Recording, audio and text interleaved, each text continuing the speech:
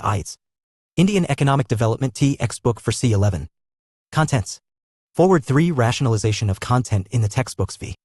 Unit I Development Policies and Experience 1947-90, 1-35. Chapter 1 Indian Economy on the Eve of Independence 3 Low Level of Economic Development under the Colonial Rule 4 Agricultural Sector 5 Industrial Sector 7 Foreign Trade 8 Demographic Condition 9 Occupational Structure 10 Infrastructure 11.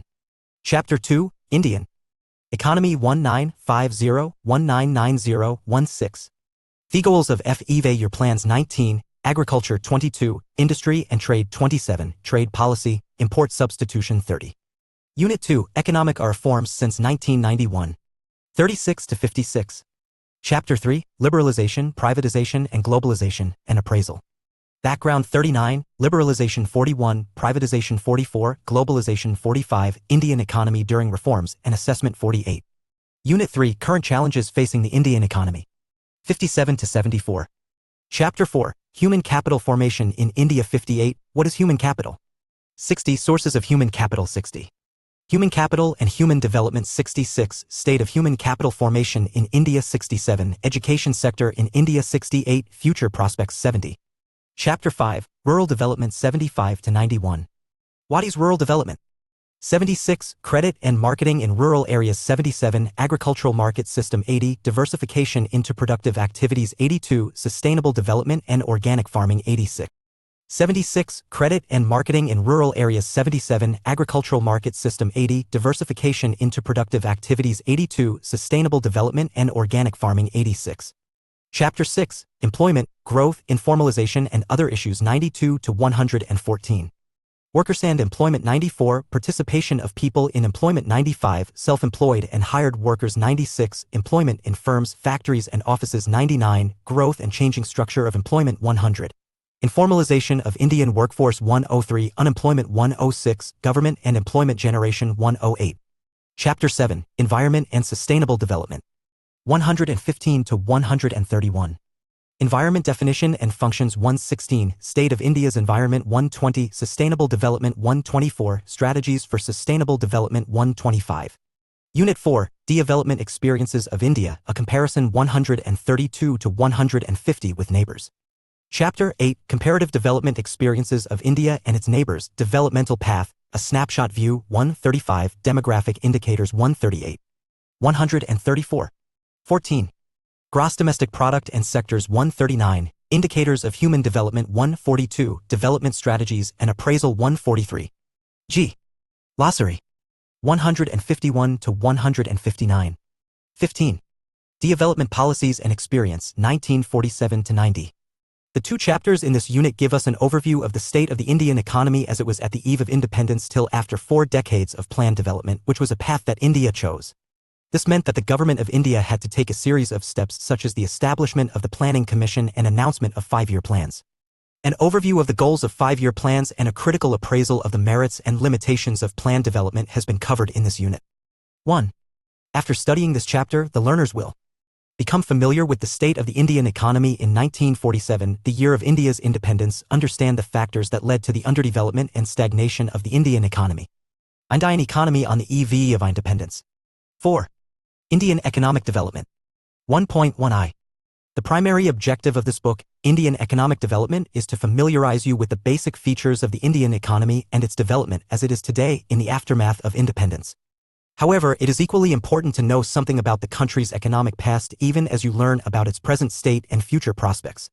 So, let us first look at the state of India's economy prior to the country's independence and form an idea of the various considerations that shaped India's post-independence development strategy. The structure of India's present-day economy is not just of current making, it has its roots steeped in history, particularly in the period when India was under British rule, which lasted for almost 2 centuries before India finally won its independence on August 15, 1947. The sole purpose of the British colonial rule in India was to reduce the country to being a raw material supplier for Great Britain's own rapidly expanding modern industrial base. An understanding of the exploitative nature of this relationship is essential for any assessment of the kind and level of development which the Indian economy has been able to attain over the last 7.5 decades. 1.2. 1.2 LL Evil of ED Development under the CR. India had an independent economy before the advent of the British rule. Though agriculture was the main source of livelihood for most people, yet the country's economy was characterized by various kinds of manufacturing activities. India was particularly well known for its handicraft industries in the fields of cotton and silk textiles, metal and precious stone works, etc. These products enjoyed a worldwide market based on the reputation of the fine quality of material used and the high standards of craftsmanship seen in all imports from India. See box 1.1. India is the pivot of our empire. If the empire loses any other part of its dominion, we can survive, but if we lose India, the sun of our empire will have set. Victor Alexander Bruce, the Viceroy of British India in 1894. Box 1.1. Textile industry in Bengal. Muslin is a type of cotton textile which had its origin in Bengal, particularly places in and around Dhaka, spelled during the pre-independence period as Dhaka, now the capital city of Bangladesh. Dhaka muslin had gained worldwide fame as an exquisite type of cotton textile. The finest variety of muslin was called malmal. Sometimes foreign travelers also used to refer to it as malmal shahi or malmal khas, implying that it was worn by or fit for the royalty. 5. Indian economy on the eve of independence. The economic policies pursued by the colonial government in India were concerned more with the protection and promotion of the economic interests of their home country than with the development of the Indian economy. Such policies brought about a fundamental change in the structure of the Indian economy, transforming the country into supplier of raw materials and consumer of finished industrial products from Britain. Obviously, the colonial government ENTNEVERMADEANYSINCERE attempt to estimate India's national and PERCAPITAINCOME. Some individual attempts which were made to measure such incomes yielded conflicting and inconsistent results. Among the notable estimators, Dadabhai Naoroji, William Digby, Finlay Shiraz, VKRV Rao and R.C. Desai, it was Rao whose estimates during the colonial period was considered very significant. However, most studies did find that the country's growth of aggregate real output during the first half of the 20th century was less than 2%, coupled with a meager 0.5% growth in per capita output per year. 1.3 AS. India's economy under the British colonial rule remained fundamentally agrarian. About 85% of the country's population lived mostly in villages and derived livelihood directly or indirectly from agriculture. See box 1.2. However, despite being the occupation of such a large population, the agricultural Figure 1.1 India's agricultural stagnation under the British colonial rule. Box 1.2 Agriculture during pre-British India. The French traveler Berryer described 17th century Bengal in the following way: the knowledge I have acquired of Bengal in 2 visits inclines me to believe that it is richer than Egypt. It exports, in abundance, cottons and silks, rice, sugar, and butter. It produces amply, for its own consumption, wheat, vegetables, grains, fowls, ducks and geese. It has immense herds of pigs and flocks of sheep and goats.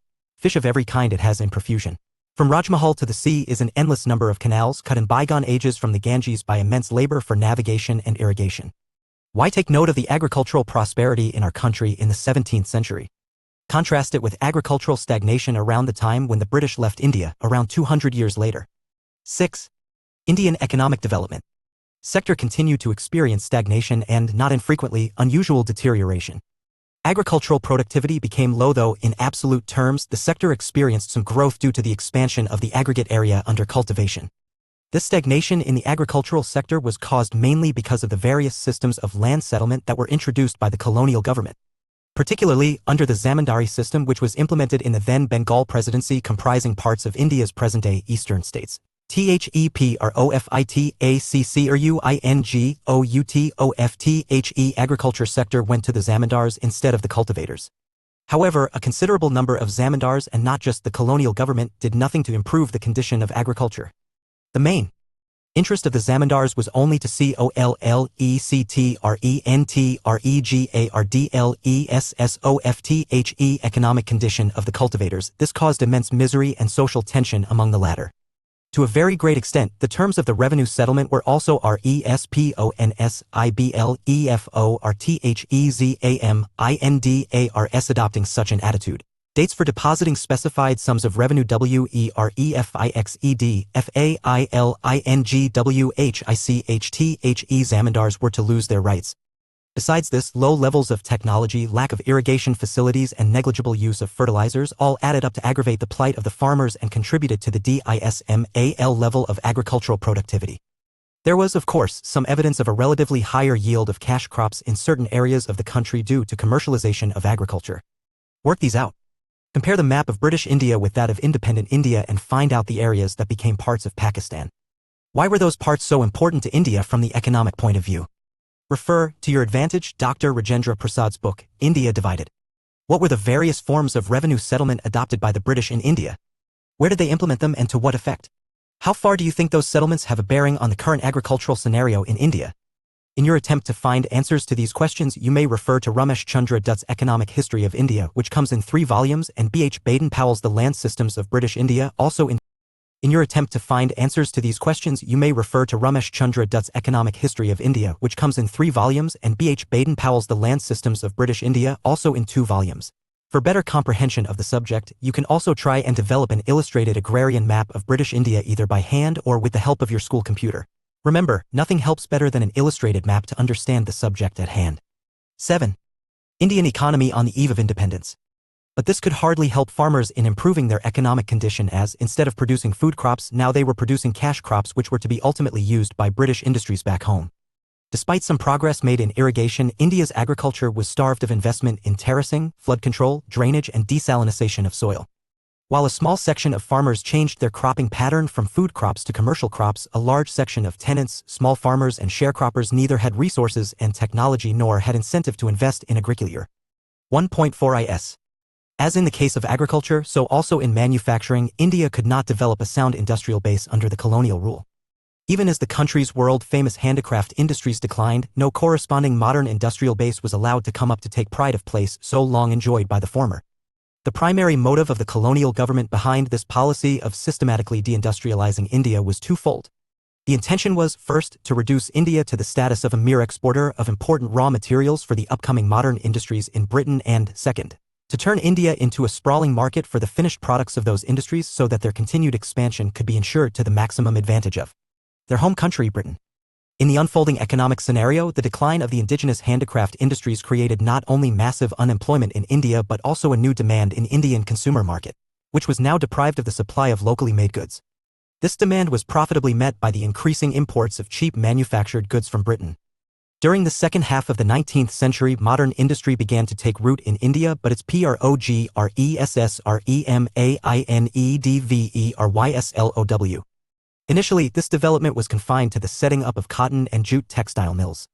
The cotton textile mills, mainly dominated by Indians, were located in the western PARTSOFTHECOUNTRY and AMELY Maharashtra and Gujarat, while the jute mills dominated by the foreigners were mainly concentrated in Bengal. Subsequently, the iron and steel industries began coming up in the beginning of the 20th century. The Tata Iron and Steel Company TISCO was incorporated in 1907. A few other industries in the fields of sugar, cement, paper, etc. came up after the Second World War. However, there was hardly any capital goods industry to help promote further industrialization in India. Capital goods industry means industries which can produce machine tools which are, in turn, used for producing articles for current consumption. The establishment of a few manufacturing units here and 8. Indian economic development. There was no substitute to the near wholesale displacement of the country's traditional handicraft industries. Furthermore, the growth rate of the new industrial sector and its contribution to the gross domestic product, GDP, or gross value added remained very small. Another significant drawback of the new industrial sector was the very limited area of operation of the public sector. This sector remained confined only to the railways, power generation, communications, ports, and some other departmental undertakings. 1.5 ft. India has been an important trading nation since ancient times. But the restrictive policies of commodity production, trade, and tariff pursued by the colonial government adversely affected the structure, composition, and volume of India's foreign trade. Consequently, India became an exporter of primary products such as raw silk, cotton, wool, sugar, indigo, jute, etc., and an importer of finished consumer goods like cotton, silk, and woolen clothes, and capital goods like light machinery produced in the factories of Britain. For all practical purposes, Britain maintained a monopoly control over India's exports and imports. As a result, more than half of India's foreign trade was restricted to Britain, while the rest was allowed with a few other countries like China, Ceylon, Sri Lanka, and Persia, Iran. The opening of the Suez Canal further intensified British control over India's foreign trade, see box 1.3. The most important characteristic of India's foreign trade throughout the colonial period was the generation of a large export surplus. But this surplus came at a huge cost to the country's economy. Several essential commodities, food grains, clothes. Work these out. Prepare a list showing where and when other modern industries of India were first set up. Can you also find out what the basic requirements are for setting up any modern industry? What, for example, might have been the reasons for the setting up of the Tata Iron and Steel Company at Jamshedpur, which is now in the state of Jharkhand? How many iron and steel factories are there in India at present? Are these iron and steel factories among the best in the world, or do you think that these factories need restructuring and upgradation? If yes, how can this be done? There is an argument that industries which are not strategic in nature should not continue to be in the public sector. What is your view? On a map of India, mark the cotton textiles, jute mills and textile mills that existed at the time of independence. 9. Indian economy on the eve of independence. Kerosene, etc. were scarcely available in the domestic market. Furthermore, this export surplus did not result in any flow of gold or silver into India. Rather, this was used to make payments for the expenses incurred by an office set up by the colonial government in Britain, expenses on war, again fought by the British government, and the import of invisible items, all of which led to the drain of Indian wealth. 1.6 Demographic condition. Various details about the population of British India were first collected through a census in 1881. Though suffering from certain limitations, it revealed the unevenness in India's population growth. Subsequently, Figure 1.2 Suez Canal, used as highway between India and Britain. Box 1.3 Trade through the Suez Canal. Suez Canal is an artificial waterway running from north to south across the Isthmus of Suez in northeastern Egypt. It connects Port Said on the Mediterranean Sea with the Gulf of Suez, an arm of the Red Sea. The canal provides a direct trade route for ships operating between European or American ports and ports located in South Asia, East Africa, and Oceania by doing away with the need to sail around Africa. Strategically and economically, it is one of the most important waterways in the world. Its opening in 1869 reduced the cost of transportation and made access to the Indian market easier. Work these out. Prepare a list of items that were exported from and imported into India during the British rule. Why? Collect information from the economic survey for various years published by the Ministry of Finance, Government of India on various items of export from India and its imports. Compare these with imports and exports from the pre-independence era. Also find out the names of prominent ports which now handle the bulk of India's foreign trade. 10. Indian economic development. Every 10 years such census operations were carried out. Before 1921, India was in the first stage of demographic transition. The second stage of transition began after 1921. However, neither the total population of India nor the rate of population growth at this stage was very high. The various social development indicators were also not quite encouraging. The overall literacy level was less than 16%. Out of this, the female literacy level was at a negligible low of about 7%. Public health facilities were either unavailable to large chunks of population or, when available, were highly inadequate. Consequently, water and airborne diseases were rampant and took a huge toll on life. No wonder the overall mortality rate was very high, and in that, particularly, the infant mortality rate was quite alarming, about 218 per thousand in contrast to the present infant mortality rate of 33 per thousand. Life expectancy was also very low, 32 years in contrast to the present 69 years. In the absence of reliable data, it is difficult to specify the extent of poverty at that time, but there is no doubt that extensive poverty prevailed in India during the colonial period, which contributed to the worsening profile of India's population of the time. 1.7 OS. During the colonial period, the occupational structure of India, i.e., distribution of working persons across different industries and sectors, showed little sign of change. The agricultural sector accounted for a large section of India's population did not have basic needs such as housing. 11. Indian economy on the eve of independence. The largest share of workforce, which usually remained at a high of 70 to 75%, while the manufacturing and the services sectors accounted for only 10 and 15 to 20% respectively. Another striking aspect was the growing regional variation. Parts of the then Madras Presidency, comprising areas of the present-day states of Tamil Nadu, Andhra Pradesh, Kerala, and Karnataka, Bombay and Bengal, witnessed a decline in the dependence of the parts of the then Madras Presidency, comprising areas of the present-day states of Tamil Nadu, Andhra Pradesh, Kerala, and Karnataka. Bombay and Bengal witnessed a decline in the dependence of the workforce on the agricultural sector with a commensurate increase in the manufacturing and the services sectors. However, there had been an increase in the share of workforce in agriculture during the same time in states such as Orissa, Rajasthan, and Punjab. 1.8i. Under the colonial regime, basic infrastructure such as railways, ports, water transport, posts, and telegraphs did develop. However, the real motive behind this development was not to provide basic amenities to the people but to subserve various colonial interests. Roads constructed in India prior to the advent of the British rule were not fit for modern transport. The roads that were built primarily served the purposes of mobilizing the army within India and drawing out raw materials from the countryside to the nearest railway station or the port to send these to faraway England or other lucrative foreign destinations. There always remained an acute shortage of all-weather roads to reach out to the rural areas during the rainy season. Naturally, therefore, people mostly living in these areas suffered grievously during natural calamities and famines. The British introduced the railways in India in 1850, and it is considered as one of their most important contributions. The railways affected the structure of the Indian economy in two important ways.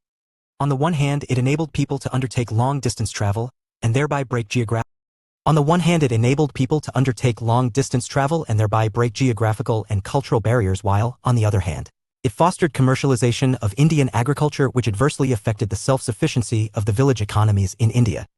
The volume of India's exports undoubtedly expanded, but its benefits rarely accrued to the Indian people. The social benefits which work these out.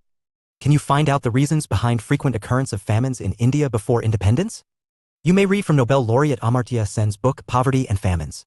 Prepare a pie chart for the occupational structure in India at the time of independence. 12. Indian economic development. Indian people gained owing to the introduction of the railways were thus outweighed by the country's huge economic loss. Along with the development of roads and railways, the colonial dispensation also took measures for developing the inland trade and sea lanes. However, these measures were far from satisfactory. The inland waterways at times also proved uneconomical, as in the case of the Coast Canal on the Orissa coast. Though the canal was built at a huge cost to the government exchequer, yet it failed to compete with the railways, which soon traversed the region running parallel to the canal and had to be ultimately abandoned. The introduction of the expensive system of electric telegraph in India similarly served the purpose of maintaining law and order. The postal services, on the other hand, despite serving a useful public purpose, remained all through inadequate. Figure 1.5 Tata Airlines, a division of Tata & Sons, was established in 1932, inaugurating the aviation sector in India. Figure 1.4 First railway bridge linking Bombay with Thane, 1854. Work this out. There is a perception still GOINGAROUNDTHATINMANY ways the British administration in India was quite beneficial. This perception needs an INFORMEDDEBATE. HOWWOULDYOULOKATTHISPERCEPTION? ARGUETHIS out in your class. Was the British Raj good for India? 13. Indian economy on the eve of independence. 1.9 Conclusion. By the time India won its independence, the impact of the 2-century-long British colonial rule was already showing on all aspects of the Indian economy. The agricultural sector was already saddled with surplus labor and extremely low productivity. The industrial sector was crying for modernization, diversification, capacity building, and increased public investment. Foreign trade was oriented to feed the Industrial Revolution in Britain.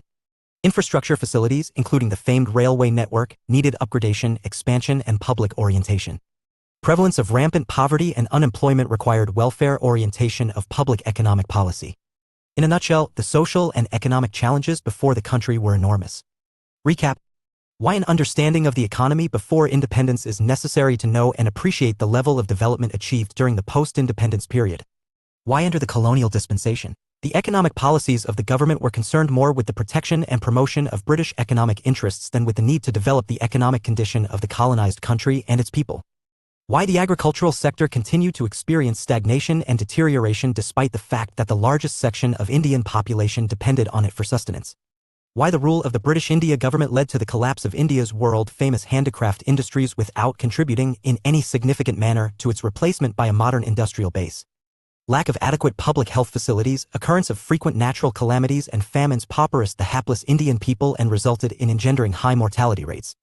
Some efforts were made by the colonial regime to improve infrastructure facilities, but these efforts were spiced with selfish motives. However, the independent Indian government had to build on this base through planning. 14. Indian economic development. 1. What was the focus of the economic policies pursued by the colonial government in India? What were the impacts of these policies? 2. Name some notable economists who estimated India's per capita income during the colonial period. 3. What were the main causes of India's agricultural stagnation during the colonial period? 4. Name some modern industries which were in operation in our country at the time of independence. 5.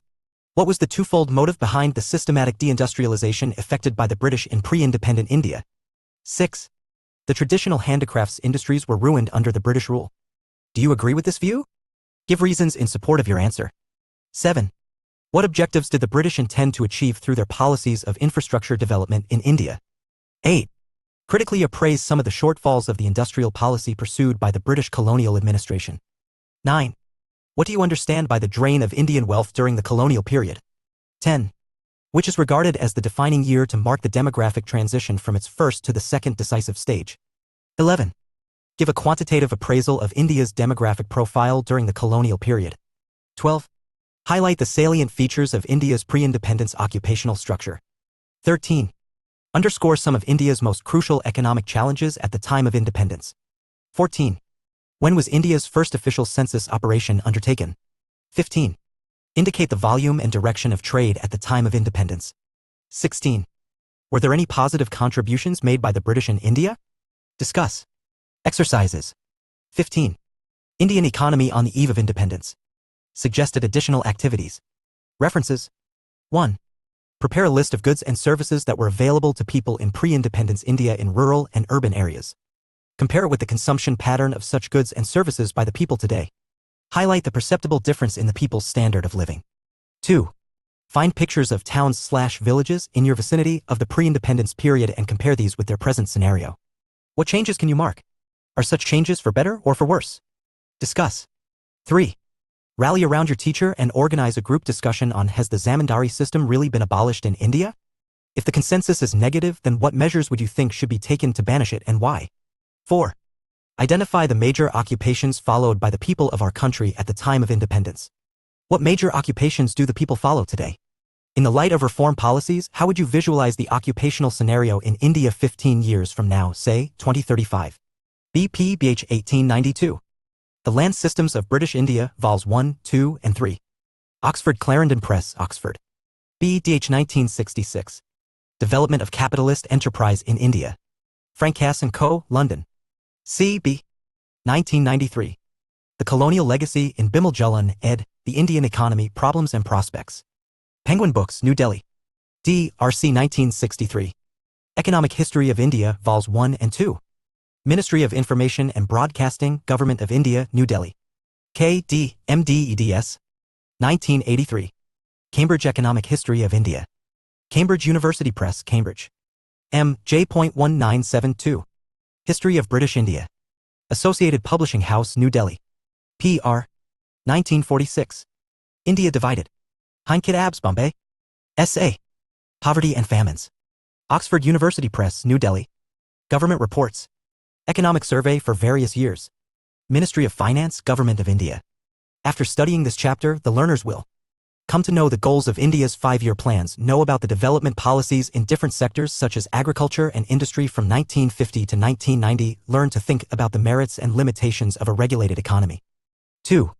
Indian Economy 1950 to 1990. 17. Indian Economy 1950 to 1990. 2.1i.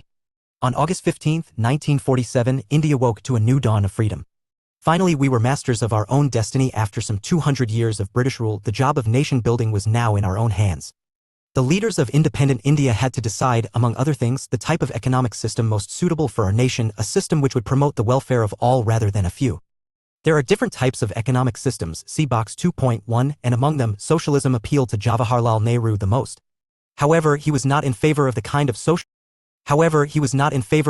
socialism established in the former Soviet Union where all the means of production, i.e. all the factories and farms in the country, were owned by the government. There was no private property. It is not possible in ADEMOCRACYLIKEINDIAFORTHE government to change the ownership pattern of land and other properties of its citizens in the way that it was done in the former Soviet Union.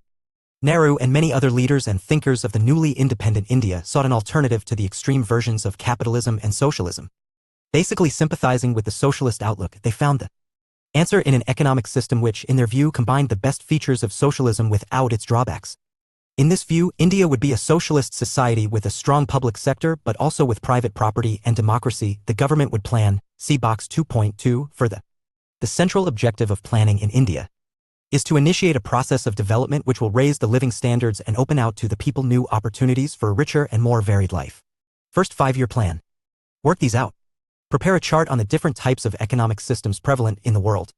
List out the countries as capitalist, socialist, and mixed economy. Plan a class trip to an agriculture farm. Divide the class into 7 groups with each group to plan a specific goal, for example, the purpose of the visit, money expenditure involved, time taken, resources, people accompanying the group and who need to be contacted, possible places of visit, possible questions to be asked, etc. Now, with the help of your teacher, compile these specific goals and compare with long-term goals of successful visit to an agricultural farm. 18. Indian economic development. Box 2.1, Types of economic systems. Every society has to answer 3 questions. What goods and services should be produced in the country? How should the goods and services be produced? Should producers use more human labor or more capital, machines, for producing things? How should the goods and services be distributed among people? One answer to these questions is to depend on the market forces of supply and demand. In a market economy, also called capitalism, only those consumer goods will be produced that are in demand, i.e., goods that can be sold profitably either in the domestic or in the foreign markets. If cars are in demand, cars will be produced, and if bicycles are in demand, bicycles will be produced. If labor is cheaper than capital, more labor-intensive methods of production will be used and vice versa. In a capitalist society, the goods produced are distributed among people not on the basis of what people need but on the basis of purchasing power, the ability to buy goods and services. That is, one has to have the money in the pocket to buy it. Low-cost housing for the poor is much needed but will not count as demand in the market sense because the poor do not have the purchasing power to back the demand. As a result, this commodity will not be produced and supplied as per market forces. Such a society did not appeal to Jawaharlal Nehru, our first prime minister, for it meant that the great majority of people of the country would be left behind without the chance to improve their quality of life. A socialist society answers the 3 questions in a totally different manner. In a socialist society, the government decides what goods are to be produced in accordance with the needs of society. It is assumed that the government knows what is good for the people of the country, and so the desires of individual consumers are not given much importance. The government decides how goods are to be produced and how they should be distributed. In principle, distribution under socialism is supposed to be based on what people need and not on what they can afford to purchase. Unlike under capitalism, for example, a socialist nation provides free healthcare to all its citizens. Strictly, a socialist society has no private property since everything is owned by the state. In Cuba and China, for example, most of the economic activities are governed by the socialistic principles. Most economies are mixed economies, i.e. the government and the market together answer the 3 questions of what to produce, and how to distribute what is produced. In a mixed economy, the market will provide whatever goods and services it can produce well, and the government will provide essential goods and services which the market fails to do. 19. Indian economy 1950 to 1990. Economy with the private sector being encouraged to be part of the plan effort. The Industrial Policy Resolution of 1948 and the directive principles of the Indian Constitution reflected this outlook. In 1950, the Planning Commission was set up with the Prime Minister as its chairperson. The era of 5-year plans had begun. 2.2 The goals of 5-year plans. A plan should have some clearly specified goals. The goals of the 5-year plans were growth, modernization, self-reliance, and equity.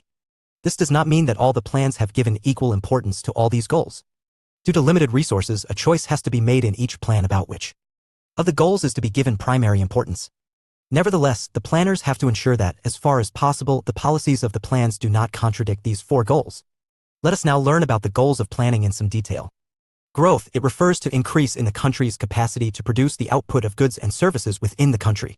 It implies either a larger stock of productive capital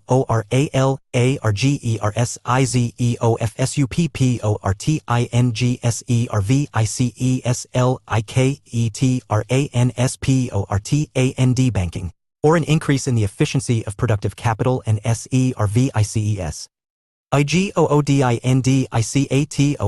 economic growth in the language of. Box 2.2 What is a plan? A plan spells out how the resources of a nation should be put to use. It should have some general goals as well as specific objectives which are to be achieved within a specified period of time. In India, plans were of 5 years duration and were called 5-year plans. We borrowed this from the former Soviet Union, the pioneer in national planning. Our plan documents up to the year 2017 not only specify the objectives to be attained in the 5 years of a plan but also what is to be achieved over a period of 20 years. This long-term plan is called perspective plan. The 5-year plans were supposed to provide the basis for the perspective plan. It will be unrealistic to expect all the goals of a plan to be given equal importance in all the plans. In fact, the goals may actually be in conflict. For example, the goal of introducing modern technology may be in conflict with the goal of increasing employment if the technology reduces the need for labor. The planners have to balance the goals, a very difficult job indeed. We find different goals being emphasized in different plans in India. India's 5-year plans did not spell out how much of each and every good and service is to be produced. This is neither possible nor necessary. The former Soviet Union tried to do this and failed. It is enough if the plan is specific about the sectors where it plays a commanding role, for instance, power generation and irrigation, while leaving the rest to the market. 20. Indian economic development. Box 2.3 Mahalanobis, the architect of Indian planning. Many distinguished thinkers contributed to the formulation of India's 5-year plans. Among them, the name of the statistician, Prasanta Chandra Mahalanobis, stands out. Planning, in the real sense of the term, began with the second 5-year plan. The second plan, a landmark contribution to development planning, in general, laid down the basic ideas regarding goals of Indian planning. This plan was based on the ideas of Mahalanobis. In that sense, he can be regarded as the architect of Indian planning. Mahalanobis was born in 1893 in Calcutta. He was educated at the Presidency College in Calcutta and at Cambridge University in England. His contributions to the subject of statistics brought him international fame. In 1945, he was made a fellow member of Britain's Royal Society, one of the most prestigious organizations of scientists. Only the most outstanding scientists are made members of this society. Mahalanobis established the Indian Statistical Institute (ISI) in Calcutta and started a journal, Sankhya, which still serves as a respected forum for statisticians to discuss their ideas. Both the ISI and Sankhya are highly regarded by statisticians and economists all over the world to this day.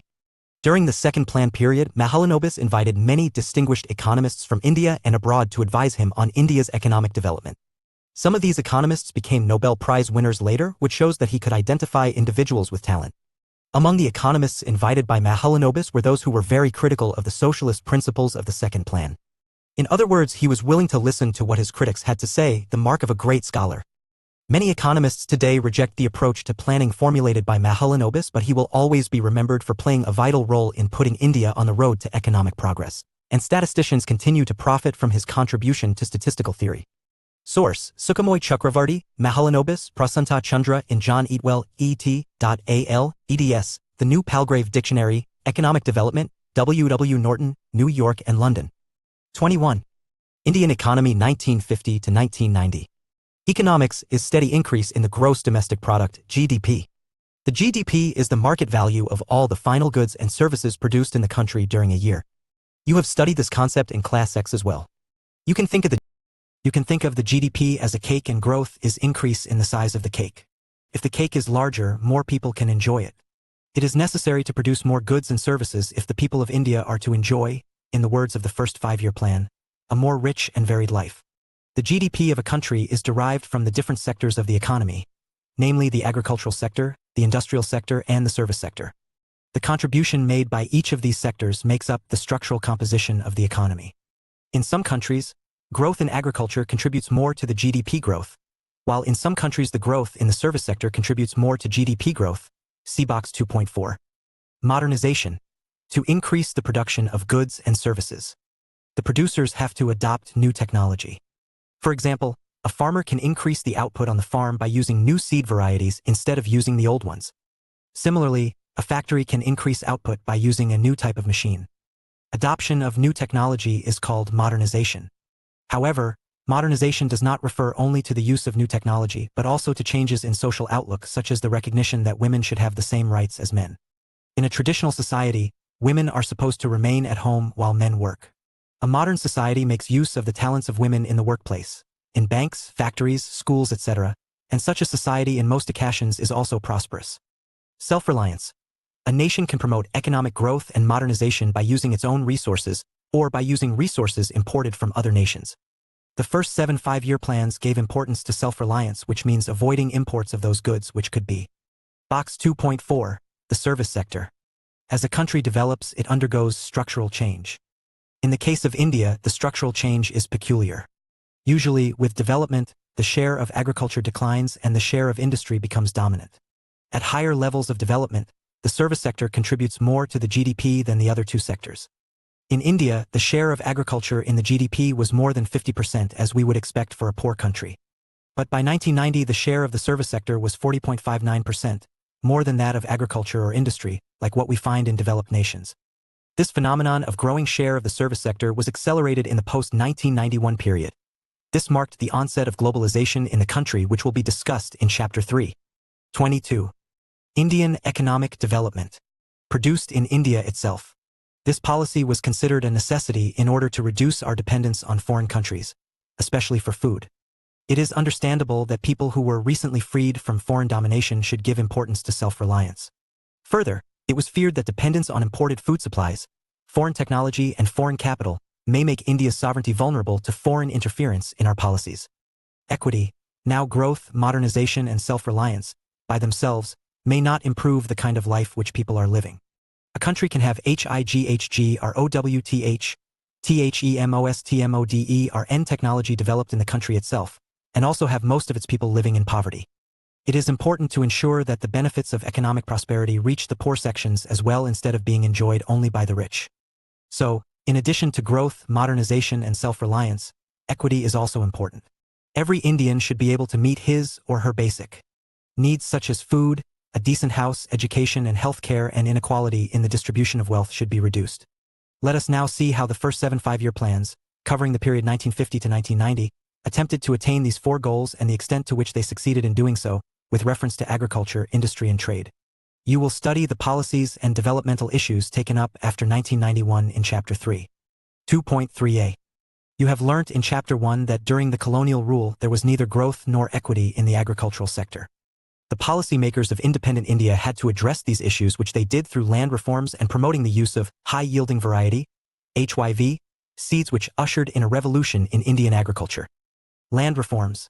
At the time of independence, the land tenure system was characterized by intermediaries. Work these out. Discuss in your class the changes in technology used for A. Production of food grains. B. Packaging of products. C. Mass communication. Find out and prepare a list of major items that India imported and exported during 1990 to 91 and 2018 to 19. For this, CP 145 also. Observe the difference. B. Do you see the impact of self-reliance? Discuss. For getting these details, you may refer to Economic Survey of the latest year. 23. Indian Economy 1950 to 1990. Variously called zamindars, jagirdars, etc., who merely collected rent from the actual tillers of the soil without contributing towards improvements on the farm. The low productivity of the agricultural sector forced India to import food from the United States of America, USA. Equity in agriculture called for land reforms which primarily refer to change in the ownership of landholdings. Just a year after independence, steps were taken to abolish intermediaries and to make the tillers the owners of land. The idea behind this move was that ownership of land would give incentives, see box 2.5, to the tillers to invest in making improvements provided sufficient capital was made available to them. Land ceiling was another policy to promote equity in the agricultural sector. This means fixing the maximum size of land which could be owned by an individual. The purpose of land ceiling was to reduce the concentration of land ownership in a few hands. The abolition of intermediaries meant that some 200 lakh tenants came into direct contact with the government. They were thus freed from being exploited by the zamindars. The ownership conferred on tenants gave them the incentive to increase output, and this contributed to growth in agriculture. However, the goal of equity was not fully served by abolition of intermediaries. In some areas, the former zamindars. Box 2.5 Ownership and incentives. The policy of land to the tiller is based on the idea that the cultivators will take more interest, they will have more incentive, in increasing output if they are the owners of the land. This is because ownership of land enables the tiller to make profit from the increased output. Tenants do not have the incentive to make improvements on land since it is the landowner who would benefit more from higher output. The importance of ownership in providing incentives is well illustrated by the carelessness with which farmers in the former Soviet Union used to pack fruits for sale. It was not uncommon to see farmers packing rotten fruits along with fresh fruits in the same box. Now, every farmer knows that the rotten fruits will spoil the fresh fruits if they are packed together. This will be a loss to the farmer since the fruits cannot be sold. So why did the Soviet farmers do something which would so obviously result in loss for them? The answer lies in the incentives facing the farmers. Since farmers in the former Soviet Union did not own any land, they neither enjoyed the profits nor suffered the losses. In the absence of ownership, there was no incentive on the part of farmers to be efficient, which also explains the poor performance of the agricultural sector in the Soviet Union despite availability of vast areas of highly fertile land. Source: Thomas Sowell, Basic Economics. A Citizen's Guide to the Economy. Source: Thomas Sowell, Basic Economics, A Citizen's Guide to the Economy, New York, Basic Books, 2004, 2nd edition. 24. Indian Economic Development. continued to own large areas of land by making use of some loopholes in the legislation. There were cases where tenants were evicted and the landowners claimed to be self-cultivators, the actual tillers claiming ownership of the land. And even when the tillers got ownership of land, the poorest of the agricultural laborers, such as sharecroppers and landless laborers, did not benefit from land reforms. The land ceiling legislation also faced hurdles. The big landlords challenged the legislation in the courts, delaying its implementation. They used this delay to register their lands in the name of close relatives, THEREBYESCAPINGFROMTHE legislation. The legislation also had ALOTOFL, OOPHOLESWHICHWERE exploited by the big landholders to retain their land. Land reforms were SUCCESSFULINKERALAANDWEST Bengal because these states had governments committed to the policy of land to the tiller. Unfortunately, other states did not have the same LEVELOFCOMMITMENTANDVAST inequality in landholding continues to this day. THEGREENREVOLUTION. Independence, about 75% of the country's population was dependent on agriculture. Productivity in the agricultural sector was very low because of the use of old technology and the absence of required infrastructure for the vast majority of farmers. India's agriculture vitally depends on the monsoon, and if the monsoon fell short, the farmers were in trouble unless they had access to irrigation facilities, which very few had. The stagnation in agriculture during the colonial rule was permanently broken by the Green Revolution. This refers to the large increase in production of food grains resulting from the use of high-yielding variety (HYV) seeds, especially for wheat and rice. The use of these seeds required the use of fertilizer and pesticide in the correct quantities as well as regular supply of water. The application of these inputs in correct proportions is vital. The farmers who could benefit from HYV seeds required reliable irrigation facilities as well as the financial resources to purchase fertilizer and pesticide. As a result, in the first phase of the Green Revolution, approximately mid-1960s up to mid-1970s, the use of HYV seeds was restricted to the more affluent states such as Punjab, Andhra Pradesh, and Tamil Nadu. Further, the use of HYV seeds primarily benefited the wheat-growing regions only. In the second phase of the Green Revolution, mid-1970s to mid-1980s, the HYV technology spread to a larger number of states and benefited more variety of crops. The spread of Green Revolution technology enabled India to achieve self-sufficiency in food grains. India no longer had to be at the mercy of America or any other nation for meeting its food requirements. Growth in agricultural output is important, but it is not enough. If a large proportion of this increase is 25. Indian economy 1950 to 1990. Consumed by the farmers themselves instead of being sold in the market, the higher output will not make much of a difference to the economy as a whole. If, on the other hand, a substantial amount of agricultural produce is sold in the market by the farmers, the higher output can make a difference to the economy. The portion of agricultural produce which is sold in the market by the farmers is called marketed surplus. A good proportion of the rice and wheat produced during the Green Revolution period, available as marketed surplus, was sold by the farmers in the market. As a result, the price of food grains declined relative to other items of consumption. The low-income groups who spend a large percentage of their income on food benefited from this decline in relative prices. The Green Revolution enabled the government to procure sufficient amount of food grains to build a stock which could be used in times of food shortage. While the nation had immensely benefited from the Green Revolution, the technology involved was not free from risks. One such risk was the possibility that it would increase the disparities between small and big farmers, since only the big farmers could afford the required inputs, thereby reaping most of the benefits of the Green Revolution. Moreover, the HYV crops were also more prone to attack by pests, and the small farmers who adopted this technology could lose everything in a pest attack. 26. Indian economic development. Fortunately, these fears did not come true because of the steps taken by the government. The government provided loans at a low interest rate to small farmers and subsidized fertilizers so that small farmers could also have access to the needed inputs. Since the small farmers could obtain the required inputs, the output on small farms equaled the output on large farms in the course of time. As a result, the Green Revolution benefited the small as well as rich farmers. The risk of the small farmers being ruined when pests attacked their crops was considerably reduced by the services rendered by research institutes established by the government. You should note that the Green Revolution would have favored the rich farmers only if the state did not play an extensive role in ensuring that the small farmer also gains from the new technology. The debate over subsidies. The economic justification of subsidies in agriculture is, at present, a hotly debated question.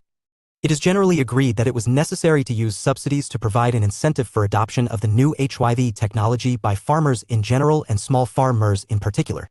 Any new technology will be looked upon as being risky by farmers. Subsidies were, therefore, needed to encourage farmers to test the new technology. Some economists believe that once the technology is found profitable and is widely adopted, subsidies should be phased out since their purpose has been served. Further, subsidies are meant to benefit the farmers, but a substantial amount of fertilizer subsidy also benefits the fertilizerindustry farmers. The subsidy largely benefits the farmers in the more prosperous regions. Therefore, it is argued that there is no case for continuing with fertilizer subsidies. It does not benefit the target group and it is a huge burden on the government's finances. See also box 2.6. On the other hand, some believe that the government should continue with agricultural subsidies because farming in India continues to be a risky business. Most farmers are very poor and they will not be able to afford the required inputs without subsidies. Eliminating subsidies will increase the inequality between rich and poor farmers and violate the goal of equity. These experts argue that if subsidies are largely benefiting the fertilizer industry and big farmers, the correct policy is not to abolish subsidies but to take steps to ensure that only the poor farmers enjoy the benefits.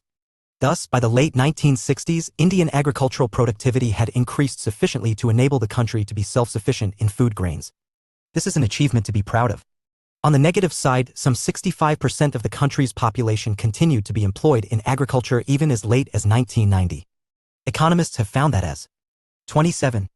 Indian economy 1950 to 1990.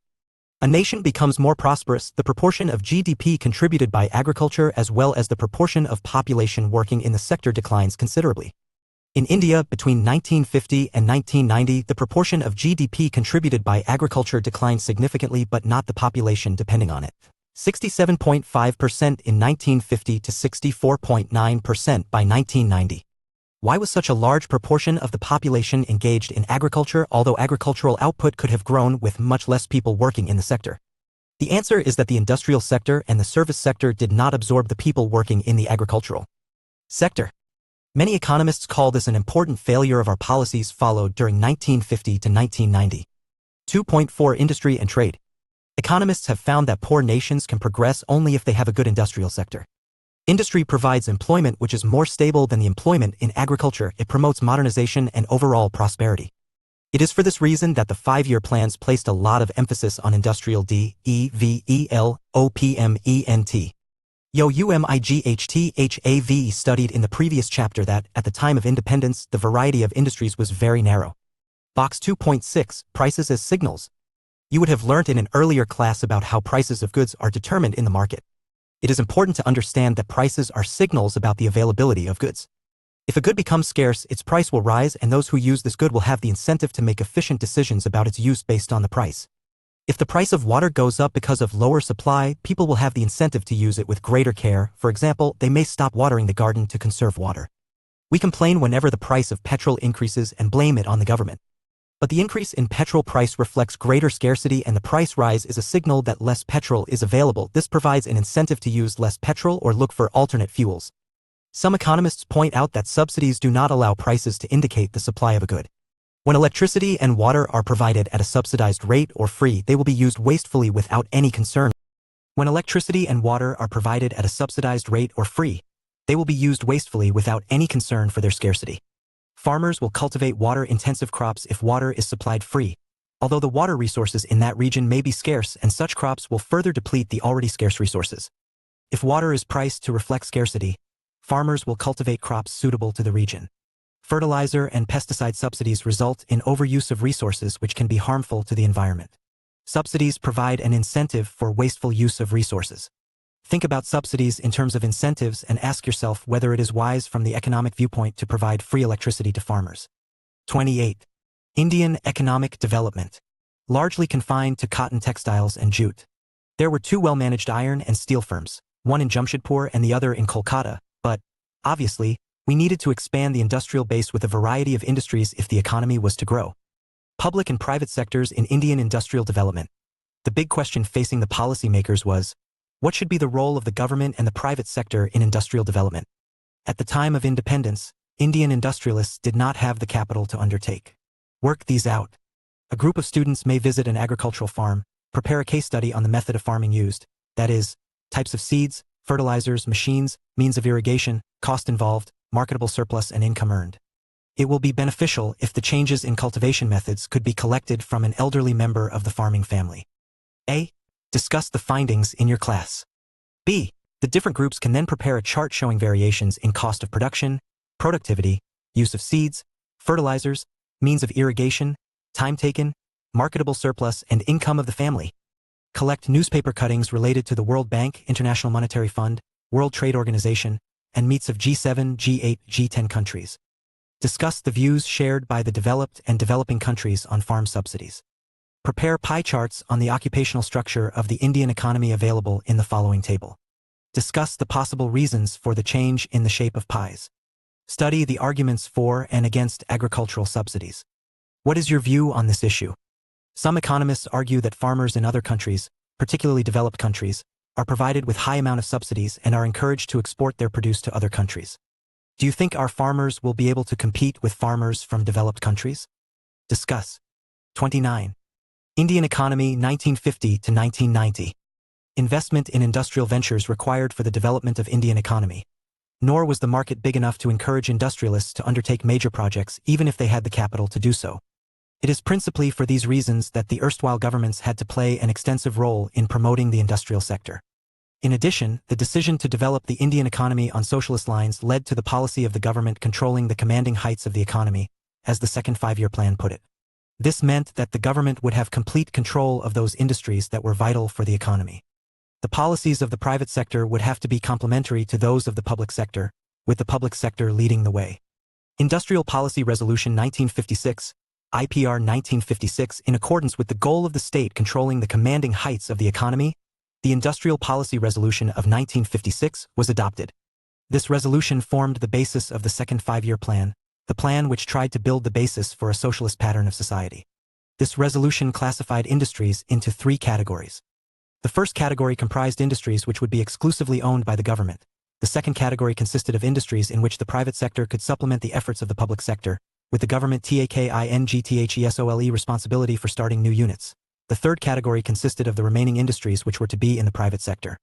Although there was a category of industries left to the private sector, the sector was kept under state control through a system of licenses. No new industry was allowed unless a license was obtained from the government. This policy was used for promoting industry in backward regions. It was easier to obtain a license if the industrial unit was established in an economically backward area. In addition, such units were given certain concessions such as tax benefits and electricity at a lower tariff. The purpose of this policy was to promote regional equality. Even an existing industry had to obtain ALICEN SEFOREXPANDING output or for diversifying production, producing a new variety of goods. This was meant to ensure that the quantity of goods produced was not MORETHANWHATTHECONOMYREQUIRED. LICENSETOEXPAND production was given only if the government was convinced that the economy required a larger quantity of goods. Small-scale industry. In 1955, the Village and Small-Scale Industries Committee, also called the Kervec Committee, noted the possibility of using small-scale industries for promoting rural development. A small-scale industry is defined with reference to the maximum investment allowed on the assets of a unit. This limit has changed over a period OFTIME. In 1950, a small-scale industrial unit was one which invested 30. Indian economic development. A maximum of rupees 5 lakh. At present, the maximum investment allowed is rupees 1 crore.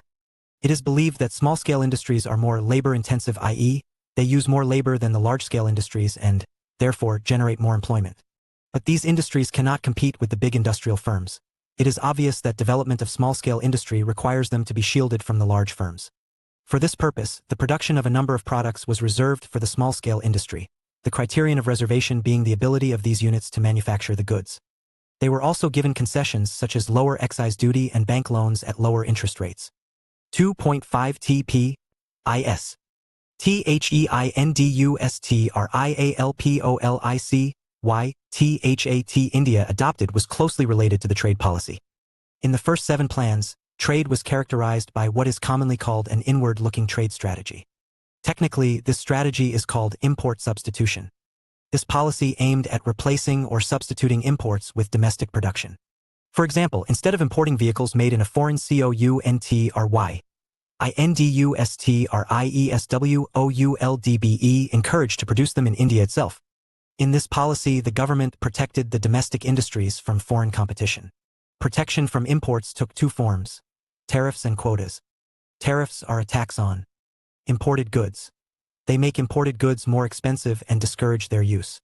Quotas specify the quantity of goods which can be imported. The effect of tariffs and quotas is that they restrict imports and, therefore, protect the domestic firms from foreign competition. The policy of protection was based on the notion that industries of developing countries were not in a position to compete against the goods produced by more developed economies. It was assumed that if the domestic industries were protected, they would learn to compete in the course of time. Our planners also feared the possibility of foreign exchange being spent on import of luxury goods if no restrictions were placed on imports. Nor was any serious thought given to promote exports until the mid-1980s. Effective policies on industrial development. The achievements of India's industrial sector during the first 7 plans are impressive indeed. THEPROPORTIONOFGDPCONTRIBUTEDBYTHEINDUSTRIAL sector increased in the period from 13% in 1950 to 51 to 24.6%. IN 1990-91. THERISEINTHEINDUSTRISSHAREOFGDPISA, an important indicator of development. The 6% annual growth rate of the industrial sector during the period is commendable. No longer was Indian industry restricted largely to cotton, textiles, and jute. In fact, the industrial sector became well diversified by 1990, largely due to 31. Indian economy 1950 to 1990. The public sector. The promotion of SMALLSCALEINDUSTRIES gave opportunities to those people who did not have the capital to start large firms to get into business. Protection from foreign competition enabled the development of indigenous industries in the areas of electronics and automobile sectors which otherwise could not have developed. In spite of the contribution made by the public sector to the growth of the Indian economy, some economists are critical of the performance of many public sector enterprises. It was proposed at the beginning of this chapter that initially public sector was required in a big way.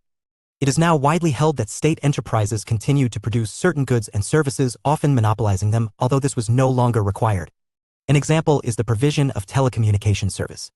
This industry continued to be reserved for the public sector even after it was realized that private sector firms could also provide it. Due to the absence of competition even till the late 1990s, one had to wait for a long time to get a telephone connection. Another instance could be the establishment of Modern Bread, a bread manufacturing firm, as if to work these out. Construct a pie chart for the following table on sectoral contribution to GDP and discuss the difference in the contribution of the sectors in the light of effects of development during 1950 to 91. 32. Indian economic development. Private sector could not manufacture bread. In 2001, this firm was sold to the private sector. The point is that after 4 decades of planned development of Indian economy, no distinction was made between what the public sector alone can do and what the private sector can also do. For example, even now only the public sector supplies national defense. And even though the private sector can manage hotels well, yet the government also runs hotels. This has led some scholars to argue that the state should get out of areas which the private sector can manage and the government may concentrate its resources on important services which the private sector cannot provide. Many public sector firms incurred HUGELOSSESBUTCONTINUEDTO function because it is difficult to close a government undertaking even if it is a drain on the nation's limited resources. This does not mean that private firms are always profitable. Indeed, quite a few of the public sector firms were originally private firms which were on the verge of closure due to losses. They were then nationalized to protect the jobs of the workers. However, a loss-making private firm will not waste resources by being kept running despite the losses. The need to obtain a license to start an industry was misused by industrial houses. A big industrialist would get a license not for starting a new firm but to prevent competitors from starting new firms. The excessive regulation of what came to be called the permit license Raj prevented certain firms from becoming more efficient. More time was spent by industrialists in trying to obtain a license or lobby with the concerned ministries rather than on thinking about how to improve their products. THEPROTECTIONFROMFOREIGN competition was also being criticized on the ground that it continued even after it proved to do more harm than good. Due to restrictions on imports,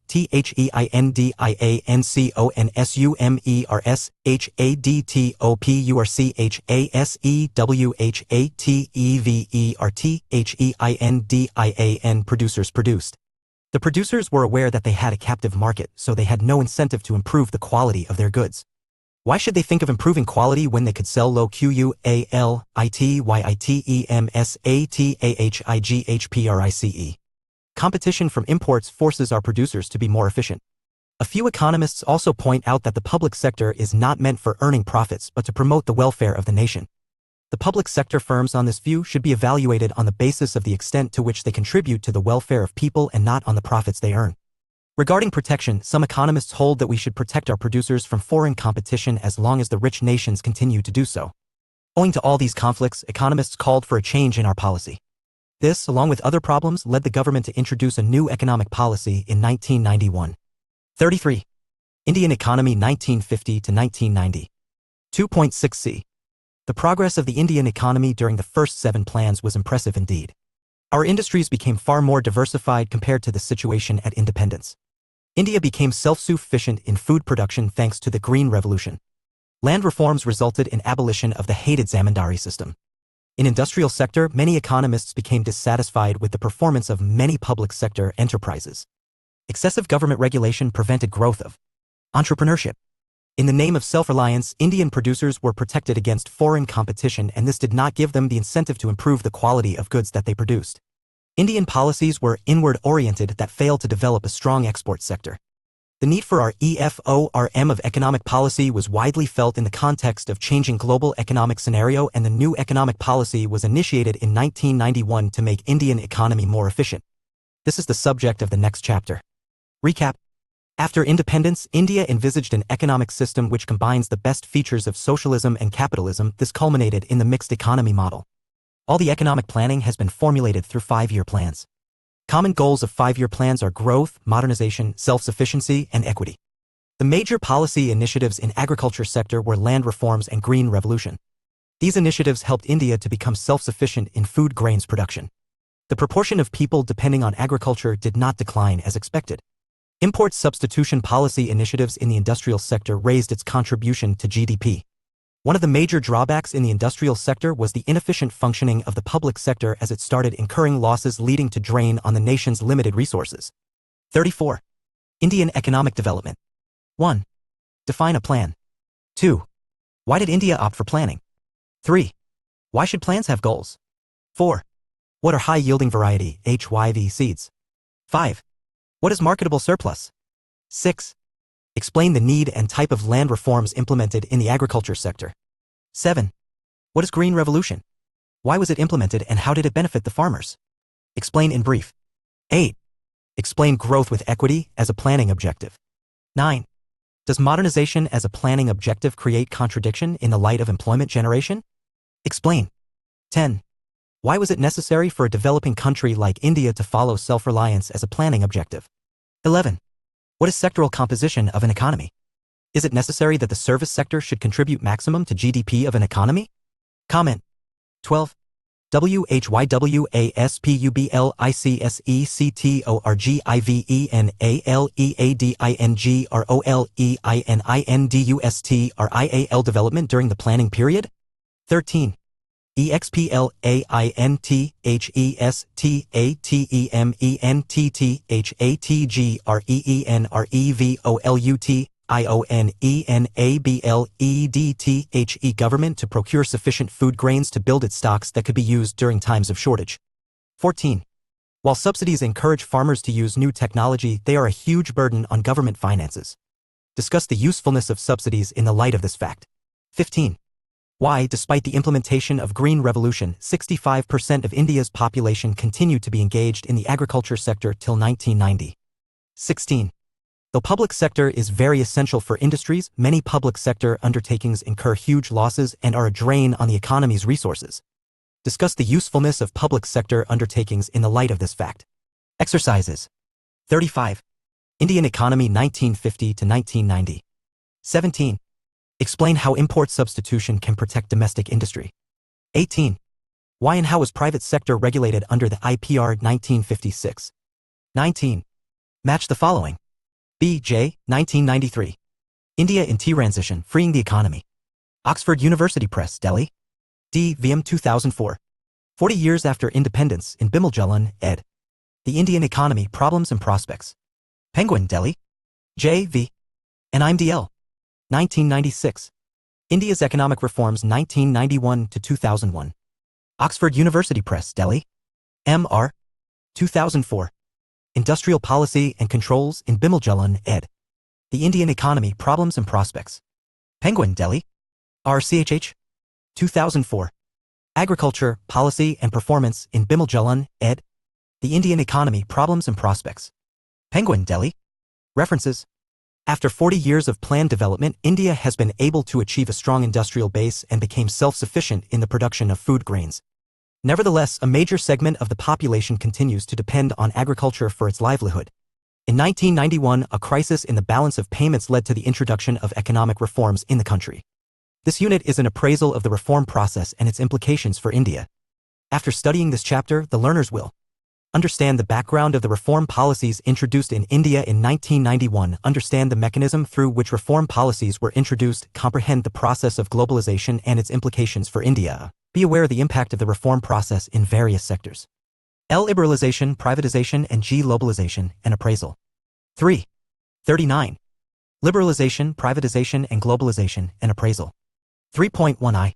You have studied in the previous chapter that, since independence, India followed the mixed economy framework by combining the advantages of the capitalist economic system with those of the socialist economic system. Some scholars argue that, over the years, this policy resulted in the establishment of a variety of rules and laws which were aimed at controlling and regulating the economy, ended up instead in hampering the process of growth and development. Others state that India, which started its developmental path from near stagnation, has since been able to achieve growth in savings, developed a diversified industrial sector which produces a variety of goods, and has experienced sustained expansion of agricultural output which has ensured food security. IN 1991 INDIAMETWITHAN economic crisis relating to its external debt, the government was not able to make repayments on its borrowings from abroad. Foreign EXCHANGERESERVESWHICHWE generally maintained to import petroleum and other important items dropped to levels that were not sufficient for even a fortnight. The crisis was further compounded by rising prices of essential goods. All these led the government to introduce a new set of policy measures which changed the direction of our developmental strategies. In this chapter, we will look at the background of the crisis, measures that the government has adopted, and their impact on various sectors of the economy. 3.2b. The origin of the financial crisis can be ETRACEDFROMTHEINEFFICIENT management of the Indian economy in the 1980s. We know that for implementing various policies and its general administration, the government generates funds from various sources such as taxation, running of public sector enterprises, etc. When expenditure is more than income, the government borrows to finance the deficit from banks and also from people within the country and from international financial institutions. When we import goods like petroleum, we pay in dollars which we earn from our exports. Development policies required that even though the revenues were very low, the government had to overshoot its revenue to meet challenges like unemployment, poverty, and population explosion. The continued spending on development programs of the government did not generate additional revenue. Moreover, the government was not able to. There is a consensus in the world today that economic development is not all and the GDP is not necessarily a measure of progress of a society. K. Narayanan, former President of India. 40. Indian economic development generates sufficiently from internal sources such as taxation. When the government was spending a large share of its income on areas which do not provide immediate returns such as the social sector and defense, there was a need to utilize the rest of its revenue in a highly efficient manner. The income from public sector undertakings was also not very high to meet the growing expenditure. At times, our FOREIGNEXCHANGE, borrowed from other countries and international financial institutions, was spent on meeting consumption needs. Neither was an attempt made to reduce such profligate spending nor sufficient attention was given to boost exports to pay for the growing imports. In the late 1980s, government expenditure began to exceed its revenue by such large margins that meeting the expenditure through borrowings became unsustainable. Prices of many essential goods rose sharply. Imports grew at a very high rate without matching growth of exports. As pointed out earlier, foreign exchange reserves declined to a level that was not adequate to finance imports for more than 2 weeks. There was also not sufficient foreign exchange to pay the interest that needed to be paid to international lenders. Also, no country or international funder was willing to lend to India. India approached the International Bank for Reconstruction and Development, IBRD, popularly known as World Bank, and the International Monetary Fund, IMF, and received $7 billion as loan to manage the crisis. For availing the loan, these international agencies expected India to liberalize and open up the economy by removing restrictions on the private sector, reduce the role of the government in MANYAREASANDREMOVETRADE restrictions between India and other countries. India agreed to the conditionalities of World Bank and IMF and announced the new economic policy, NEP. The NEP consisted of wide-ranging economic reforms. The thrust of the policies was towards CREATINGAMORECOMPETITIVE environment in the economy and removing the barriers to entry and growth of firms. This set of policies can broadly be classified into two groups, the stabilization measures and the structural reform measures. Stabilization measures are short-term measures intended to correct some of the weaknesses that have DEVELOPEDINTHEBALANCEOF payments and to bring inflation under control. In simple words, this means that there was a need to maintain sufficient foreign exchange reserves and keep the rising prices under control. On the other hand, structural reform policies are long-term measures aimed at improving the efficiency of the economy and increasing its international competitiveness by removing the rigidities in various segments of the Indian economy. The government initiated a variety of policies which fall under three heads. 41. Liberalization, privatization, and globalization, and appraisal. Viz. Liberalization, privatization, and globalization. 3.3L. As pointed out in the beginning, rules and laws which were aimed at regulating the economic activities became major hindrances in growth and development. Liberalization was introduced to put an end to these restrictions and open various sectors OFTHEECONOMY. THOUGHAFEWLIBERALISATIONMEASURESWERE introduced in 1980s in areas of industrial licensing, export-import policy, technology upgradation, fiscal policy, and foreign investment. Reform policies initiated in 1991 were more comprehensive. Let us study some important areas such as the industrial sector, financial sector, tax reforms, foreign exchange markets, and trade and investment sectors which received greater attention in and after 1991. Deregulation of industrial sector. In India, regulatory mechanisms were enforced in various ways. Industrial licensing, under which every entrepreneur had to get permission from government officials to start a firm, close a firm, or decide the amount of goods that could be produced. 2. Private sector was not allowed in many industries. 3. Some goods could be produced only in small-scale industries. And 4. Controls on price fixation and distribution of selected industrial products. The reform policies introduced in and after 1991 removed many of THESERESTRICTIONS. INDUSTRIAL licensing was abolished for almost all but product categories: alcohol, cigarettes, hazardous chemicals, industrial explosives, electronics, aerospace, and drugs and pharmaceuticals. The only industries which are now reserved for the public sector AREA part of ATOMICENERGY generation and some core activities in railway transport. Many goods produced by small-scale industries have now been de-reserved.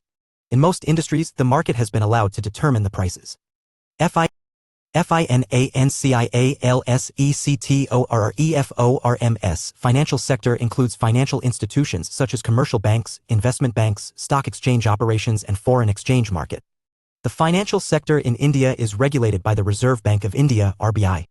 You may be aware that all banks and other financial institutions in India are regulated through various norms and regulations of the RBI.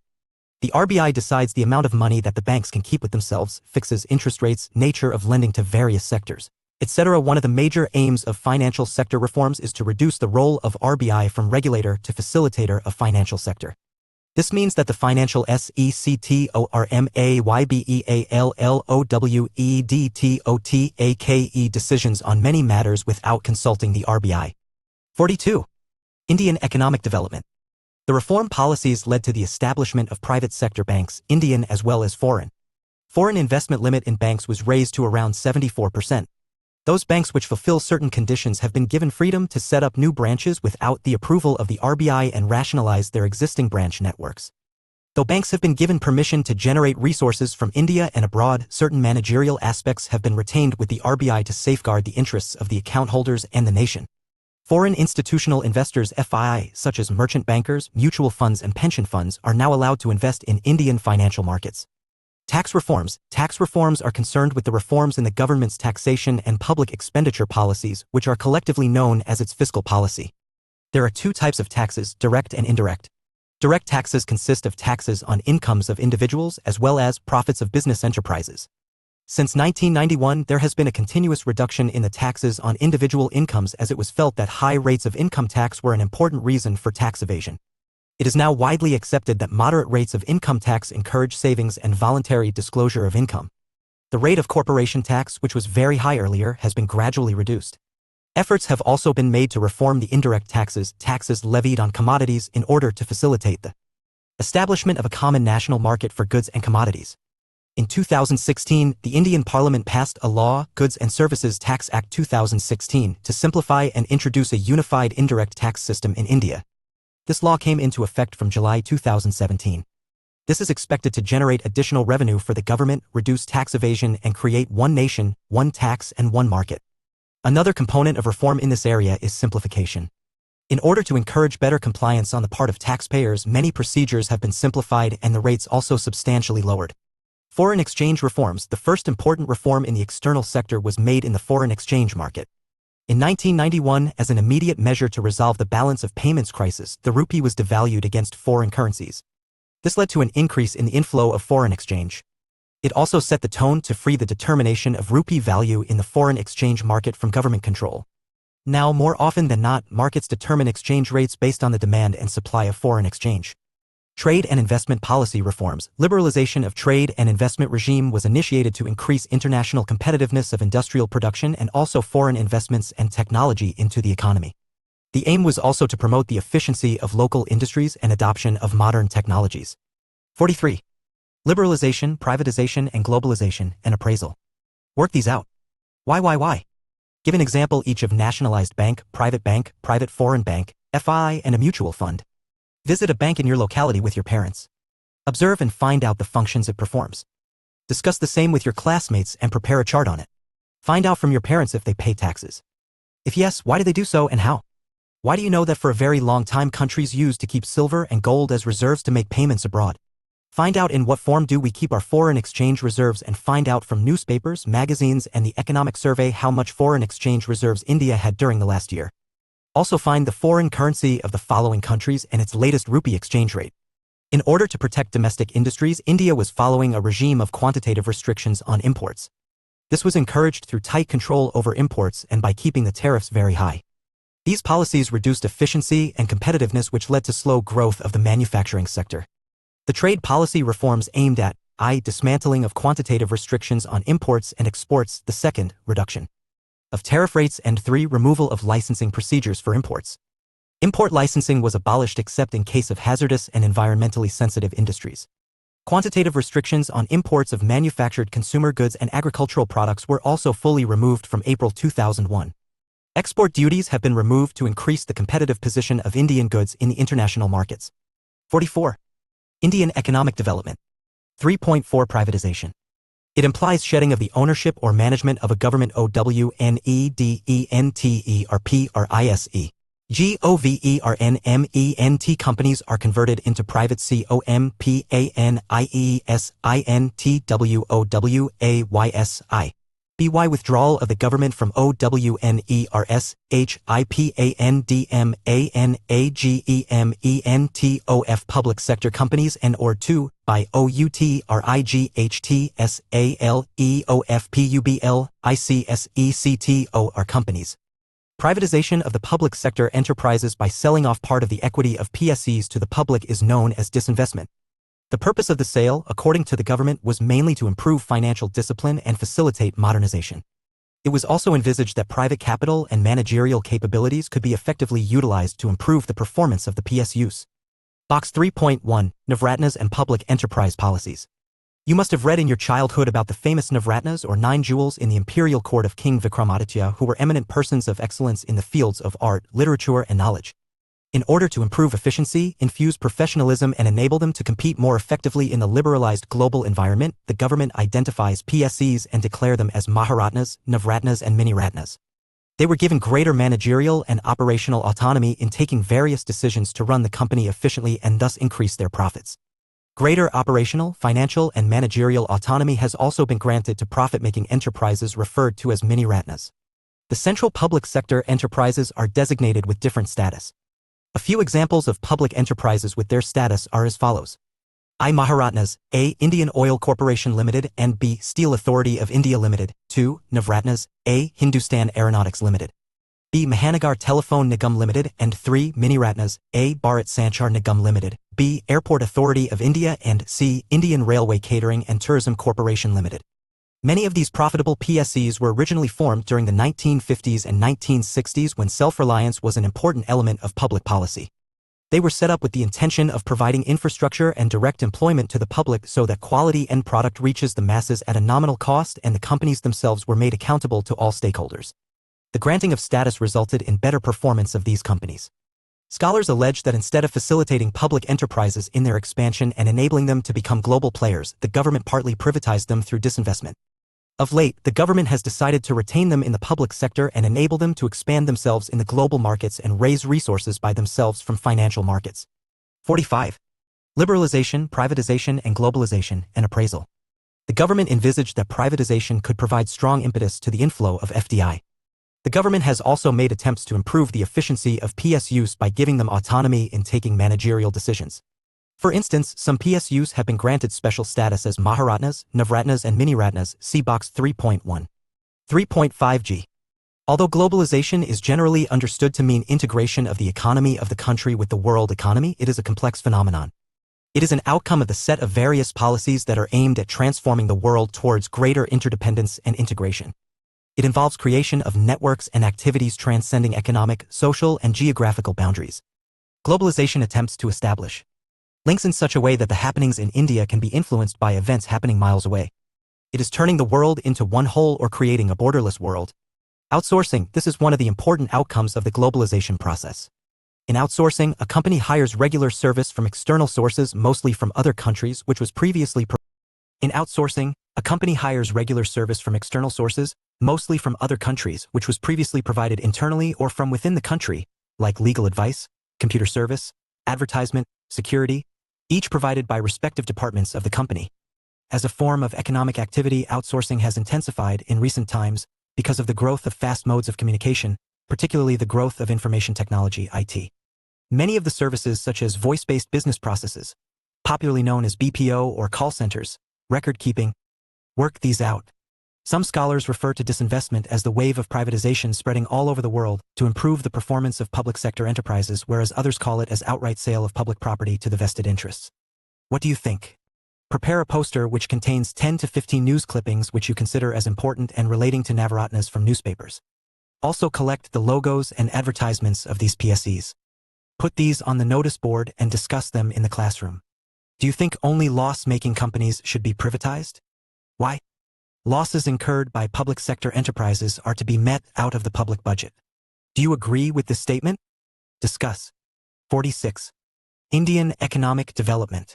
Accountancy, banking services, music recording, film editing, book transcription, clinical advice, or even teaching are being outsourced by companies in developed countries to India. With the help of modern telecommunication links, including the internet, the text, voice, and visual data in respect of these services is digitized and transmitted in real time over continents and national boundaries.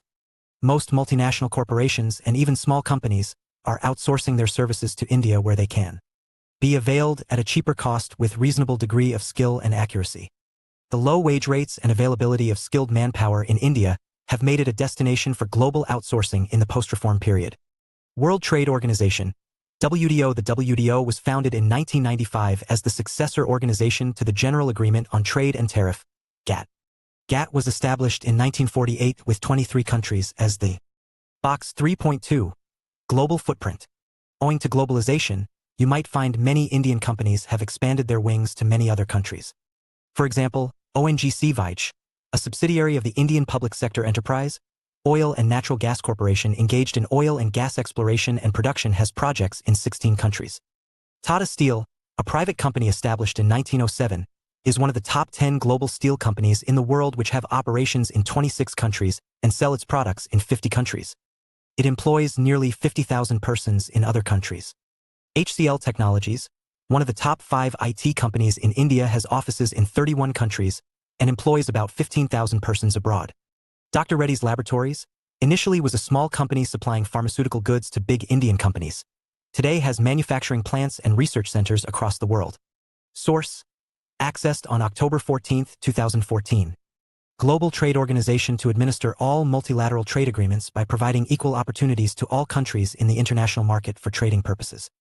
WTO is expected to establish a rule-based trading regime in which nations cannot place arbitrary restrictions on trade. In addition, its purpose is also to enlarge. Figure 3.1 Outsourcing. A new employment opportunity in big cities. 47. Liberalization, privatization and globalization.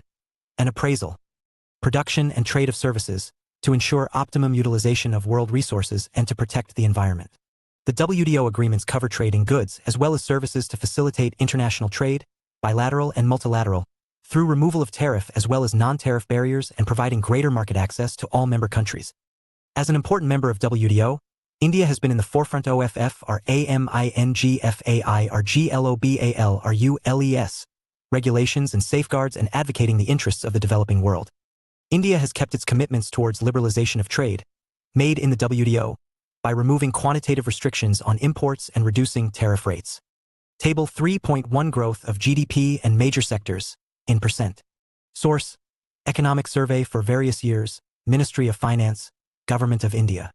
Note: asterisk data pertaining to gross value added, GVA. The GVA is estimated from GDP by adding subsidies on production and subtracting indirect taxes. Work these out. Many scholars argue that globalization is a threat as it reduces the role of the government in many sectors. Some counter-argue that it is an opportunity as it opens up markets to compete in and capture. Debate in the classroom. Prepare a chart consisting of a list of 5 companies that have BPO services in India, along with their turnover. Why did you attend online classes or watched videos of your teachers or any other teacher taking classes during the last year through television, mobile phone, or computers due to COVID-19 pandemic? Share your experiences related to information technology. Is employment in call centers sustainable? What kinds of skills should people working in call centers acquire to get a regular income? If the multinational companies outsource many services to countries like India because of cheap manpower, what will happen to people living in the countries where the companies are located? Discuss. 48. Indian economic development.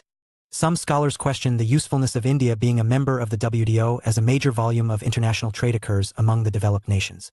They also say that while developed countries file complaints over agricultural subsidies given in their countries, developing countries feel cheated as they are forced to open their markets for developed countries, but are not allowed access to the markets of developed countries. What do you think? Period. The growth of agriculture has declined. While the industrial sector reported fluctuation, the growth of the service sector has gone up. This indicates that GDP growth is mainly driven by growth in the service sector. During 2012 to 15, there has been a setback in the growth rates of different sectors witnessed post-1991. While agriculture recorded a high growth rate during 2013 to 14, this sector witnessed negative growth in the subsequent year. While the service sector continued to witness a high level of growth, higher than the overall GDP growth in 2014 to 15, this sector witnessed the high growth rate of 9.8%. The industrial sector witnessed a steep decline during 2012 to 13. In the subsequent years, it began to show a continuous positive growth. The opening of the economy has led to a rapid increase in foreign direct investment and foreign exchange reserves. The foreign investment, which includes foreign direct investment, FDI, and foreign institutional investment, FII, has increased from about US $100 million in 1990 to 91 to US $30 billion in 2017 to 18. There has been an increase in the foreign exchange reserves from about US $6 billion in 1990 to 91 to about US $413 billion in 2018 to 19. India is one of the largest foreign exchange reserve holders in the world. Since 1991, India is seen as a successful exporter of auto parts, pharmaceutical goods, engineering goods, IT software, and textiles. Rising prices have also been kept under control. Figure 3.2 IT industry is seen as a major contributor to India's exports. 3. 6 IEDRA. The reform process has completed 3 decades since its introduction. Let us now look at the performance of the Indian economy during this period. In economics, the growth of an economy is measured by the gross domestic product. Look at Table 3.1. The post-1991 India witnessed a rapid growth in GDP on a continual basis for 2 decades. The growth of GDP increased from 5.6% during 1980 to 91 to 8.2% during 2007 to 12. During the reform. 49. Liberalization, privatization, and globalization, and appraisal. Work these out. In the previous chapter, you might have studied about subsidies in various sectors, including agriculture. Some scholars argue that subsidy in agriculture should be removed to make the sector internationally competitive. Do you agree? If so, how can it be done? Discuss in class. Read the following passage and discuss in class. Groundnut is a major oilseed crop in Andhra Pradesh. Mahadeva, who was a farmer in Anandpur district of Andhra Pradesh, used to spend 10,000 rupees for growing groundnut on his plot of half an acre. The cost included expenditure on raw material, seeds, fertilizers, etc., labor, bullock power, and machinery used. On an average, Mahadeva used to get 2 quintals of groundnut, and each quintal was sold for 7,000 rupees. Mahadeva thus was spending 10,000 rupees and getting an income of 14,000 rupees. Anandpur district is a drought-prone area. As a result of economic reforms, the government did not undertake any major irrigation project. Recently, groundnut crop in Anandpur is facing problems due to crop disease. Research and extension work has gone down due to lower government expenditure. Mahadeva and his friends brought this matter repeatedly to the notice of the government officials entrusted with this responsibility but failed. Subsidy was reduced on material, seeds, fertilizers, which increased Mahadeva's cost of cultivation. Moreover, the local markets were flooded with cheap imported edible oils, which was a result of removal of restriction on imports. Mahadeva was not able to sell his groundnut in the market as he was not getting the price to cover his cost. What could be done to farmers like Mahadeva from incurring losses? Discuss in the class. On the other hand, the reform process has been widely criticized for not being able to address some of the basic problems facing our economy, especially in areas of employment, agriculture, industry, infrastructure development, and fiscal management. Growth and employment. Though the GDP growth rate has increased in the reform period, scholars point out that the reform-led growth has not generated sufficient employment opportunities in the country. You will study the link between different aspects of employment and growth in the next unit. 50. Indian economic development. Reforms in agriculture. Reforms have not been able to benefit agriculture where the growth rate has been decelerating. Since 1991, public investment in agriculture sector, especially in infrastructure, which includes irrigation, power, roads, market linkages, and research and extension, which played a crucial role in the Green Revolution, has fallen. Further, the partial removal of fertilizer subsidy has led to increase in the cost of production, which has severely affected the small and marginal farmers. This sector has been experiencing a number of policy changes such as reduction in import duties on agricultural products, low minimum support price, and lifting of quantitative restrictions on the imports of agricultural products. These have adversely affected Indian farmers as they now have to face increased international competition. Moreover, because of export-oriented policy strategies in agriculture, there has been a shift from production for the domestic market towards production for the export market, focusing on cash crops in lieu of production of food grains. This puts pressure on prices of food grains. Reforms in industry. Industrial growth has also recorded a slowdown. This is because of decreasing demand of industrial products due to various reasons such as cheaper imports, inadequate investment in infrastructure, etc. In a globalized world, developing countries are compelled to open up their economies to greater flow of goods and capital from developed countries and rendering their industries vulnerable to imported goods. Cheaper imports have thus replaced the demand for domestic goods. Domestic manufacturers are facing competition from imports. The infrastructure facilities, including power supply, have remained inadequate due to lack of investment. Globalization is, thus, often seen as creating conditions for the free movement of goods and services from foreign countries that adversely affect the local industries and employment opportunities in developing countries. Moreover, a developing country like India still does not have the access to developed countries' markets because of high non-tariff barriers. For example, although all quota restrictions on exports of textiles and clothing have been removed in India, USA has not removed their quota restriction on import of textiles from India and China. Disinvestment. Every year, the government fixes a target for disinvestment of PSEs. For instance, in 1991 to 92, it was targeted to mobilize 2,500 rupees crore through disinvestment. The government was able to mobilize 3,040 crore more than the target. In 2017 to 18, the target was about 1,000,000 crore and the achievement was about 1,000,057 crore. Critics. 51. Liberalization, privatization, and globalization, and appraisal. Point out that the assets of PSEs have been undervalued and sold to the private sector. This means that there has been a substantial loss to the government and the outright sale of public assets. Moreover, the proceeds from disinvestment are used to offset the shortage of government revenues rather than using it for the development of PSEs and building social infrastructure in the country. Do you think selling a part of the properties of government companies is the best way to improve their efficiency? Reforms and fiscal policies. Economic reforms have placed limits on the growth of public expenditure, especially in social sectors. The tax reductions in the reform period, aimed at yielding larger revenue and curb tax evasion, have not resulted in increase in tax revenue for the government. Also, Box 3.3, Siricilla tragedy. Power sector reforms in many Indian states led to do away with the supply of electricity at subsidized rates and steep rise in power tariff. This has affected workers engaged in small industries. Powerloom textile industry in Andhra Pradesh is an example. Since the wages of the powerloom workers are linked to the production of cloth, power cut means cut in wages of weavers who were already suffering from hike in tariff. A few years ago, this led to a crisis in the livelihood of the weavers, and 50 powerloom workers committed suicide in a small town called Siricilla in Andhra Pradesh. Do you think the power tariff should not be raised? What would be your suggestions to revive small industries affected by reforms?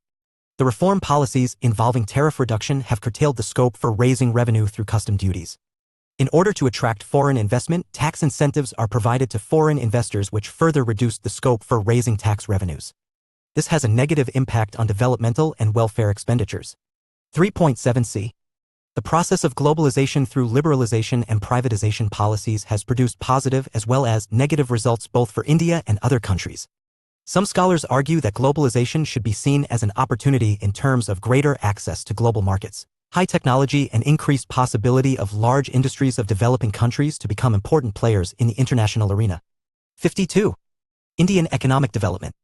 On the contrary, the critics argue that globalization is a strategy of the developed countries to expand their markets in other countries. According to them, it has compromised the welfare and identity of people belonging to poor countries. It has further been pointed out that market-driven globalization has widened the economic disparities among nations and people. Viewed from the Indian context, some studies have stated that the crisis that erupted in the early 1990s was basically an outcome of the deep-rooted inequalities in Indian society, and the economic reform policies, initiated as a response to the crisis by the government with externally advised policy package, further aggravated the inequalities. Further, it has increased the income and quality of consumption of only high-income groups, and the growth has been concentrated only in some select areas in the services sector such as telecommunication, information technology, finance, entertainment, travel and hospitality services, real estate and trade, rather than vital sectors such as agriculture and industry, which provide livelihoods to millions of people in the country. Recap. Why the economy was facing problems of declining foreign exchange, growing imports without matching rise in exports, and high inflation. India changed its economic policies in 1991 due to a financial crisis and pressure from international organizations like the World Bank and IMF. Why in the domestic economy major reforms were undertaken in the industrial and financial sectors. Major external sector reforms included foreign exchange deregulations and import liberalization. Why, with a view to improving the performance of the public sector, there was a consensus on reducing its role and opening it up to the private sector. This was done through disinvestment and liberalization measures. Why globalization is the outcome of the policies of liberalization. Why globalization is the outcome of the policies of liberalization and privatization. It means an integration of the economy of the country with the world economy. Why outsourcing is emerging as a major activity in industrial and service sectors. Why the objective of the WTO is to establish a rule-based trade regime to ensure optimum utilization of world resources. Why during the reforms, growth of agriculture and industry has gone down but the service sector has registered growth. Why reforms have not benefited the agriculture sector. There has also been a decline in public investment in this sector. Why industrial sector growth has slowed down due to availability of cheaper imports and lower investment. 53. Liberalization, privatization and globalization. An appraisal. 1. Why were reforms introduced in India? 2. Why is it necessary to become a member of WTO? 3. Why did RBI have to change its role from controller to facilitator of financial sector in India? 4. How is RBI controlling the commercial banks? 5. What do you understand by devaluation of rupee? 6. Distinguish between the following. I. Strategic and minority sale. 2. Bilateral and multilateral trade. 3. Tariff and non-tariff barriers. 7. Why are tariffs imposed? 8. What is the meaning of quantitative restrictions? 9. Those public sector undertakings which are making profits should be privatized. Do you agree with this view? Why? 10. Do you think outsourcing is good for India? Why are developed countries opposing it? 11. India has certain advantages which makes it a favorite outsourcing destination. What are these advantages? 12. Do you think the Navaratna policy of the government helps in improving the performance of public sector undertakings in India? How? 13. What are the major factors responsible for the high growth of the service sector? 14. Agriculture sector appears to be adversely affected by the reform process. Why? 15. Why has the industrial sector performed poorly in the reform period? 16. Discuss economic reforms in India in the light of social justice and welfare. Exercises. 54. Indian economic development. 1. The table given below shows the GDP growth rate at 2004 to 2005 prices. You have studied about the techniques of presentation of data in your statistics for economics course. Draw a time series line graph based on the data given in the table and interpret the same. 2. Observe around you. You will find state electricity boards, SEBs, PCS, and many public and private organizations supplying electricity in different states and union territories.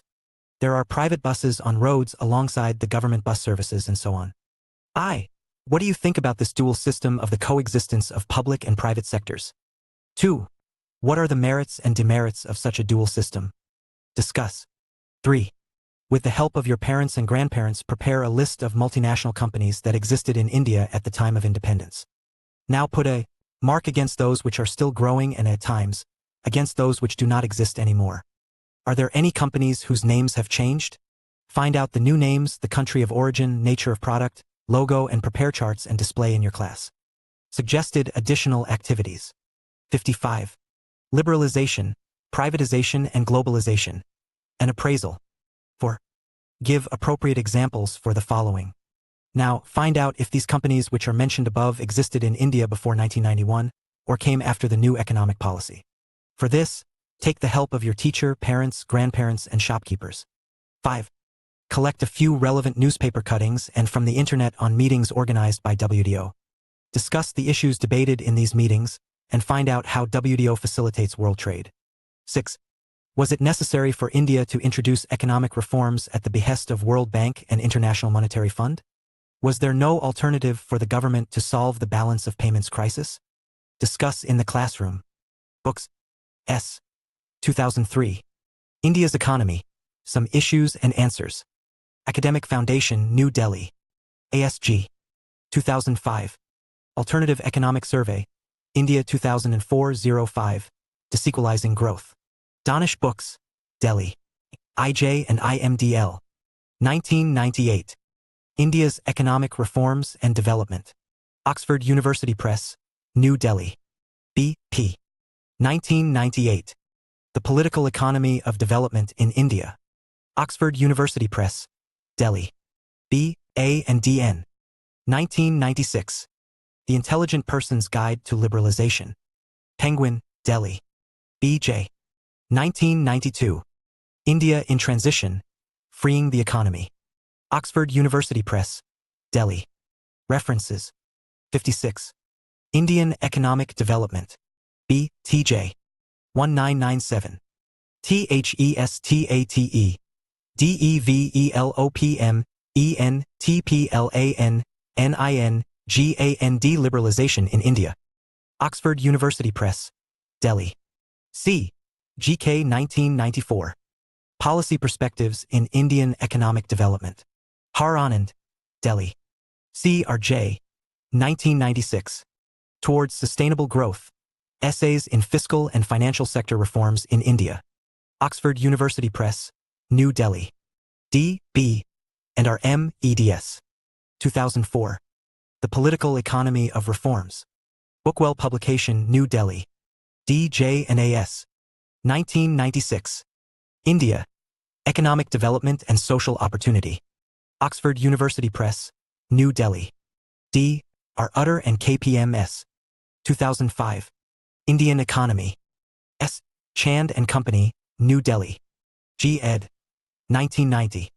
Economic Liberalization, Industrial Structure and Growth in India. Oxford University Press. New Delhi. J. B. 1993. India's Economic Crisis. The Way Ahead. Oxford University Press. New Delhi. J. B. 1996. India's Economic Policy. Preparing for the 21st Century. Viking, Delhi. J.V. and IMDL. 1996. India's Economic Reforms 1991 to 2001. Oxford University Press, New Delhi, K. Uma. 2020.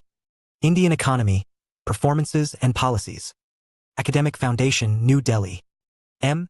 V.S. 1994. Indian Economy Towards 2000 AD Deep and Deep. Indian Economy Towards 2000 AD Deep and Deep, Delhi.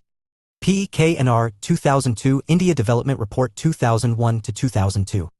Oxford University Press, New Delhi. RCHH. NHL. 1996. Economic Reforms and Poverty Alleviation in India, Sage Publication, Delhi. SJD, AV and MB.1999. India in the Era of Economic Reforms. Oxford University Press, New Delhi. Government Reports and Websites Economic Survey for various years. Ministry of Finance, Government of India. Published by Oxford University Press, New Delhi. 10 5-Year Plan, 1997 to 2002. Volume 1. Government of India, Planning Commission, New Delhi. Appraisal Document of 12th 5-Year Plan 2012 to 2017, Niti Aayog, Government of India. Handbook of Statistics on Indian Economy, Reserve Bank of India for various years, Mumbai. Current challenges facing the Indian economy. After studying this chapter, the learners will understand the concepts of human resource, human capital formation and human development, the links between investment in human capital, economic growth and human development, the need for government spending on education and health, the state of India's educational attainment. Human capital formation in India. 4. 59. Human capital formation in India. 4.1i. Think of one factor that has made a great difference in the evolution of mankind. Perhaps it is human capacity to store and transmit knowledge, which they have been doing through conversation, through songs, and through elaborate lectures. But humans soon found out that we need a good deal of training and skill to do things efficiently. We know that the labor skill of an educated person is more than that of an uneducated person, and hence the former is able to generate more income than the latter, and his or her contribution to economic growth is, consequently, more. Education is sought not only as it confers higher earning capacity on people but also for its other highly valued benefits. It gives one a better social standing and pride. It enables one to make better choices in life. It provides knowledge to understand the changes taking place in society. It also stimulates innovations. Moreover, the availability of educated labor force facilitates adaptation of new. The wisdom of expending public and private funds on education is not to be measured by its direct fruits alone. It will be profitable as a mere investment to give the masses of people much greater opportunities than they can generally avail themselves of. For by this means many who would have died unknown are enabled to get the start needed for bringing out their latent abilities. Alfred Marshall. Figure 4.1 Adequate education and training to farmers can raise productivity in farms. 60. Indian economic development. Technologies. Economists have stressed the need for expanding educational opportunities in a nation as it accelerates the development process. 4.2 How does HC? Just as a country can turn physical resources like land into physical capital like factories, similarly, it can also turn human resources like nurses, farmers, teachers, students into human capital like engineers and doctors. Societies need sufficient human capital in the first place, in the form of competent people who have themselves been educated and trained as professors and other professionals. In other words, we need good human capital to produce other human capital, say, nurses, farmers, teachers, doctors, engineers. This means that we need investment in human capital to produce more human capital out of human resources.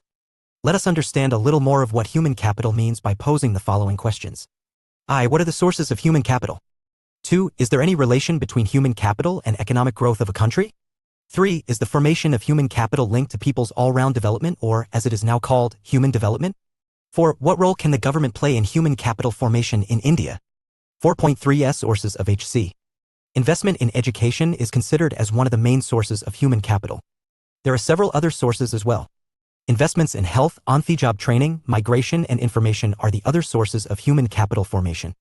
Why do your parents spend money on education?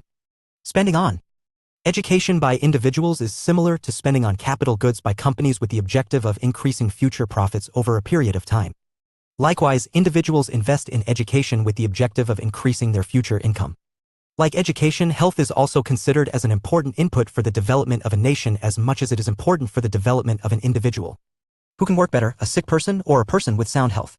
A sick laborer without access to medical facilities is compelled to abstain from work and there is loss of productivity. Hence, expenditure on health is an important source of human capital formation. Identify and collect the data from 3 families from different strata: I, very poor; 2, middle class; and 3, A, affluent. Study the expenditure pattern of the families on education of male and female children. 61. Human capital formation in India. The amount of money spent on preventive medicine, vaccination, curative medicine, medical intervention during illness, social medicine, spread of health literacy, and provision of clean drinking water and good sanitation are the various forms of health expenditures. Health expenditure directly increases the supply of healthy labor force and is, thus, a source of human capital formation. Firms spend on giving on-the-job training to their workers. This may take different forms. 1. The workers may be trained in the firm itself under the supervision of a skilled worker. 2. The workers may be sent for off-campus training. In both these cases, firms incur some expenses. Firms will, thus, insist that the workers should work for a specific period of time after their on-the-job training, during which it can recover the benefits of the enhanced productivity owing to the training. Expenditure regarding on-the-job training is a source of human capital formation, as the return of such expenditure in the form of enhanced labor productivity is more than the cost of it. People migrate in search of jobs that fetch them higher salaries than what they may get in their native places. Unemployment is the reason for the rural-urban migration in India. Technically qualified persons like engineers and doctors migrate to other countries because of higher salaries that they may get in such countries. Migration in both these cases involves cost of transport, higher cost of living in the migrated places, and psychic costs of living in a strange socio-cultural setup. The enhanced earnings in the new place outweigh the costs of migration, hence expenditure on migration is also a source of human capital formation. People spend to acquire information relating to the labor market and other markets like education and health. For example, people want to know the level of salaries associated with various types of jobs, whether the educational institutions provide the right type of employable skills, and at what cost. This information is necessary to make decisions regarding investments in human capital as well as for efficient utilization of the acquired human capital stock.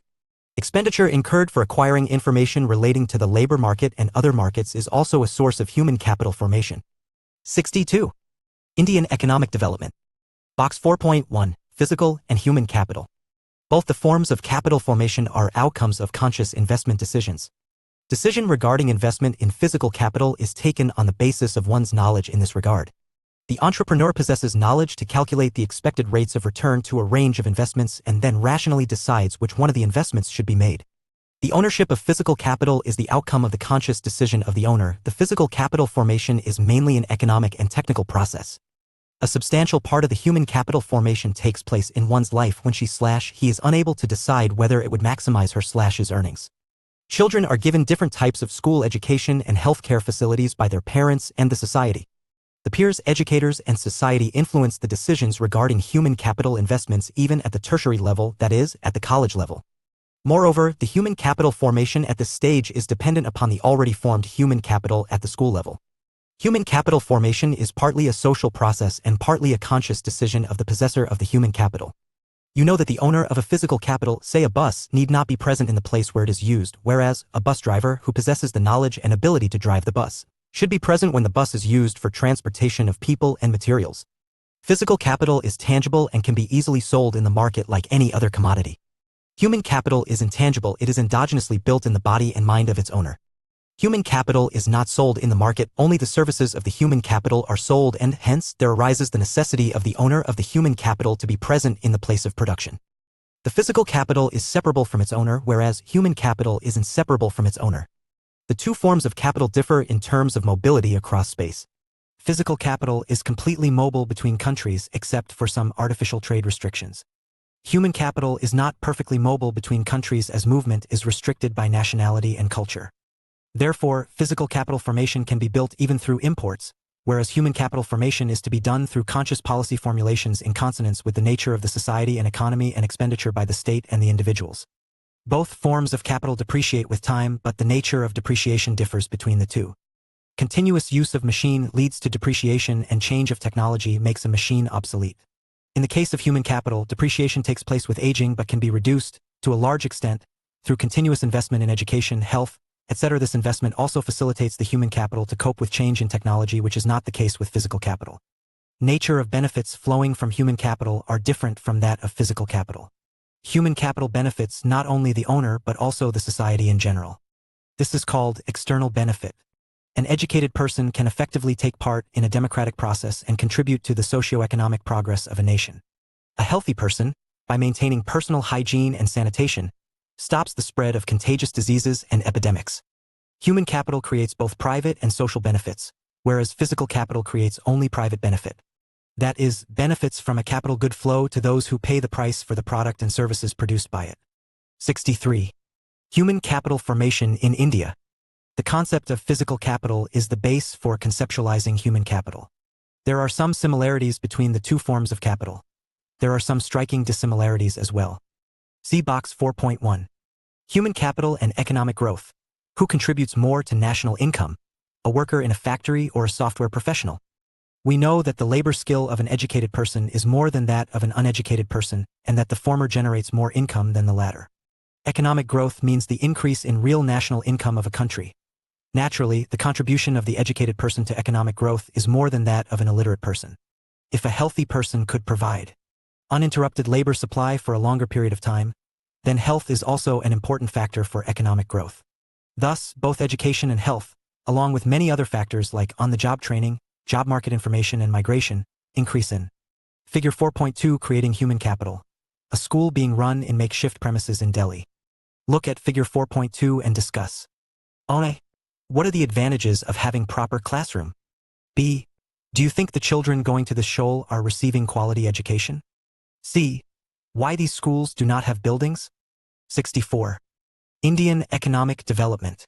Individuals' income generating capacity. This enhanced productivity of human beings or human capital contributes substantially not only towards increasing labor productivity but also stimulates innovations and creates ability to absorb new technologies. Education provides knowledge to understand changes in society and scientific advancements, thus, facilitate inventions and innovations. Similarly, the availability of educated labor force facilitates adaptation to new technologies.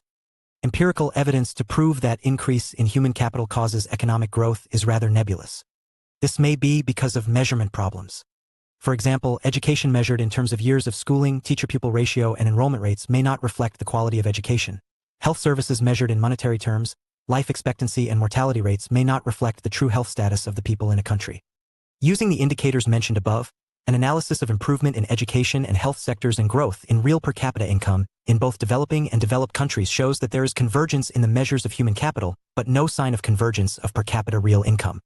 In other words, the human capital growth in developing countries has been faster, but the growth of per capita real income has not been that fast. There are reasons to believe that the causality between human capital and economic growth flows in either directions. That is, higher income causes building of high level of human capital and vice versa. That is, high level of human capital causes growth of income. India recognized the importance of human capital in economic growth long ago. The 7th Five-Year Plan says, human resources development, read human capital, has necessarily to be assigned a key role in any development strategy, particularly in a country with a large population.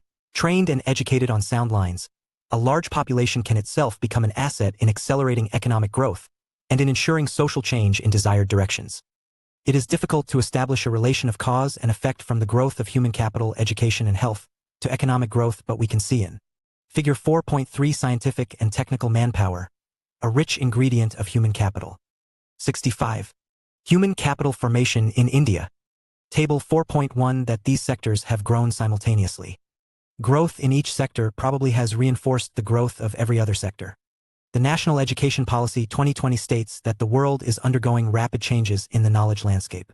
With various dramatic scientific and technological advances, such as the rise of big data, machine learning, and artificial intelligence, many unskilled jobs worldwide may be taken over by machines, while the need for a skilled workforce, particularly involving mathematics, computer science, and data science, in conjunction with multidisciplinary abilities across the sciences and social sciences and humanities, will be increasingly in greater demand. With climate change, increasing pollution, and depleting natural resources, there will be a sizable shift in how we meet the world's energy, water, food, and sanitation needs, again resulting in the need for new skilled labor, particularly in biology, chemistry, physics, agriculture, climate science, and social science.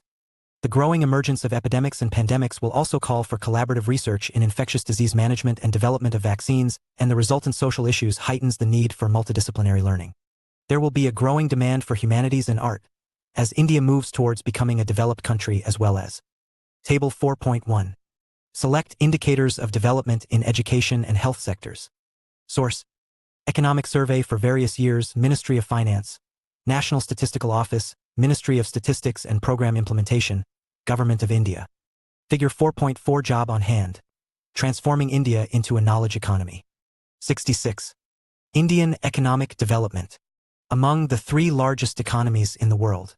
This policy vision suggests how human capital formation in India will move its economy to a higher growth trajectory based on knowledge landscape. 4.4 HC capital and HD. The two terms sound similar, but there is a clear distinction between them. Human capital considers education and health as a means to increase labor productivity. Human development is based on the idea that education and health are integral to human well-being because only when people have the ability to read and write and the ability to lead a long and healthy life, they will be able to make other choices which they value. Human capital treats human beings as a means to an end, the end being the increase in productivity.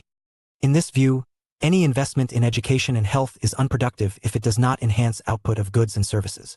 In the human development perspective, human beings are ends in themselves.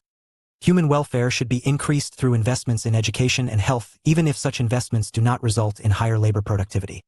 Therefore, basic education and basic health are important in themselves, irrespective of their contribution to labor productivity. In such a view, every individual has a right to get basic education and basic health care, that is, every individual has a right to be literate and lead a healthy life. Box 4.2. India as a knowledge economy. The Indian software industry has been showing an impressive record over the past 2 decades. Entrepreneurs, bureaucrats, and politicians are now advancing views about how India can transform itself into a knowledge-based economy by using information technology, IT. There have been some instances of villagers using email which are cited as examples of such transformation. Likewise, e-governance is being projected as the way of the future. The value of IT depends greatly on the existing level of economic development. Do you think IT-based services in rural areas will lead to human development? Discuss. Work this out. If a construction worker, maidservant, dobie, or a peon in school has absented herself/himself for long due to ill health, find out how it has affected her/his. Job security. The second, wage/salary. What could be the possible reasons? 67. Human capital formation in India. 4.5 STATEOFHCF formation in I. In this section, we are going to analyze human capital formation in India. We have already learnt that human capital formation is the outcome of investments in education, health, on-the-job training, migration, and information. Of these, education and health are very important sources of human capital formation. We know that India is a federal country with a union government, state governments, and local governments, municipal corporations, municipalities, and village panchayats. The Constitution of India mentions the functions to be carried out by each level of government. Accordingly, expenditures on both education and health are to be carried out simultaneously by all the 3 tiers of the government. Analysis of health sector is taken up in Chapter 8. Hence, we will analyze only the education sector here. Do you know who takes care of education and health in India? Before we take up the analysis of the education sector in India, we will look into the need for government intervention in education and health sectors. We do understand that education and healthcare services create both private and social benefits, and this is the reason for the existence of both private and public institutions in the education and health service markets. Expenditures on education and health make substantial long-term impact, and they cannot be easily reversed. Hence, government intervention is essential. For instance, once a child is admitted to a school or healthcare center where the required services are not provided, before the decision is taken to shift the child to another institution, substantial amount of damage would have been done. Moreover, individual consumers of these services do not have complete information about the quality of services and their costs. In this situation, the providers of education and health services acquire monopoly power and are involved in exploitation. The role of government in this situation is to ensure that the private providers of these services adhere to the standards stipulated by the government and charge the correct price. In India, the ministries of education at the union and state level, departments of education, and various organizations like National Council of Educational Research and Training, NCERT, University Grants Commission, UGC, and All India Council of Technical Education, AICTE, facilitate institutions which come under the education sector. Similarly, the ministries of health at the union and state level, departments of health, and various organizations like National Medical Commission and Indian Council for Medical Research, ICMR, facilitate institutions which come under the health sector. In a developing country like India, with a large section of the population living below the poverty line,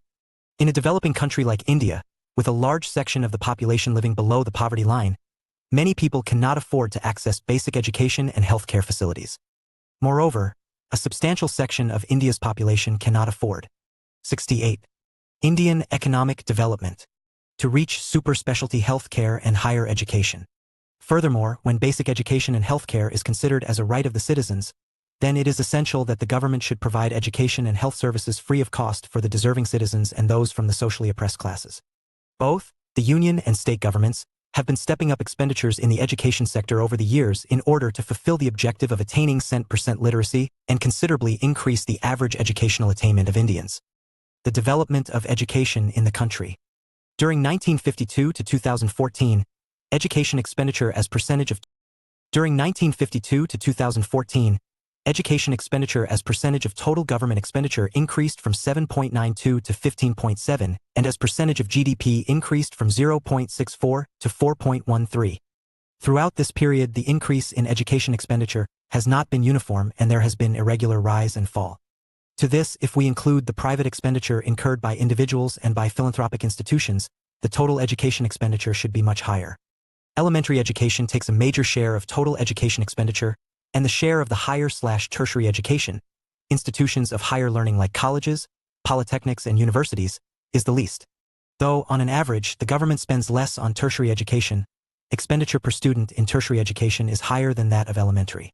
This does not mean that financial resources should be transferred from tertiary education to elementary education. As we expand school education, we need more teachers who are trained in the higher educational institutions. Therefore, expenditure on all levels of education should be increased. In 2014 to 15, the per capita public expenditure on elementary education differs considerably across states from as high as 34,651 rupees in Himachal Pradesh to as low as 4,088 rupees in Bihar. This leads to differences in educational opportunities and attainments across states. 4.6 ES in I. Growth in government expenditure on education. Do you know how much the government spends on education? This expenditure by the government is expressed in two ways: I, as a percentage of total government expenditure, 2, as a percentage of gross domestic product, GDP. The percentage of education expenditure of total government expenditure indicates the importance of education in the scheme of things before the government. The percentage of education expenditure of GDP expresses how much of people's income is being committed to. Work this out. Identify the objectives and functions of NCERT, UGC, AICTE, and ICMR. 69. Human capital formation in India. One can understand the inadequacy of the expenditure on education if we compare it with the desired level of education expenditure as recommended by the various commissions. The Education Commission, 1964 to 66, had recommended that at least 6% of GDP be spent on education so as to make a noticeable rate of growth in educational achievements.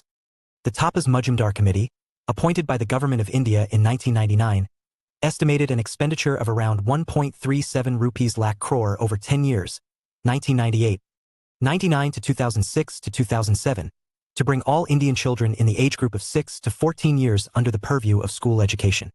Compared to this desired level of education expenditure of around 6% of GDP, the current level of a little over 4% has been quite inadequate. In principle, a goal of 6% needs to be reached. This has been accepted as a must for the coming years. In 2009, the Government of India enacted the Right of Children to Free and Compulsory Education Act to make free education a fundamental right of all children in the age group of 6 to 14 years. Government of India has also started levying a 2% education cess on all union taxes. The revenues from education cess has been earmarked for spending on elementary education. In addition to this, the government sanctions a large outlay for the promotion of higher education and Figure 4.5 investment in educational infrastructure is inevitable. Work these out.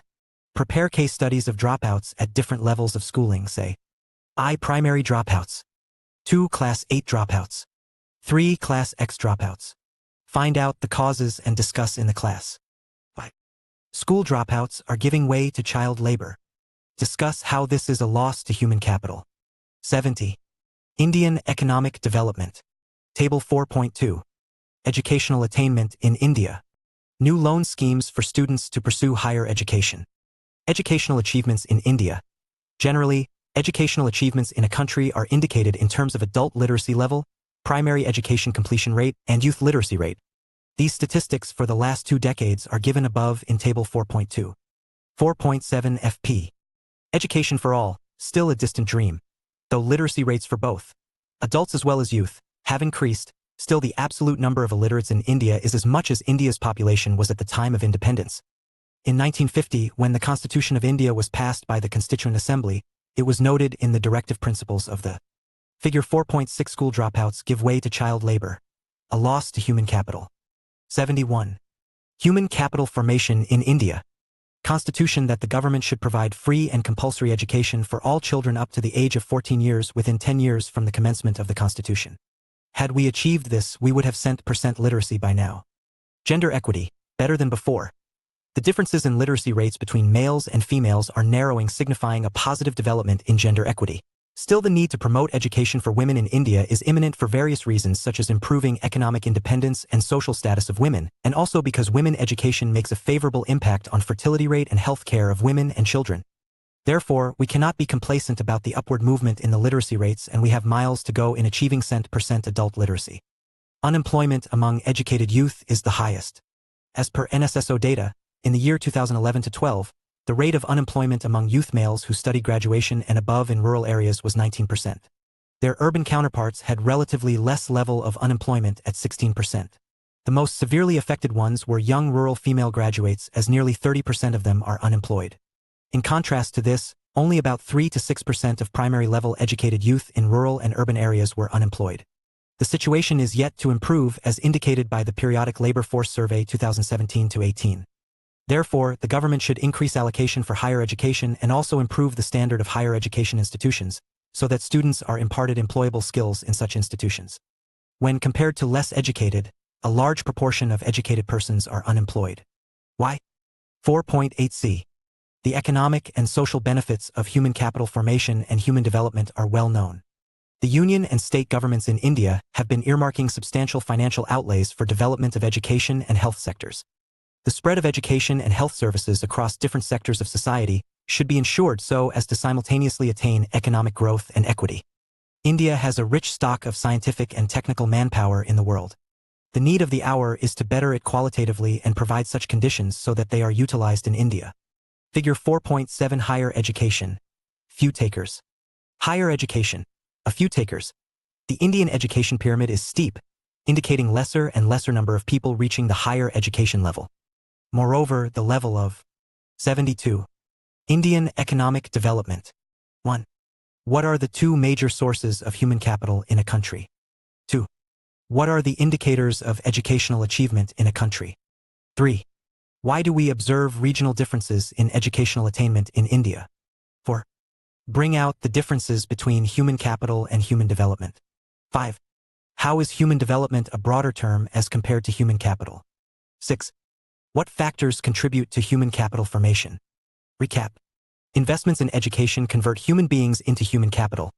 Human capital represents enhanced labor Investments in education convert human beings into human capital. Human capital represents enhanced labor productivity, which is an acquired ability and an outcome of deliberate investment decisions with an expectation that it will increase future income sources. Investments in education, on-the-job training, health, migration, and information are the sources of human capital formation. The concept of physical capital is the base for conceptualizing human capital. There are some similarities as well as dissimilarities between the two forms of capital formation. Investment in human capital formation is considered as efficient and growth-enhancing. Human development is based on the idea that education and health are integral to human well-being, because only when people have the ability to read and write and the ability to lead a long and healthy life will they be able to make other choices which they value. The percentage of expenditure on education of the total government expenditure indicates the importance of education in the scheme of things for the government. Exercises. 73. Human capital formation in India. 7. How government organizations facilitate the functioning of schools and hospitals in India. 8. Education is considered to be an important input for the development of a nation. How? 9. Discuss the following as a source of human capital formation. I. Health infrastructure. 2. Expenditure on migration. 10. Establish the need for acquiring information relating to health and education expenditure for the effective utilization of human resources. 11. How does investment in human capital contribute to growth? 12. There is a downward trend in inequality worldwide with a rise in the average education levels. Comment. 13.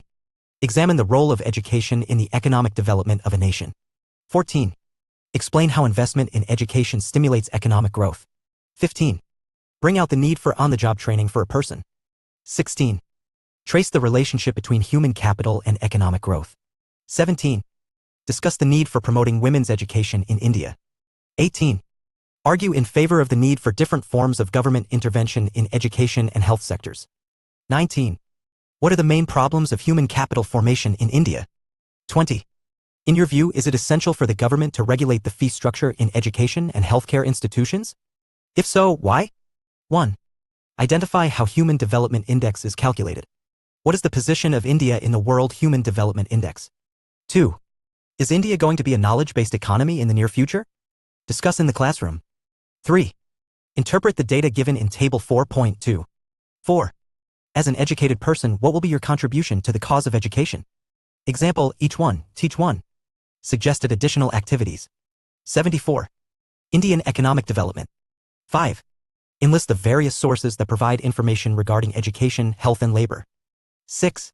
Read the annual reports of Union Ministries of Education and Health and Family Welfare and make summaries. Read the chapter on social sector in the economic survey. These can be downloaded from websites of the respective union government ministries. BOOKS. BGS, 1964. Human Capital. 2nd edition, Columbia University Press, New York. FR. 1976. The Overeducated American. Academic Press, New York. SNSK, NEDS. 2013. Human Capital and Development, The Indian Experience. Springer, New Delhi. Government Reports. India Human Development Report 2011. Towards Social Inclusion, Planning Commission, Government of India. Educational Statistics at a Glance, Ministry of Education for various years, Government of India. Annual Reports, Ministry of Education, Government of India. National Education Policy 2020, Ministry of Education, Government of India, New Delhi. Websites. References. After studying this chapter, the learners will understand rural development and the major issues associated with it, appreciate how crucial the development of rural areas is for India's overall development, understand the critical role of credit and marketing systems in rural development, learn about the importance of diversification of productive activities to sustain livelihoods, understand the significance of organic farming in sustainable development. Our Rural Development. 5. 76. Indian Economic Development. 5.1i. Previously we have studied how poverty was a major challenge facing India. We also know that the majority of the poor live in rural areas where they do not have access to the basic necessities of life. Agriculture is the major source of livelihood in the rural sector. Mahatma Gandhi once said that the real progress of India did not mean simply the growth and expansion of industrial urban centers but mainly the development of the villages. This idea of village development being at the center of the overall development of the nation is relevant even today. Why is this so? Why should we attach such significance to rural development when we see around us fast-growing cities with large industries and modern information technology hubs? It is because more than 2/3 of India's population depends on agriculture that is yet to become productive enough to provide for them. 1/4 of rural India still lives in abject poverty. That is the reason why we have to see a developed rural India if our nation has to realize real progress. What then does rural development imply? 5.2 hat is RD? Rural development is a comprehensive term. It essentially focuses on action for the development of areas that are lagging behind in the overall development of the village economy. Some of the areas which are challenging and need fresh initiatives for development in rural India include development of human resources including literacy, more specifically, female literacy, education and skill development, health, addressing both sanitation and public health, land reforms, development of the productive resources of each locality, infrastructure development like electricity, irrigation, credit, marketing, transport facilities including construction of village roads and feeder roads to nearby highways, facilities for agriculture research and extension and information, dissemination, special measures for alleviation of poverty and bringing about significant improvement in the living conditions of the weaker sections of the population, emphasizing access to productive employment opportunities. All this means that people engaged in farm and non-farm activities in rural areas have to be provided with various means that help them increase the productivity. They also need to be given opportunities to diversify into various non-farm productive. Only the tillers of the soil live by the right. The rest form their train and eat only the bread of dependence. Tiruvalluvar. 77. Rural development. Activities such as food processing, enabling them better and more affordable access to healthcare, sanitation facilities at workplaces and homes and education for all would also need to be given top priority for rapid rural development. It was observed in an earlier chapter that although the share of agriculture sector's contribution to GDP was on a decline, the population dependent on this sector did not show any significant change.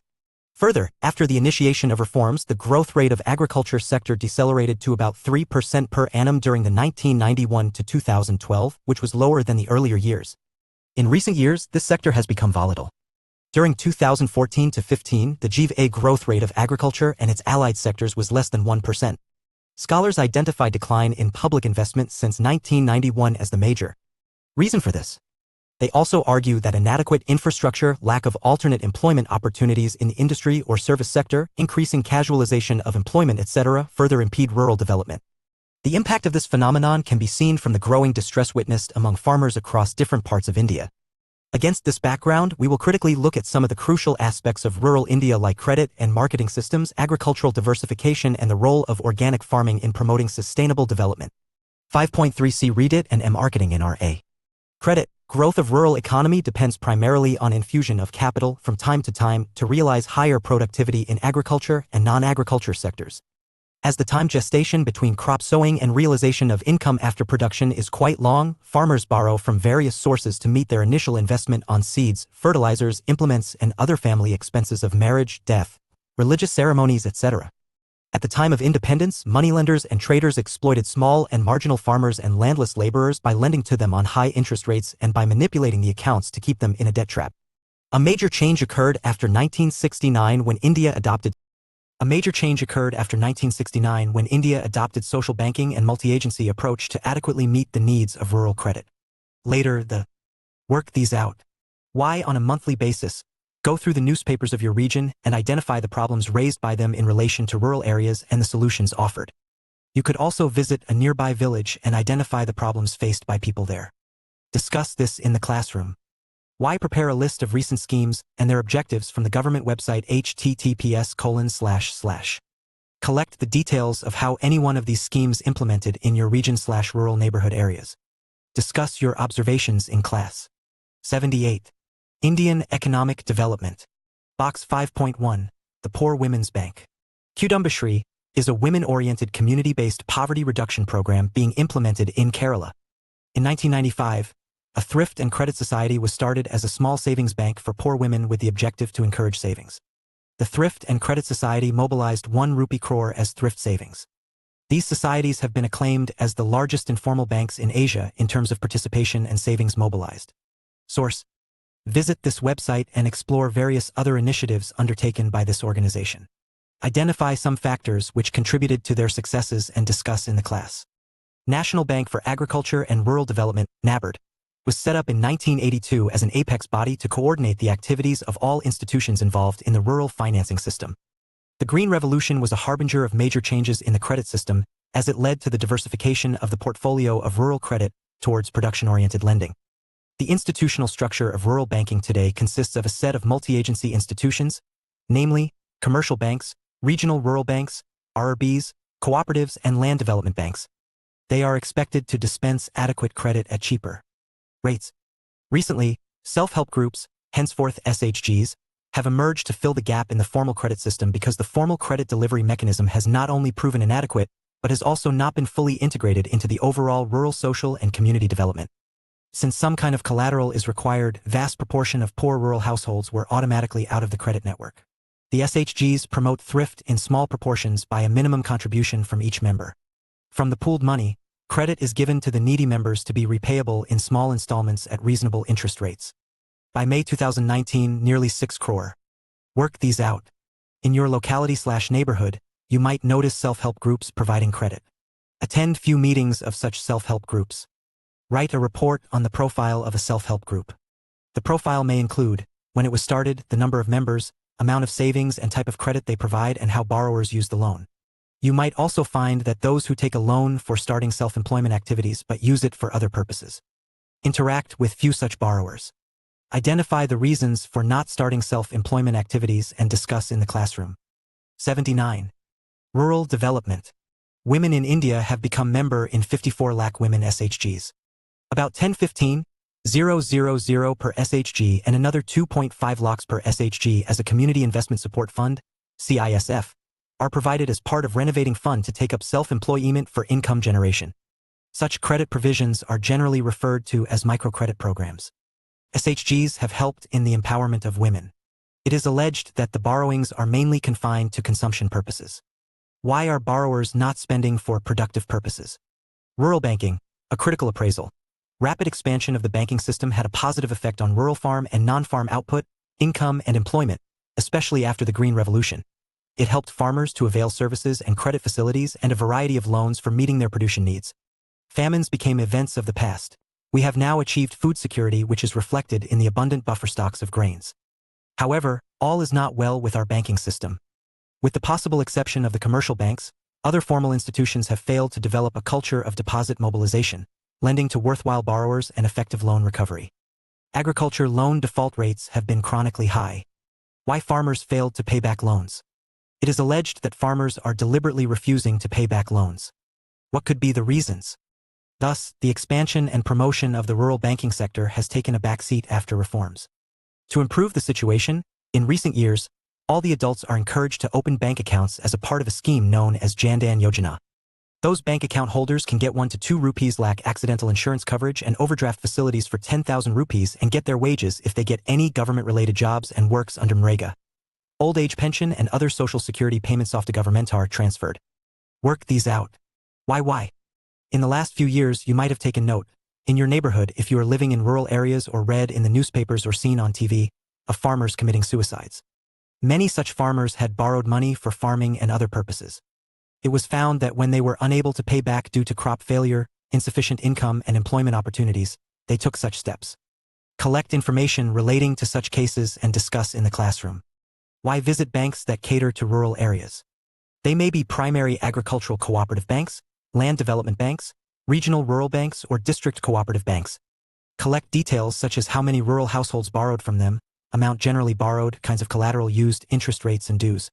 If farmers who borrowed from cooperative banks could not pay back due to crop failure and other reasons, their loans should be waived, otherwise they may take drastic decisions like committing suicides. Do you agree? 80. Indian economic development. To bank accounts. There is no need to keep minimum bank balance. This has led to more than 40 crore people opening bank accounts. Indirectly, it has promoted thrift habit and efficient allocation of financial resources, particularly in rural areas. Banks also could mobile funds of more than Rs. 140,000 crores through these accounts. 54 AMS. Have you ever asked yourself how food grains, vegetables, and fruits that we consume daily come from different parts of the country?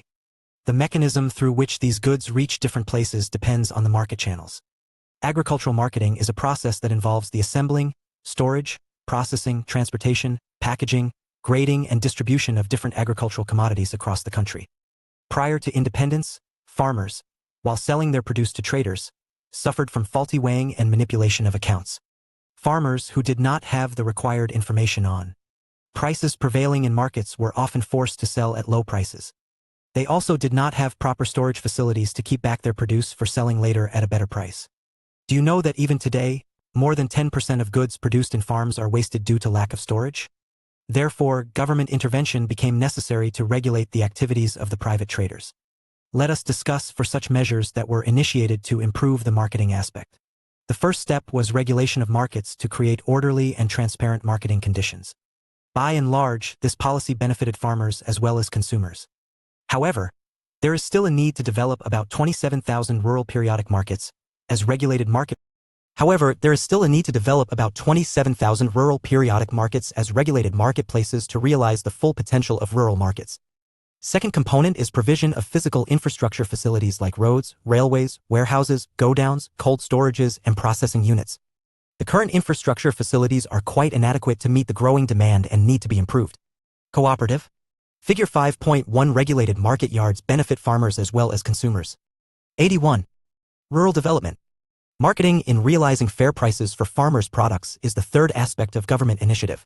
The success of milk cooperatives in transforming the social and economic landscape of Gujarat and some other parts of the country is testimony to the role of cooperatives.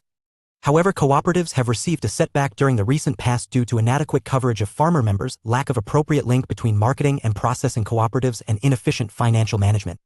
The fourth element is the policy instruments like Assurance of minimum support prices (MSP) for agricultural products, 2. Maintenance of buffer stocks of wheat and rice by Food Corporation of India, and 3. Distribution of food grains and sugar through PDS. These instruments are aimed at protecting the income of the farmers and providing food grains at a subsidized rate to the poor. However, despite government intervention, private trade by moneylenders, rural political elites, big merchants, and rich farmers predominates agricultural markets. The need for government intervention is imminent, particularly when a large share of agricultural products is handled by the private sector. Agricultural marketing has come a long way with the intervention of the government in various forms. Some scholars argue that commercialization of agriculture offers tremendous scope for farmers to earn higher incomes provided the government intervention is restricted. What do you think about this view? Emerging alternate marketing channels. It has been realized that if farmers directly sell their produce to consumers, it increases their incomes. Some examples of these channels are Apni Mandi, Punjab, Haryana and Rajasthan, Hadaspar Mandi, Pune, Ritha Bazaars, vegetable and fruit markets in Andhra Pradesh and Telangana, and Uzavar Sandis, farmers markets in Tamil Nadu. Further, several national and multinational fast food chains are increasingly entering into contracts/alliances with farmers to encourage. Work these out. Visit a nearby vegetable and fruit market. Observe and identify different characteristics of the market. Identify the place of origin of at least 10 different fruits and vegetables and distance traveled to reach the market. Further, look at the modes of transport and its implication on prices. Most small towns have regulated market yards. Farmers can go to these markets and sell their produce. They can also store their goods in the yard. Visit one regulated market yard, collect the details of its functioning, kind of goods coming to the yard, and how prices are fixed. Prepare a detailed report and discuss in the class. 82. Indian economic development.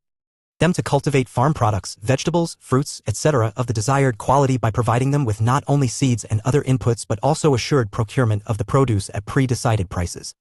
It is argued that such arrangements will help in reducing the price risks of farmers and would also expand the markets for farm products.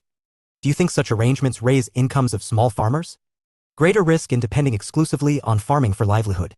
Diversification towards new areas is necessary not only to reduce the risk from agriculture sector but also to provide productive sustainable livelihood options to rural people. Much of the agricultural employment activities are concentrated in the Kharif season. But during the Rabi season, in areas where there are inadequate irrigation facilities, it becomes difficult to find gainful employment. Therefore, expansion into other sectors is essential to provide supplementary gainful employment and in realizing higher levels of income for rural people to overcome poverty and other tribulations. Hence, there is a need to focus on allied activities, non-farm employment and other emerging alternatives of livelihood, though there are many other options available for providing sustainable livelihoods in rural areas. In 2020, Indian Parliament passed 3 laws to reform agriculture marketing system. While some section of farmers support these reforms, the rest of the farmers oppose, and these acts are still being debated. Collect the details of these laws, debate and discuss in the class. 5.5 Diversification into PA. Diversification includes 2 aspects. One relates to change in cropping pattern and the other relates to a shift of workforce from agriculture to other allied activities, livestock, poultry, fisheries, etc., and non-agriculture sector. The need for diversification arises from the fact that there is. Figure 5.2 Jaggery making is an allied activity of the farming sector. Work this out. You visit one such alternative marketing system which farmers in your locality or in the neighborhood rural areas use. How are they different from regulated market yards? Should they be encouraged and supported by the government? Why and how? Discuss. 83. Rural development. As agriculture is already overcrowded, a major proportion of the increasing labor force needs to find alternate employment opportunities in other non-farm sectors. Non-farm economy has several segments in it. Some possess dynamic linkages that permit healthy growth while others are in subsistence, low productivity propositions. The dynamic subsectors include agro-processing industries, food processing industries, leather industry, tourism, etc. Those sectors which have the potential but seriously lack infrastructure and other support include traditional home-based industries like pottery, crafts, handlooms, etc. Majority of rural women find employment in agriculture while men generally look for non-farm employment. In recent times, women have also begun looking for non-farm jobs. See box 5.2. Animal husbandry. In India, the farming community uses the mixed crop livestock farming system. Cattle, goats, fowl are the widely held species. Livestock production provides increased stability in income, food security, transport, fuel, and nutrition for the family without disrupting other food-producing activities. Today, livestock sector alone provides alternate livelihood options to over 70 million small and marginal farmers, including landless laborers. A significant number of women also find employment in the livestock sector. Chart 5.1 shows the distribution of livestock in India. Poultry accounts for the largest share with 61%. Box 5.2, Tamil Nadu women in agriculture, Tanwa Tamil Nadu Women in Agriculture TANWA was a project initiated in the late 1980s in Tamil Nadu to train women in latest agricultural techniques and in organic farming. It encouraged women to actively participate in raising agricultural productivity and family income.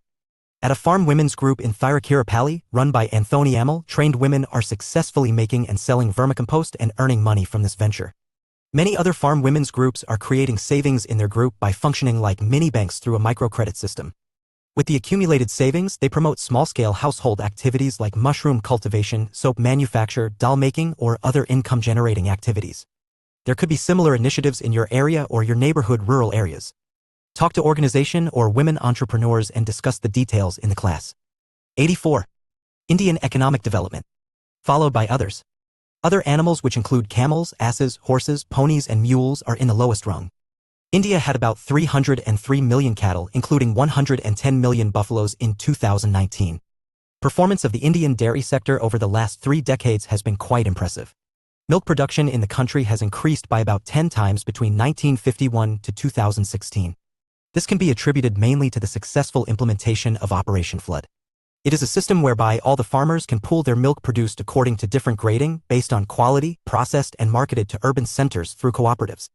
In this system, the farmers are assured of a fair price and income from the supply of milk to urban markets. As pointed out earlier, Gujarat state is held as a success story in the efficient implementation of milk cooperatives, which has been emulated by many states. Gujarat, Madhya Pradesh, Uttar Pradesh, Andhra Pradesh, Maharashtra, Punjab and Rajasthan are major milk-producing states. Meat, eggs, wool and other byproducts are also emerging as important productive sectors for diversification. Fisheries. The fishing community regards the water body as mother or provider. The water bodies consisting of sea, oceans, rivers, lakes, natural aquatic ponds, streams, etc. are, therefore, an integral and life-giving source for the fishing community. In India, after progressive increase in budgetary allocations and introduction of new technologies in fisheries and aquaculture, the development of fisheries has come a long way. Presently, fish production from inland sources contributes about 65% to the total value of fish production, and the balance 35% comes from the marine sector, sea and oceans. Today, total fish production accounts for 0.9% of the total GDP. In India, West Bengal, Andhra Pradesh, Kerala, Gujarat, Maharashtra, and Tamil Nadu are major fish-producing states. A large share of fish worker families are poor. Rampant underemployment, low per capita earnings, absence of mobility of labor to other sectors, and a high rate of illiteracy and indebtedness are some of the major problems fishing community face today. Even though women are not involved in active fishing, about 60% of the workforce in export marketing and 40% in internal marketing are women. There is a need to increase credit facilities through cooperatives and SHGs for fisherwomen to meet the Figure 5.3 sheep rearing, an important income-augmenting activity in rural areas. 85. Rural development. Working capital requirements for marketing. Horticulture. Blessed with a varying climate and soil conditions, India has adopted growing of diverse horticultural crops such as fruits, vegetables, tuber crops, flowers, medicinal and aromatic plants, spices, and plantation crops. These crops play a vital role in providing food and nutrition besides addressing employment concerns. Horticulture sector contributes nearly 1/3 of the value of agriculture output and 6% of gross domestic product of India. India has emerged as a world leader in producing a variety of fruits like mangoes, bananas, coconuts, cashew nuts, and a number of spices, and is the second largest producer of fruits and vegetables. Economic condition of many farmers engaged in horticulture has improved, and it has become a means of improving livelihood for many unprivileged classes. Flower harvesting, nursery maintenance, hybrid seed production and tissue culture, propagation of fruits and flowers, and food processing are highly remunerative employment options for women in rural areas. Though in terms of numbers, our livestock population is quite impressive, but its productivity is quite low as compared to other countries. It requires improved technology and promotion of good breeds of animals to enhance productivity. Improved veterinary care and credit facilities to small and marginal farmers and landless laborers would enhance sustainable livelihood options through livestock production. Production of fisheries has already increased substantially. However, problems related to overfishing and pollution need to be regulated. Figure 5.5 Women in rural households take up beekeeping as an entrepreneurial activity. Figure 5.4 Poultry has the largest share of total livestock in India. 86. Indian economic development and controlled. Welfare programs for the fishing community have to be reoriented in a manner which can provide long-term gains and sustenance of livelihoods. Horticulture has emerged as a successful sustainable livelihood option and needs to be encouraged significantly. Enhancing its role requires investment in infrastructure like electricity, cold storage systems, marketing linkages, small-scale processing units, and technology improvement and dissemination. Other alternate livelihood options. The IT has revolutionized many sectors in the Indian economy. There is broad consensus that IT can play a critical role in achieving sustainable development and food security in the 21st century. Governments can predict areas of food insecurity and vulnerability using appropriate information and software tools so that action can be taken to prevent or reduce the likelihood of an emergency. It also has a positive impact on the agriculture sector as it can disseminate information regarding emerging technologies and its applications. Prices, weather, and soil conditions for growing different crops, etc. Though IT is, by itself, no catalyst of change, but it can act as a tool for releasing the creative potential and knowledge embedded in the society. It also has potential of employment generation in rural areas. Experiments with IT and its application to rural development are carried out in different parts of India. 5.6 SD development and OF. In recent years, awareness of the harmful effect of chemical-based fertilizers and pesticides on our health is on a rise. Conventional agriculture relies heavily on chemical fertilizers and toxic pesticides, etc., which enter the food supply, penetrate the water sources, harm the livestock, deplete the soil, and devastate natural ecosystems. Efforts in evolving technologies which are eco-friendly are essential for sustainable development, and one such technology which is eco-friendly is organic farming. In short, organic agriculture is a whole system of. Box 5.3, Adoption of Village by Parliamentarians. In October 2014, the Government of India introduced a new scheme called Sansad Adarsh Gram Yojana (SAGI). Under this scheme, members of India's parliament need to identify and develop one village from their constituencies. To begin with, MPs can develop one village as a model village by 2016 and two more by 2019, covering over 2,500 villages in India. According to the scheme, the village can have a population of 3,000 to 5,000 in the plains and 1,000 to 3,000 in the hills and should not be MP's own or their spouse's village. MPs are expected to facilitate a village development plan, motivate villagers to take up activities and build infrastructure in the areas of health, nutrition, and education. Source, accessed on October 24, 2014. 87. Rural development. Farming that restores, maintains, and enhances the ecological balance. There is an increasing demand for organically grown food to enhance food safety throughout the world. See Box 5.4. Benefits of organic farming. Organic agriculture offers a means to substitute costlier agricultural inputs such as HYV seeds, chemical fertilizers, pesticides, etc., with locally produced organic inputs that are cheaper and thereby generate good returns on investment. Organic agriculture also generates income through exports as the demand for organically grown crops is on a rise. Studies across countries have shown that organically grown food has more nutritional value than chemical farming, thus providing us with healthy foods. Since organic farming requires more labor input than conventional farming, India will find organic farming an attractive proposition. Finally, the produce is pesticide-free and produced in an environmentally sustainable way. See Box 5.5. Popularizing organic farming requires awareness and willingness on the part of farmers to adapt to new technology. Inadequate infrastructure and the problem of marketing the products are major concerns which need to be addressed apart from it. Box 5.5, Organically produced cotton in Maharashtra. In 1995, when Kisan Mehta of Prakriti, an NGO, first suggested that cotton, the biggest user of chemical pesticides, could be grown organically, the then director of the Central Institute for Cotton Research, Nagpur, famously remarked, "Do you want India to go naked?" At present, as many as 130 farmers have committed 1,200 hectares of land to grow cotton organically on the International Federation of Organic Agriculture Movement's standards. The produce was later tested by the German accredited agency, Agrico, and found to be of high quality. Kisan Mehta feels that about 78% of Indian farmers are marginal farmers owning about less than 0.8 hectare but accounting for 20% of India's cultivable land. For such farmers, organic agriculture is more profitable in terms of money and soil conservation in the long run. Visit a farm in your locality which uses organic manure and discuss the uses associated with the farming practices. Present the report in your class. Source, Lila Bhavadam, A Green Alternative, Frontline, July 29, 2005. Box 5.4, Organic food. Organic food is growing in popularity across the world. Many countries have around 10% of their food system under organic farming. There are many retail chains and supermarkets which are accorded with green status to sell organic food. Moreover, organic foods command higher price of around 10 to 100% than conventional ones. 88. Indian economic development. Appropriate agriculture policy to promote organic farming. It has been observed that the yields from organic farming are less than modern agricultural farming in the initial years. Therefore, small and marginal farmers may find it difficult to adapt to large-scale production. Organic produce may also have more blemishes and a shorter shelf life than sprayed produce. Moreover, choice in production of off-season crops is quite limited in organic farming. Nevertheless, organic farming helps in sustainable development of agriculture, and India has a clear advantage in producing organic products for both domestic and international markets. Do you think food and non-food items cultivated using organic farming methods will be cheaper? 5.7c. It is clear that until and unless some spectacular changes occur, the rural sector might continue to remain backward.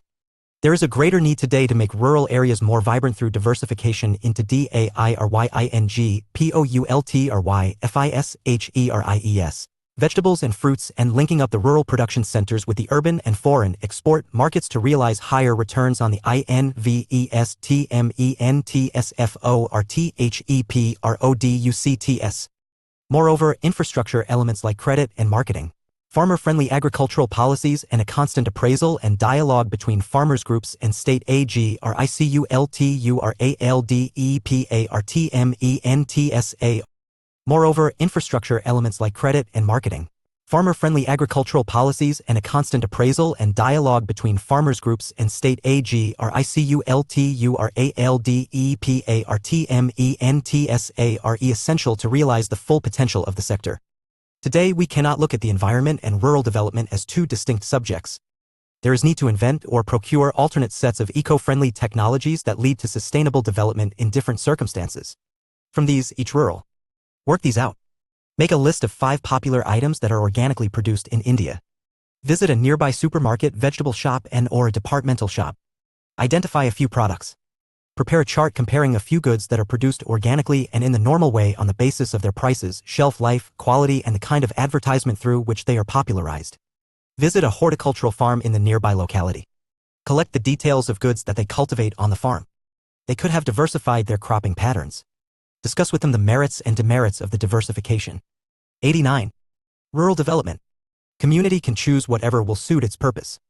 We need to learn from and also try out when found relevant practices from the available set of best practice illustrations, which means success stories of rural development experiments that have already been carried out in similar conditions in different parts of India to speed up this process of learning by doing. 1. What do you mean by rural development? Bring out the key issues in rural development. 2. Discuss the importance of credit in rural development. 3. Explain the role of microcredit in meeting credit requirements of the poor. 4. Explain the steps taken by the government in developing rural markets. 5. Why is agricultural diversification essential for sustainable livelihoods? 6. Critically evaluate the role of the rural banking system in the process of rural development in India. Recap. Rural development is quite a comprehensive term, but it essentially means a plan of action for the development of rural areas which are lagging behind in socio-economic development. There is a need for improving the quantity and quality of infrastructure in rural areas such as banking, marketing, storage, transport, and communications, etc. to realize its true potential. Diversification towards new areas such as livestock, fisheries, and other non-agricultural activities is necessary not only to reduce the risk from agriculture sector but also to provide productive, sustainable livelihood options to our rural people. The importance of organic farming as an environmentally sustainable production process is on a rise and needs to be promoted. Exercises. 90. Indian economic development. 7. What do you mean by agricultural marketing? 8. Mention some obstacles that hinder the mechanism of agricultural marketing. 9. What are the alternative channels available for agricultural marketing? Give some examples. 10. Distinguish between Green Revolution and Golden Revolution. 11. Do you think various measures taken by the government to improve agricultural marketing are sufficient? Discuss. 12. Explain the role of non-farm employment in promoting rural diversification. 13. Bring out the importance of animal husbandry, fisheries, and horticulture as a source of diversification. 14. Information technology plays a very significant role in achieving sustainable development and food security. Comment. 15. What is organic farming and how does it promote sustainable development? 16. Identify the benefits and limitations of organic farming. 17. Enlist some problems faced by farmers during the initial years of organic farming. 18. Jan Dhan Yojana helps in the rural development. Do you agree with this statement? Explain. A. SS 2004. Agricultural Marketing, State of the Indian Farmer, a Millennium Study. Academic Foundation, New Delhi. A. YK 2004. State of the Indian Farmer, a Millennium Study and Overview. Academic Foundation, New Delhi. C and K, MPGK and V, P, S. 2004.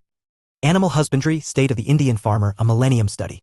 Academic Foundation, New Delhi. D, PV and YSY. 2004. Fisheries Development, State of the Indian Farmer, A Millennium Study. Academic Foundation, New Delhi. J, B. ed. 1992. The Indian Economy, Problems and Perspectives. Penguin Publication, New Delhi. References. 91. Rural Development. N.S. 2005. Organic Farming in India. NABARD Occasional Paper No. 38, Department of Agriculture and Rural Development, Mumbai. S.H.B. PBD and M. S. 2004. Horticulture Development, State of the Indian Farmer, A Millennium Study. Academic Foundation, New Delhi. S.S. and V.S. 2004. Agricultural Credit in India, State of the Indian Farmer, A Millennium Study. Academic Foundation, New Delhi. S. V.K. 1998.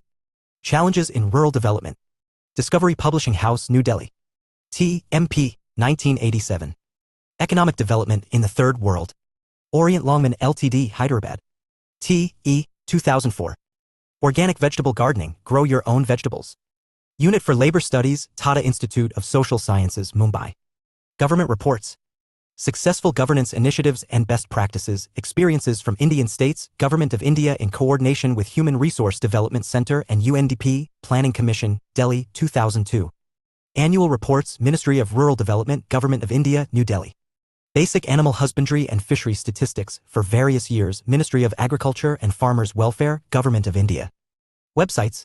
After studying this chapter, the learners will understand a few basic concepts relating to employment such as economic activity, worker, workforce and unemployment, understand the nature of participation of men and women in various economic activities in various sectors. Know the nature and extent of unemployment, assess the initiatives taken by the government in generating employment opportunities in various sectors and regions. Employment, G. Routh, Informalization and Other Issues. 6. 9.3. Employment, Growth, Informalization and Other Issues. 6.1i. People do a variety of work. Some work on farms, in factories, banks, shops and many other workplaces, yet a few others work at home. Work at home includes not only traditional work like weaving, lace-making or variety of handicrafts, but also modern jobs like programming work in the IT industry. Earlier factory work meant working in factories located in cities, whereas now technology has enabled people to produce those factory-based goods at home in villages. During COVID-19 pandemic in 2020 to 21, millions of workers delivered their products and services through work from home. Why do people work? Work plays an important role in our lives as individuals and as members of society. People work for earning a living. Some people get or have money by inheriting it, not working for it. This does not completely satisfy anybody. Being employed in work gives us a sense of self-worth and enables us to relate ourselves meaningfully with others. Every working person is actively contributing to national income and hence the development of the country by engaging in various economic activities. That is the real meaning of earning a living. We do not work only for ourselves, we also have a sense of accomplishment when we work to meet the requirements of those who are dependent on us. Having recognized the importance of work, Mahatma Gandhi insisted upon education and training through a variety of works including craft.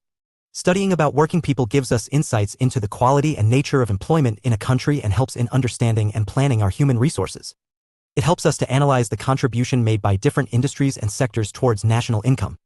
It also helps us to address many social issues such as exploitation of marginalized sections of the society, child labor, etc. What I object to is the craze for machinery, not machinery as such. The craze is for what they call labor-saving machinery. Men go on saving labor till thousands are without work and thrown on the open streets to die of starvation. Mahatma Gandhi. Figure 6.1 Multinational companies sell footballs made in the houses of Jalandhar, Punjab. 9.4. Indian economic development. 6.2 W. Orkers and E. What is employment? Who is a worker? When a farmer works on fields, he or she produces food grains and raw materials for industries. Cotton becomes cloth in textile mills and in power looms. Lorries transport goods from one place to another. We know that the total money value of all such final goods and services produced in a country in a year is called its gross domestic product for that year. When we also consider what we pay for our imports and get from our exports, we find that there is a net earning for the country which may be positive if we have exported more in value terms than imported, or negative if imports exceeded exports in value terms, or zero if exports and imports were of the same value. When we add this earning plus or minus from foreign transactions, what we get is called the country's gross national product for that year. Those activities which contribute to the gross national product are called economic activities. All those who are engaged in economic activities, in whatever capacity, high or low, are workers. Even if some of them temporarily abstain from work due to illness, injury, or other physical disability, bad weather, festivals, social or religious functions, they are also workers. Workers also include all those who help the main workers in these activities. We generally think of only those who are paid by an employer for their work as workers. This is not so. Those who are self-employed are also workers. The nature of employment in India is multifaceted. Some get employment throughout the year, some others get employed for only a few months in a year. Many workers do not get fair wages for their work. While estimating the number of workers, all those who are engaged in economic activities are included as employed. You might be interested in knowing the number of people actively engaged in various economic activities. During 2017 to 18, India had about a 471 million strong workforce. Since majority of our people reside in rural areas, the proportion of workforce residing there is higher. Work this out. Why in your house or neighborhood you might come across many women who, even though they have technical degrees and diplomas and also free time to go to work, do not go to work. Ask them the reasons for not going to work. List all of them and discuss in the classroom whether they should go for work and why, and also ways by which they could be sent for work. Some social scientists argue that housewives working at home without getting paid for that work must also be regarded as contributing to the gross national product and therefore as engaged in an economic activity. Would you agree? 9.5. Employment, growth, informalization, and other issues. Rural workers constitute about 2/3 of this 471 million. Men form the majority of workforce in India. About 77% of the workers are men and the rest are women. Men and women include child laborers in respective sexes. Women workers account for 1/4 of the rural workforce, whereas in urban areas they are just 1/5 of the workforce. Women carry out works like cooking, fetching water and fuel wood, and participate in farm labor. They are not paid wages in cash or in the form of grains. At times they are not paid at all. For this reason, these women are not categorized as workers. Economists argue that these women should also be called workers. What do you think? 6.3 Participation of people in E. Worker population ratio is an indicator which is used for analyzing the employment situation in the country. This ratio is useful in knowing the proportion of population that is actively contributing to the production of goods and services of a country. If the ratio is higher, it means that the engagement of people is greater. If the ratio for a country is medium or low, it means that a very high proportion of its population is not involved directly in economic activities. You might have already studied in lower classes the meaning of the term population. Population is defined as the total number of people who reside in a particular locality at a particular point of time. If you want to know the worker population ratio for India, divide the total number of workers in India by the population in India and multiply it by 100. You will get the worker population ratio for India. If you look at table 6.1, it shows the different levels of participation of people in economic activities. For every 100 persons, about 35, by rounding off 34.7, are workers in India. In urban areas, the proportion is about 34, whereas in rural India, the ratio is about 35. Why is there such a difference? People in rural areas have limited resources to earn a higher income and participate more in the employment market. Many do not go to schools, colleges, and other training institutions. Even if some go, they discontinue in the middle to join the workforce, whereas in urban areas, a considerable section is able to study in various educational institutions. Urban people have a variety of employment opportunities. They look for the appropriate job to suit their qualifications and skills. In rural areas, people cannot stay at home as their economic condition may not allow them to do so. Table 6.1. Worker population ratio in India 2017 to 2018. 9.6. Indian economic development. Compared to females, more males are found to be working. The difference in participation rates is very large in urban areas. For every 100 urban females, only about 14 are engaged in some economic activities. In rural areas, for every 100 rural women, about 18 participate in the employment market. Why are women, in general, and urban women, in particular, not working? It is common to find that where men are able to earn high incomes, families discourage female members from taking up jobs. Going back to what has already been mentioned above, many household activities done by women are not recognized as productive work. This narrow defining of work leads to non-recognition of women's work and, therefore, to the underestimation of the number of women workers in the country. Think of the women actively engaged in many activities within the house and at family farms who are not paid for such work. As they certainly contribute to the maintenance of the household and farms, do you think that their number should be added to the number of women workers? 6.4 S. MPLOYEDHW. Does the worker population ratio say anything about workers' status in society or about the working conditions? By knowing the status with which a worker is placed in an enterprise, it may be possible to know one dimension, quality of employment in a country. It also. Figure 6.2 Brickmaking, a form of casual work. Work these out. Any study of employment must start with a review of the worker population ratios. Why? In some communities, you might have noticed that even if the males do not earn a high income, they do not send women to work. Why? 9.7. Employment, growth, informalization, and other issues. Enables us to know the attachment a worker has with his or her job and the authority she or he has over the enterprise and over other co-workers. Let us take 3 workers from the construction industry: a cement shop owner, a construction worker, and a civil engineer of a construction company. Since the status of each one of them is different from another, they are also called differently. Workers who own and operate an enterprise to earn their livelihood are known as self-employed. Thus, the cement shop owner is self-employed. About 52% workforce in India belongs to this category. The construction workers are known as casual wage laborers. They account for about 25% of India's workforce. Such laborers are casually engaged in others' farms and, in return, get a remuneration for the work done. Workers like the civil engineer working in the construction company account for 23% of India's workforce. When a worker is engaged by someone or an enterprise and paid his or her wages on a regular basis, they are known as regular. See Table 6.3. Look at Chart 6.1. You will notice that self-employment is a major source of livelihood for both men and women, as this category accounts for more than 50% of the workforce. Casual wage work is the second major source for both men and women.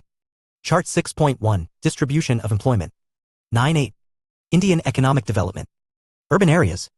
In the latter, both self-employment and regular wage salary jobs are greater.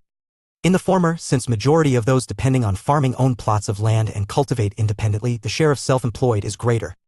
The nature of work in urban areas is different. Obviously, everyone cannot run factories, shops, and offices of various types. Moreover, enterprises in urban areas require workers on a regular basis. A little more so for the latter, 24 to 27%. When it comes to regular salaried employment, both women and men are found to be so engaged in greater proportion. Men form 23%, whereas women form 21%. The gap between men and women is very less. When we compare the distribution of workforce in rural and urban areas in Chart 6.2, you will notice that the self-employed and casual wage laborers are found more in rural areas than in. Work these out. We generally think that only those who are doing paid work regularly or casually, such as agricultural laborers, factory workers, those who work in banks and other offices as assistants and clerks, are workers. From the above discussion, you must have understood that those who are self-employed, such as pavement vegetable vendors, professionals such as lawyers, doctors, and engineers, are also workers. Mark A, B, and C against self-employed, regular salaried employees and casual wage laborers respectively. 1. Owner of a saloon. 2. Worker in a rice mill who is paid on daily basis but employed regularly. 3. Cashier in State Bank of India. 4. Typist working in a state government office on a daily wage basis but paid monthly. 5. A handloom weaver. 6. Loading worker in wholesale vegetable shop. 7. Owner of a cool drinks shop which sells Pepsi, Coca-Cola, and Mirinda. 8. Nurse in a private hospital who gets monthly salary and has been working regularly for the past 5 years. Economists point out that casual wage laborers are the most vulnerable among the 3 categories. Could you locate who these workers are and where they are found and why? Why? Can we say that the self-employed earn more than the casual wage laborers or regular salaried employees? Identify a few other indicators of quality of employment. 9.9. Employment, growth, informalization, and other issues. 6.5 MPLOYMENTFFO. In the course of economic development of a country, labor flows from agriculture and other related activities to industry and services. In this process, workers migrate from rural to urban areas. Eventually, at a much later stage, the industrial sector begins to lose its share of total employment as the service sector enters a period of rapid expansion. This shift can be understood by looking at the distribution of workers by industry. Generally, we divide all economic activities into 8 different industrial divisions. They are I. Agriculture, 2. Mining and quarrying, 3. Manufacturing, 4. Electricity, gas and water supply, v. Construction, 6. Trade, 7. Transport and storage, and 8. Services. For simplicity, all the working persons engaged in these divisions can be clubbed into 3 major sectors, viz. A. Primary sector, which includes I and 2, B. Secondary sector, which includes 3, 4, and V and C. Service sector, which includes divisions 6, 7, and 8. Table 6.2 shows the distribution of working persons in different industries during the year 2017 to 18. Primary sector is the main source of employment for majority of workers. Table 6.2 Distribution of workforce by industry 2017 to 2018. Figure 6.3 Garment workers, upcoming factory employment for women. 100. Indian economic development. In India, secondary sector provides employment to only about 24% of workforce. About 31% of workers are in the service sector. Table 6.2 also shows that about 60% of the workforce in rural India depends on agriculture, forestry, and fishing. About 20% of rural workers are working in manufacturing industries, construction, and other industrial activities. Service sector provides employment to about 20% of rural workers. Agriculture is not a major source of employment in urban areas where people are mainly engaged in the service sector. About 60% of urban workers are in the service sector. The secondary sector gives employment to about 1/3 of urban workforce. Though both men and women workers are concentrated in the primary sector, women workers' concentration is very high there. About 57% of the female workforce is employed in the primary sector, whereas less than half of males work in that sector. Men get opportunities in both secondary and service sectors. 6.6 G are OWTHANDCS structure of E. In chapters 2 and 3 you might have studied about the planning strategies in detail. Here we will look at two developmental indicators, growth of employment and GDP. Nearly 70 years of planned development have been aimed at expansion of the economy through increase in national output and employment. During the period 1950 to 2010, gross domestic product, GDP, of India grew positively and was higher than the employment growth. However, there was always fluctuation in the growth of GDP. During this period, employment grew at the rate of not more than 2%. Chart 6.3 also points at another disheartening development. In the late 1990s, employment growth started declining and reached the level of growth that India had in the early stages of planning. During these years, we also find a widening gap between the growth of GDP and employment. This means that in the Indian economy, without generating employment, we have been able to work this out. All newspapers have one section meant for job opportunities. Some also devote an entire supplement in a day or every week, like Opportunities in the Hindu or Ascent in the Times of India. Many companies advertise vacancies for various positions. Cut those sections. Develop a table which contains 4 columns, whether the company is private or public, name of the post, number of posts, sector, primary, secondary, or tertiary, and qualification required. Analyze the table in the classroom about jobs advertised in the newspapers. 101. Employment, growth, informalization, and other issues. Produce more goods and services. Scholars refer to this phenomenon as jobless growth. So far we have seen how employment has grown in comparison to GDP. Now it is necessary to know how the growth pattern of employment and GDP affected different sections of workforce. From this we will also be able to understand what types of employment are generated in our country. Let us look at 2 indicators that we have seen in the preceding sections: employment of people in various industries and their status. We know that India is an agrarian nation. A major section of population lives in rural areas and is dependent on agriculture as their main livelihood. Developmental strategies in many countries, including India, have aimed at reducing the proportion of people depending on agriculture. Distribution of workforce by industrial sectors shows substantial shift from farm work to non-farm work. See Table 6.3. In 1972 to 73, about 74% of workforce was engaged in primary sector, and in 2011 to 12, this proportion has declined to about 50%. Secondary and service sectors are showing promising future for the Indian workforce. You may notice that the shares of these sectors have increased from 11 to 24% and 15 to 27%, respectively. The distribution of workforce in different status indicates that over the Chart 6.3, growth of employment and gross domestic. Note, asterisk, this is the period for which comparable and authentic data are available. 102. Indian economic development. Last 5 decades, 1972 to 2018, people have moved from self-employment and regular salaried employment to casual wage work. Yet self-employment continues to be the major employment provider. Look at the last column of Table 6.3. How do you understand the stagnation of secondary sector and moderate rise in self-employment during 2011 to 18? Discuss in the class. Scholars call the process of moving from self-employment and regular salaried employment to casual wage work noticed during 1972 to 94 as casualization of workforce. This makes the workers highly vulnerable. How? Look at the case study of Ahmedabad in the preceding section. In the meantime, you also notice in 2017 to 18 a moderate rise in the share of regular salaried employees. How do you explain this phenomenon? Table 6.3. Trends in employment pattern, sector-wise and status-wise, 1972 to 2018, in percent. Work these out. Ito, you know that maintaining employment growth at 2% for a country like India is not an easy thing? Why? Why? What will happen if there is no additional employment generated in the economy even though we are able to produce goods and services in the economy? How could jobless growth happen? Why economists say that if casualization increases the earning of the people, such phenomenon should be welcomed. Suppose a marginal farmer becomes a full-time agricultural laborer, do you think he will be happy even if he earns more in his daily wage work? Or will a permanent and regular worker of the pharmaceutical industry be happy if he becomes a daily wage laborer even if his or her overall earnings increase? Discuss in the classroom.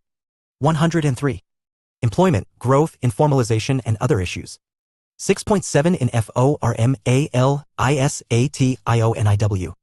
In the previous section we have found that the proportion of hired work jobs working for others has been increasing. One of the objectives of development planning in India since India's independence has been to provide decent livelihood to its people.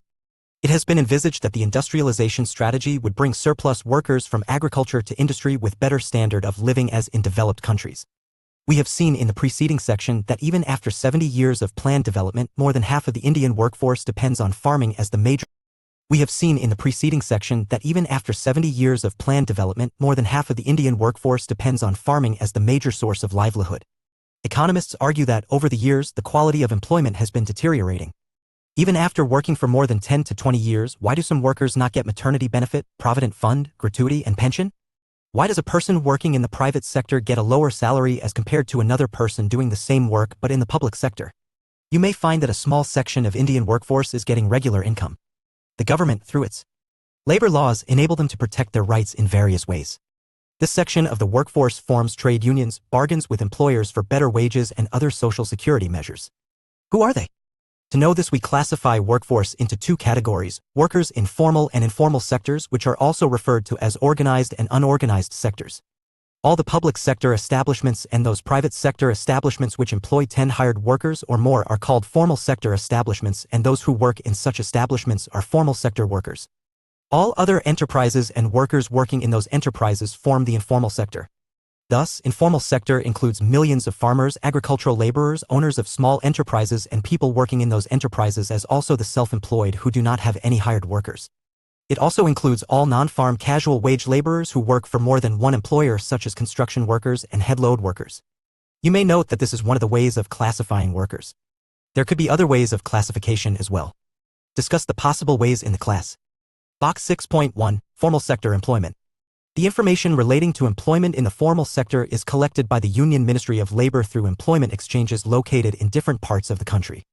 Do you know who is the major employer in the formal sector in India?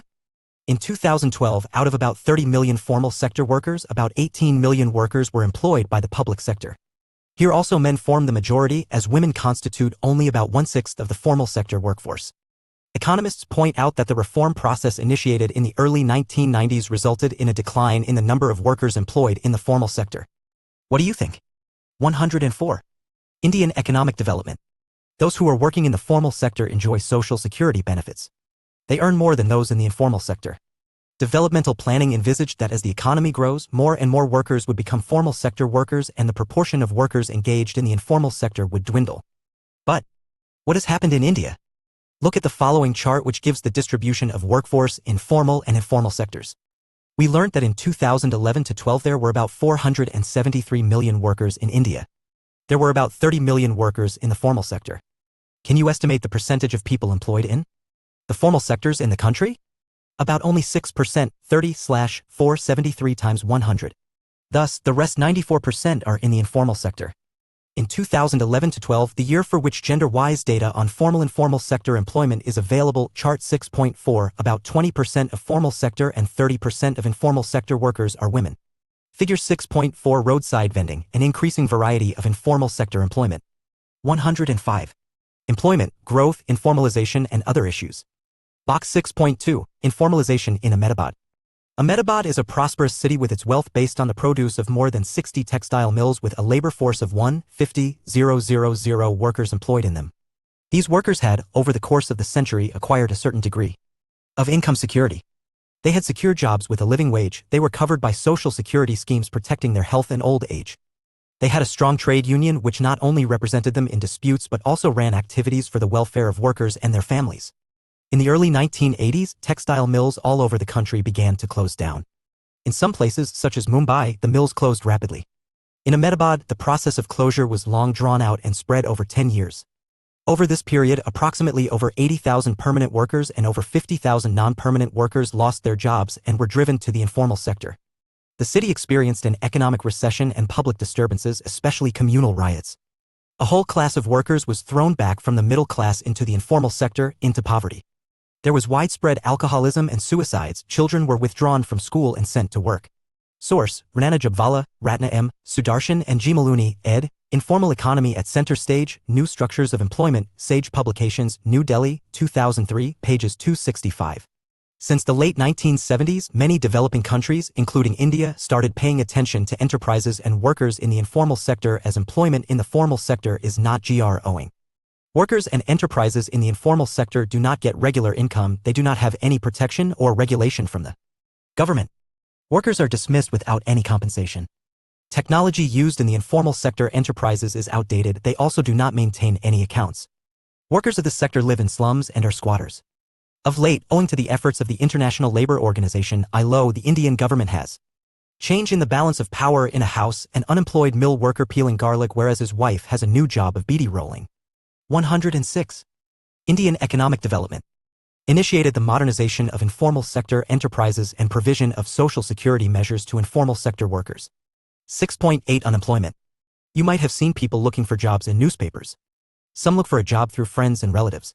In many cities, you might find people standing in some select areas looking for people to employ them for that day's work. Some go to factories and offices and give their biodata and ask whether there is any vacancy in their factory or office. Many in the rural areas do not go out and ask for a job but stay home when there is no work. Some go to work these out. Tick mark against those which are in the informal sector. Worker in a hotel which has 7 hired workers and 3 family workers. A private school teacher in a school which has 25 teachers. A police constable. Nurse in a government hospital. Cycle rickshaw puller. The owner of a textile shop employing 9 workers. Driver of a bus company which has more than 10 buses with 20 drivers, conductors and other workers. Civil engineer working in a construction company which has 10 workers. Computer operator in a state government office working on a temporary basis. A clerk in the electricity office. Figure 6.5 Unemployed mill workers waiting for casual jobs. 107. Employment, growth, informalization and other issues. Employment exchanges and register themselves for vacancies notified through employment exchanges. The National Statistical Office, previously it was known as National Sample Survey Organization, defines unemployment as a situation in which all those who, owing to lack of work, are not working but either seek work through employment exchanges, intermediaries, friends or relatives, or by making applications to prospective employers or express their willingness or availability for work under the prevailing condition of work and remunerations. There are a variety of ways by which an unemployed person is identified. Economists define unemployed person as one who is not able to get employment of even 1 hour in half a day. There are 3 sources of data on unemployment: reports of Census of India, National Statistical Office's reports of employment and unemployment situation, annual reports of Periodic Labor Force Survey, and Directorate General of Employment and Training data of registration with employment exchanges. Though they provide different estimates of unemployment, they do provide us with the attributes of the unemployed and the variety of unemployment prevailing in our country. Do we have different types of unemployment in our economy? The situation described in the first paragraph of this section is called open unemployment. Economists call unemployment prevailing in Indian farms as disguised unemployment. What is disguised unemployment? Suppose a farmer has 4 acres of land and he actually needs only 2 workers and himself to carry out various operations on his farm in a year, but if he employs 5 workers and his family members such as his wife and children, this situation is known as disguised unemployment. One study conducted in the late 1950s showed about 1/3 of agriculture workers in India as disguisedly unemployed. You may have noticed that many people migrate to an urban area, pick up a job and stay there for some time, but come back to their home villages as soon as the rainy season begins. Why do they do so? This is because work in agriculture is seasonal. There are no employment opportunities in the village for all months in the year. When there is no work to do on farms, people go to urban areas and look for jobs. Figure 6.6 Sugar cane cutters. Disguised unemployment is common in farm works. 108. Indian economic development. This kind of unemployment is known as seasonal unemployment. This is also a common form of unemployment prevailing in India. Though we have witnessed slow growth of employment, have you seen people being unemployed over a very long time? Scholars say that in India, people cannot remain completely unemployed for very long because their desperate economic condition would not allow them to be so. You will rather find them being forced to accept jobs that nobody else would do, unpleasant or even dangerous jobs in unclean or unhealthy surroundings. The central and state governments take initiatives and generate employment to facilitate a decent living for low-income families through various measures. These will be discussed in the following section. 6.9G Government NEG. You may recall about the Mahatma Gandhi National Rural Employment Guarantee Act 2005. It promises 100 days of guaranteed wage employment to all rural households who volunteer to do unskilled manual work. The scheme based on this act is one of the many measures the government has implemented to generate employment for those who are in need of jobs in rural areas. Since independence, the union and state governments have played an important role in generating employment or creating opportunities for employment generation. Their efforts can be broadly categorized into two, direct and indirect. In the first category, as you have seen in the preceding section, the government employs people in various departments for administrative purposes. It also runs industries, hotels and transport companies and hence provides employment directly to workers. When the output of goods and services from government enterprises increases, then private enterprises which receive raw materials from government enterprises will also raise their output and hence increase the number of employment opportunities in the economy. For example, when a government-owned Figure 6.7 dam construction work is a direct way of employment generation by the government. 109. Employment, growth, informalization and other issues. Steel company increases its output, it will result in direct increase in employment in that government company. Simultaneously, private companies which purchase steel from it will also increase their output and thus employment. This is the indirect generation of employment opportunities by the government initiatives in the economy. Many programs that the governments implement, aimed at alleviating poverty, are through employment generation. They are ALSOKNOWNASEMPLOYMENT generation programs. All these programs aim at providing not only employment but also services in areas such as primary health, primary education, rural drinking water, nutrition, assistance for people to buy income and employment-generating assets, development of community assets by generating wage employment, construction of houses and sanitation, assistance for constructing houses, laying of rural roads, development of wastelands/degraded lands. 6.10c. There has been a change in the structure of workforce in India. Newly emerging jobs are found mostly in the service sector. The expansion of the service sector and the advent of high technology now frequently permit a highly competitive existence for efficient small-scale and often individual enterprises or specialist workers side by side with the multinationals. Outsourcing of work is becoming a common practice. It means that a big firm finds it profitable to close down some of its specialist departments, for example, legal or computer programming or customer service sections, and hand over a large number of small piecemeal jobs to very small enterprises or specialist individuals, sometimes situated even in other countries. The traditional notion of the modern factory or office, as a result, has been altered in such a manner that for many the home is becoming the workplace. All of this change has not gone in favor of the individual worker. The nature of employment has become more informal with only limited availability of social security measures to the workers. In the last few decades, there has been rapid growth in the gross domestic product, but without simultaneous increase in employment opportunities. This has forced the government to take up initiatives in generating employment opportunities, particularly in the rural areas.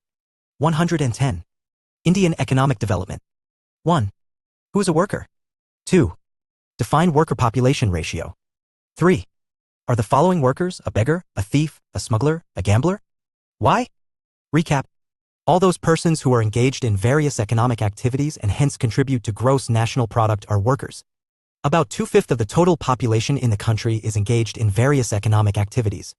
Men, particularly rural men, form the major section of workforce in India.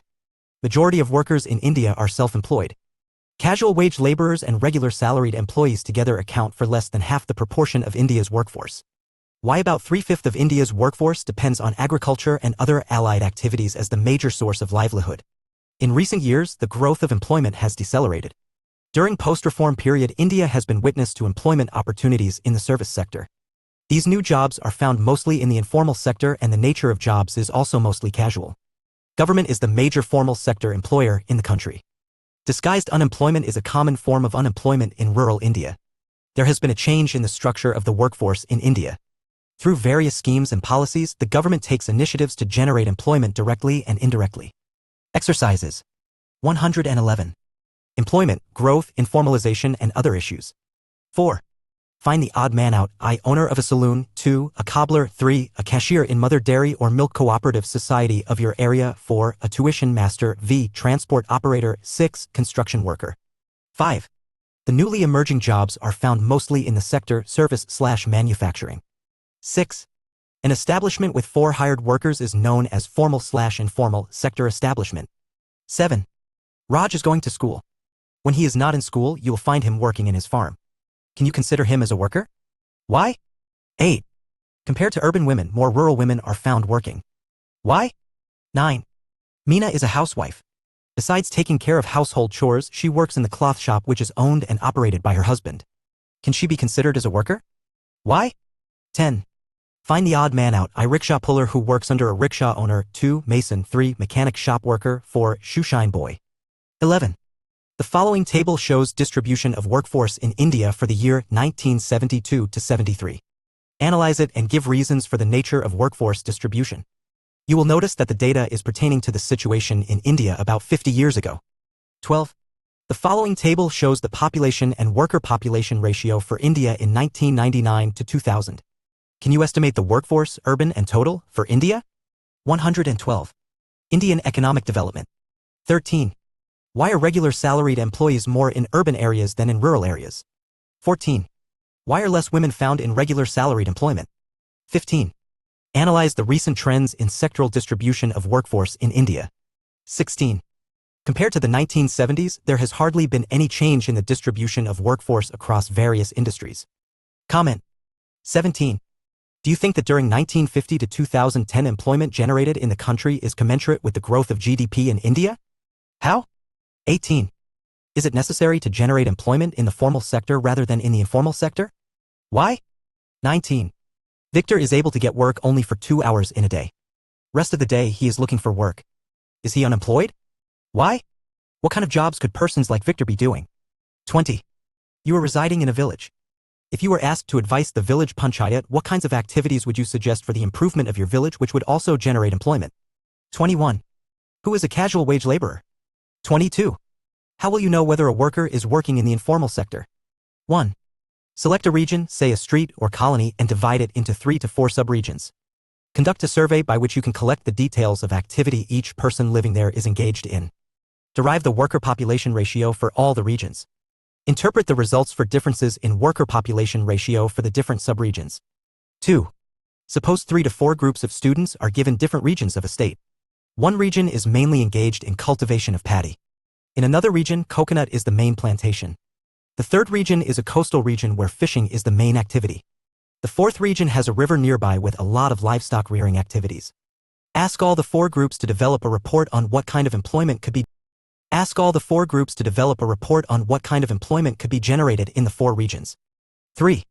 Visit the local library and ask for Employment News, a weekly published by the Government of India. Go through each issue for the last 2 months. There will be 7 issues. Select 25 advertisements and suggested additional activities. 113. Employment, growth, informalization, and other issues. Fill in the following table, expand the table as needed. Discuss the nature of jobs in the classroom. 4.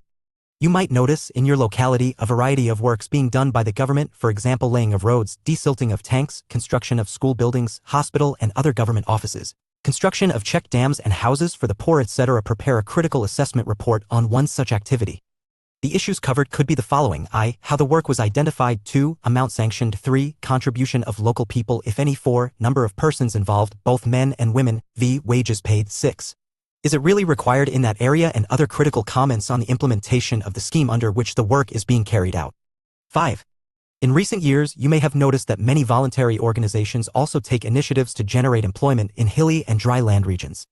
If you find such initiatives in your locality, visit and prepare a report. See GK and PBS 2002. Post-reform setbacks in rural employment, issues that need further scrutiny. Economic and Political Weekly, May 25, pages 1998-2026. D. SNMBD. 2004. Is employment driving India's growth surge? Economic and Political Weekly, July 3, pp. 3045-3051. G. AK. 1999. Current issues of employment policy in India. Economic and Political Weekly, September 4, pp. 2592-2608. H. I. 2002. Employment and unemployment situation in 1990s. How good are NSS data? Economic and Political Weekly, May 25, pp 2027 to 2036. References: 114. Indian Economic Development. J.P. 1986. Concept of Work and Estimates of Workforce and Appraisal of the Treatment of Activities Relating to Non-Marketed Output, Sarvekshana, Volume 9, Number 4, April. KACGS, AK and RLM. 2000. Workforce in Indian National Account Statistics, The Journal of Income and Wealth, Volume 22, Number 2, July, pp 3 to 39. PBK and MRS. 1996. Labor Statistics in India, A Review. Margin, July-September, Volume 28, Number 4, pp 319 to 347. RN. 2001. Data on Employment, Unemployment and Education, Where to Go From Here. Economic and Political Weekly, June 9, pp 2081 to 2087. SK. 2001. Employment-Unemployment Situation in the 90s, Some Results from NSS 55th Round Survey, Economic and Political Weekly, March 17, pp 931 to 940. SK. 2001. Employment and Poverty in 1990s, Further Results from NSS 55th Round Employment-Unemployment Survey, 1999 to 2000, Economic and Political Weekly, August 11, pp 3039 to 3049. VP. 1996.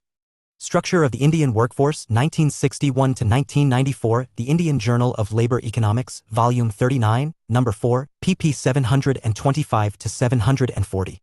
Government Reports. Annual Reports, Ministry of Labour, Government of India, Delhi. Census of India 2011, Primary Census Abstract, Registrar General of Census Operations, Ministry of Home Affairs, Government of India, Delhi. Economic Survey, Ministry of Finance, Government of India. Reports on Employment and Unemployment Situation in India, Ministry of Statistics and Planning, Government of India. Annual Report of Periodic Labour Force Survey 2017-18, National Statistical Office, Ministry of Statistics and Program Implementation, Government of India, New Delhi. Websites.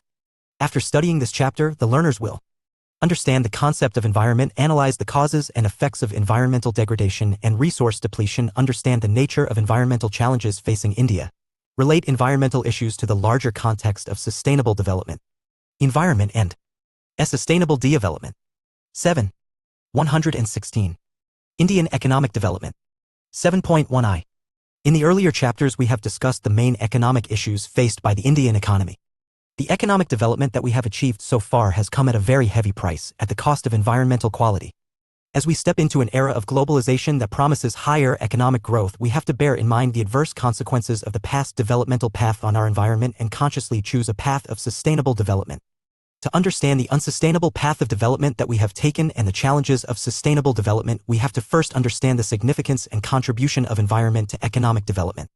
With this in mind, this chapter is divided into 3 sections. The first part deals with the functions and role of environment. The second section discusses the state of India's environment, and the third section deals with steps and strategies to achieve sustainable development. 7.2e Definition and F. Environment is defined as the total planetary inheritance and the totality of all resources. It includes all the biotic and abiotic factors that influence each other. While all living elements, the birds, animals and plants, forests, fisheries etc. are biotic elements, abiotic elements include air, water, land etc. Rocks and sunlight are examples of abiotic elements of the environment. A study of the environment then calls for a study of the interrelationship between these biotic and abiotic components of the environment. Functions of the environment. The environment performs 4 vital functions. It supplies resources. Resources here include both renewable and non-renewable resources. Renewable resources are those which can be used without the possibility of the resource becoming depleted or exhausted. That is, a continuous supply of the resource remains available. Examples of renewable resources are the trees in the forests and the fishes in the ocean.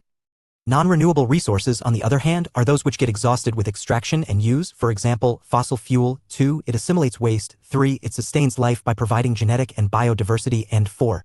It also provides aesthetic services like scenery, etc. The environment is able to perform these functions without any interruption as long as the demand on these.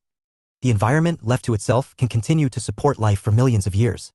The single most unstable and potentially disruptive element in the scheme is the human species. Human beings with modern technology have the capacity to bring about, intentionally or unintentionally, far-reaching and irreversible changes in the environment. Anonymous. 117. Environment and Sustainable Development. Work these out. Why has water become an economic commodity? Discuss. Fill in the following table with some common types of diseases and illnesses that are caused due to air, water, and noise pollution. Functions as within its carrying capacity. This implies that the resource extraction is not above the rate of regeneration of the resource and the wastes generated are within the assimilating capacity of the environment. When this is not so, the environment fails to perform its third and vital function of life sustenance, and this results in an environmental crisis. This is the situation today all over the world. The rising population of the developing countries and the affluent consumption and production standards of the developed world have placed a huge stress on the environment in terms of its first two functions. Many resources have become extinct and the wastes generated are beyond the absorptive capacity of the environment. Absorptive capacity means the ability of the environment to absorb degradation. The result, we are today at the threshold of environmental crisis. The past development has polluted and dried up rivers and other aquifers, making water an economic good. Besides, the intensive and extensive extraction of both renewable and non-renewable resources has exhausted some of these. Figure 7.1 Water bodies, small, snow-fed Himalayan streams are the few freshwater sources that remain unpolluted. 118. Indian economic development. Vital resources, and we are compelled to spend huge amounts on technology and research to explore new resources. Added to these are the health costs of degraded environmental quality, decline in air and water quality. 70% of water in India is polluted, have resulted in increased incidence of respiratory. Added to these are the health costs of degraded environmental quality, decline in air and water quality. 70% of water in India is polluted, have resulted in increased incidence of respiratory and waterborne diseases. Hence, the expenditure on health is also rising. To make matters worse, global environmental issues such as global warming and ozone depletion also contribute to increased financial commitments for the government. Box 7.1, Global warming. Global warming is a gradual increase in the average temperature of the Earth's lower atmosphere as a result of the increase in greenhouse gases since the Industrial Revolution. Much of the recent observed and projected global warming is human-induced. It is caused by man-made increases in carbon dioxide and other greenhouse gases through the burning of fossil fuels and deforestation. Adding carbon dioxide, methane, and such other gases that have the potential to absorb heat to the atmosphere with no other changes will make our planet's surface warmer. The atmospheric concentrations of carbon dioxide and CH have increased by 31% and 149%, respectively, above pre-industrial levels since 1750. During the past century, the atmospheric temperature has risen by 1.1 degrees Fahrenheit, 0.6 degrees Celsius, and sea level has risen several inches. Some of the longer-term results of global warming are melting of polar ice with a resulting rise in sea level and coastal flooding, disruption of drinking water supplies dependent on snow melts, extinction of species as ecological niches disappear, more frequent tropical storms, and an increased incidence of tropical diseases. Among factors that may be contributing to global warming are the burning of coal and petroleum products, sources of carbon dioxide, methane, nitrous oxide, ozone, deforestation, which increases the amount of carbon dioxide in the atmosphere, methane gas released in animal waste, and increased cattle production, which contributes to deforestation, methane production, and use of fossil fuels. A UN conference on climate change, held in Kyoto, Japan, in 1997, resulted in an international agreement to fight global warming which called for reductions in emissions of greenhouse gases by industrialized nations. Source. Thus, it is clear that the opportunity costs of negative environmental impacts are high. The biggest question that arises is, are environmental problems new to this century? If so, why? The answer to this question requires some elaboration. In the early days when civilization just began, or before this phenomenal increase in population, and before countries took to industrialization, the demand for environmental resources and services was much less than their supply. This meant that pollution was within the absorptive capacity of the 119. Environment and sustainable development. Box 7.2, Ozone depletion. Ozone depletion refers to the phenomenon of reductions in the amount of ozone in the stratosphere. The problem of ozone depletion is caused by high levels of chlorine and bromine compounds in the stratosphere. The origins of these compounds are chlorofluorocarbons, CFC, used as cooling substances in air conditioners and refrigerators, or as aerosol propellants, and bromofluorocarbons, halons, used in fire extinguishers. As a result of depletion of the ozone layer, more ultraviolet, UV radiation comes to Earth and causes damage to living organisms. UV radiation seems responsible for skin cancer in humans. It also lowers production of phytoplankton and thus affects other aquatic organisms. It can also influence the growth of terrestrial plants. A reduction of approximately 5% in the ozone layer was detected from 1979 to 1990. Since the ozone layer prevents most harmful wavelengths of ultraviolet light from passing through the Earth's atmosphere, observed and projected decreases in ozone have generated worldwide concern. This led to the adoption of the Montreal Protocol banning the use of chlorofluorocarbon, CFC, compounds, as well as other ozone-depleting chemicals such as carbon tetrachloride, trichloroethane, also known as methylchloroform, and bromine compounds known as halons. Source: environment and the rate of resource extraction was less than the rate of regeneration of these resources. Hence, environmental problems did not arise. But with population explosion and with the advent of industrial revolution to meet the growing needs of the expanding population, things changed. The result was that the demand for resources for both production and consumption went beyond the rate of regeneration of the resources. The pressure on the absorptive capacity of the environment increased tremendously. This trend continues even today. Thus, what has happened is a reversal of supply-demand relationship for environmental quality. We are now faced with increased demand for environmental resources and services, but their supply is limited due to overuse. Figure 7.2 Damodar Valley is one of India's most industrialized regions. Pollutants from the heavy industries along the banks of the Damodar River are converting it into an ecological disaster. 120. Indian economic development and misuse. Hence, the environmental issues of waste generation and pollution have become critical today. 7.3 State of IE. India has abundant natural resources in terms of rich quality of soil, hundreds of rivers and tributaries, lush green forests, plenty of mineral deposits beneath the land surface, vast stretch of the Indian Ocean, ranges of mountains, etc. The black soil of the Deccan Plateau is particularly suitable for cultivation of cotton, leading to concentration of textile industries in this region.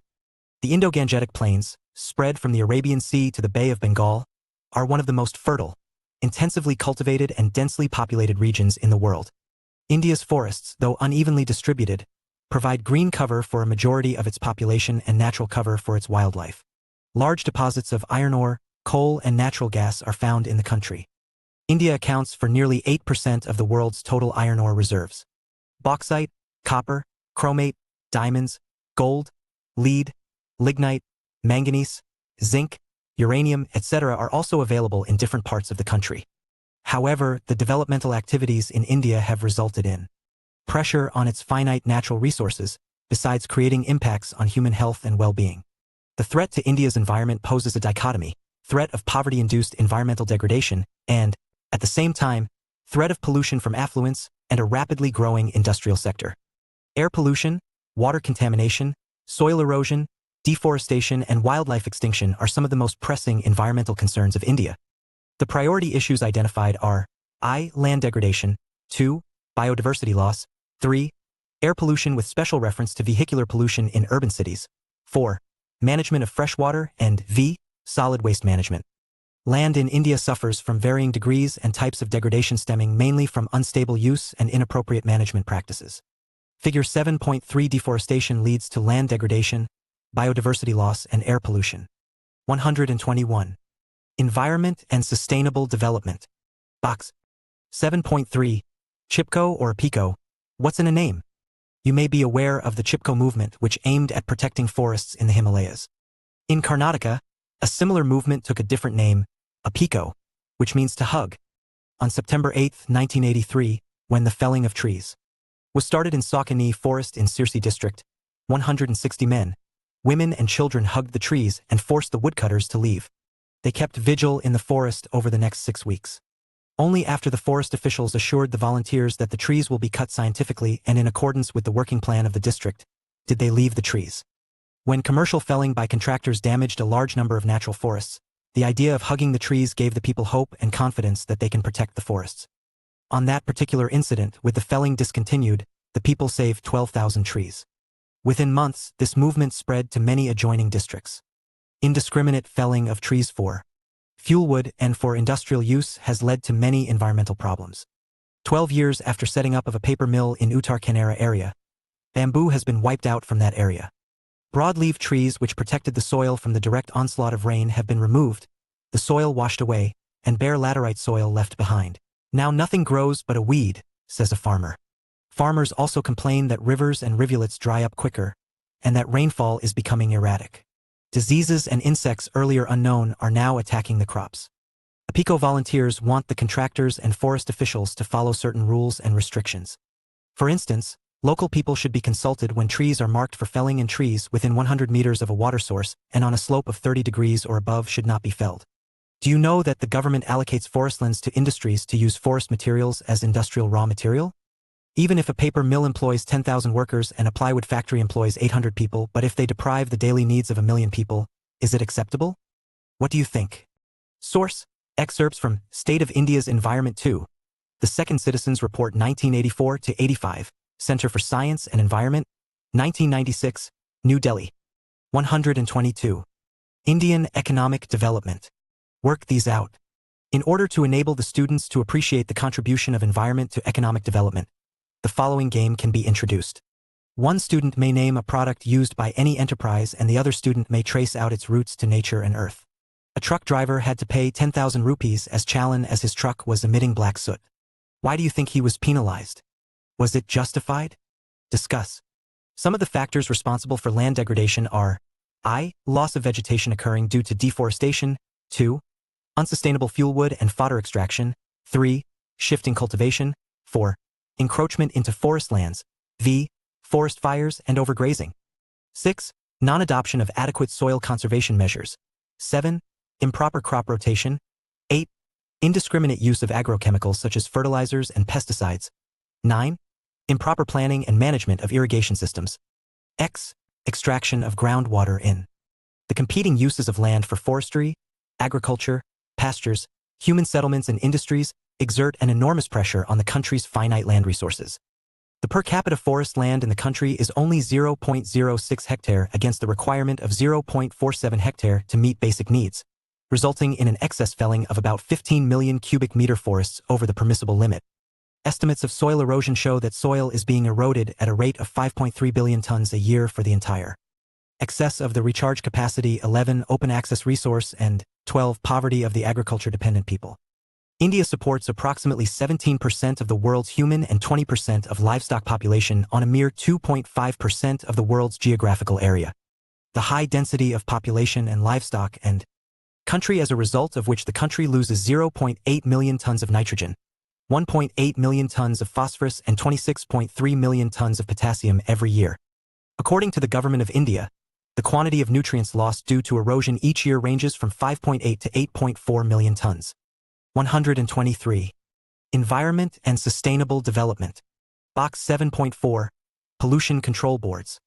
In order to address two major environmental concerns in India, viz., water and air pollution, the government set up the Central Pollution Control Board, CPCB, in 1974. This was followed by states establishing their own state-level boards to address all the environmental concerns. They investigate, collect, and disseminate information relating to water, air, and land pollution, lay down standards for sewage/trade effluent and emissions. These boards provide technical assistance to governments in promoting cleanliness of streams and wells by prevention, control, and abatement of water pollution, and improve the quality of air and to prevent, control, or abate air pollution in the country. These boards also carry out and sponsor investigation and research relating to problems of water and air pollution, and for their prevention, control, or abatement.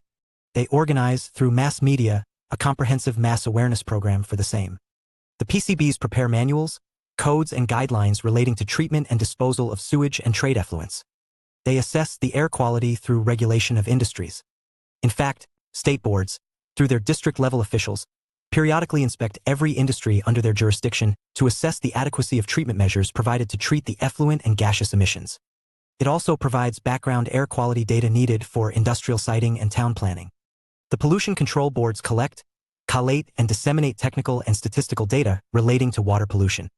They monitor the quality of water in 125 rivers, including the tributaries, wells, lakes, creeks, ponds, tanks, drains, and canals. Visit a nearby factory/irrigation department and collect the details of measures that they adopt to control water and air pollution. You might be seeing advertisements in newspapers, radio and television, or billboards in your locality on awareness programs relating to water and air pollution. Collect a few news clippings, pamphlets, and other information and discuss them in the classroom. In India, air pollution is widespread in urban areas where vehicles are the major contributors, and in a few other areas which have a high concentration of industries and thermal power plants. Vehicular emissions are of particular concern since these are ground-level sources and, thus, have the maximum impact on the general population. The number of motor vehicles has increased from about 3 lakh in 1951 to 30 crores in 2019. In 2016, personal transport vehicles, two-wheeled vehicles and cars only, constituted about 85% of the total number of registered vehicles, thus contributing significantly to total air pollution load. India is one of the 10 most industrialist nations of the world. But this status has brought with it unwanted and unanticipated consequences, such as unplanned urbanization, pollution, and the risk of accidents. The CPCB Central Pollution 124.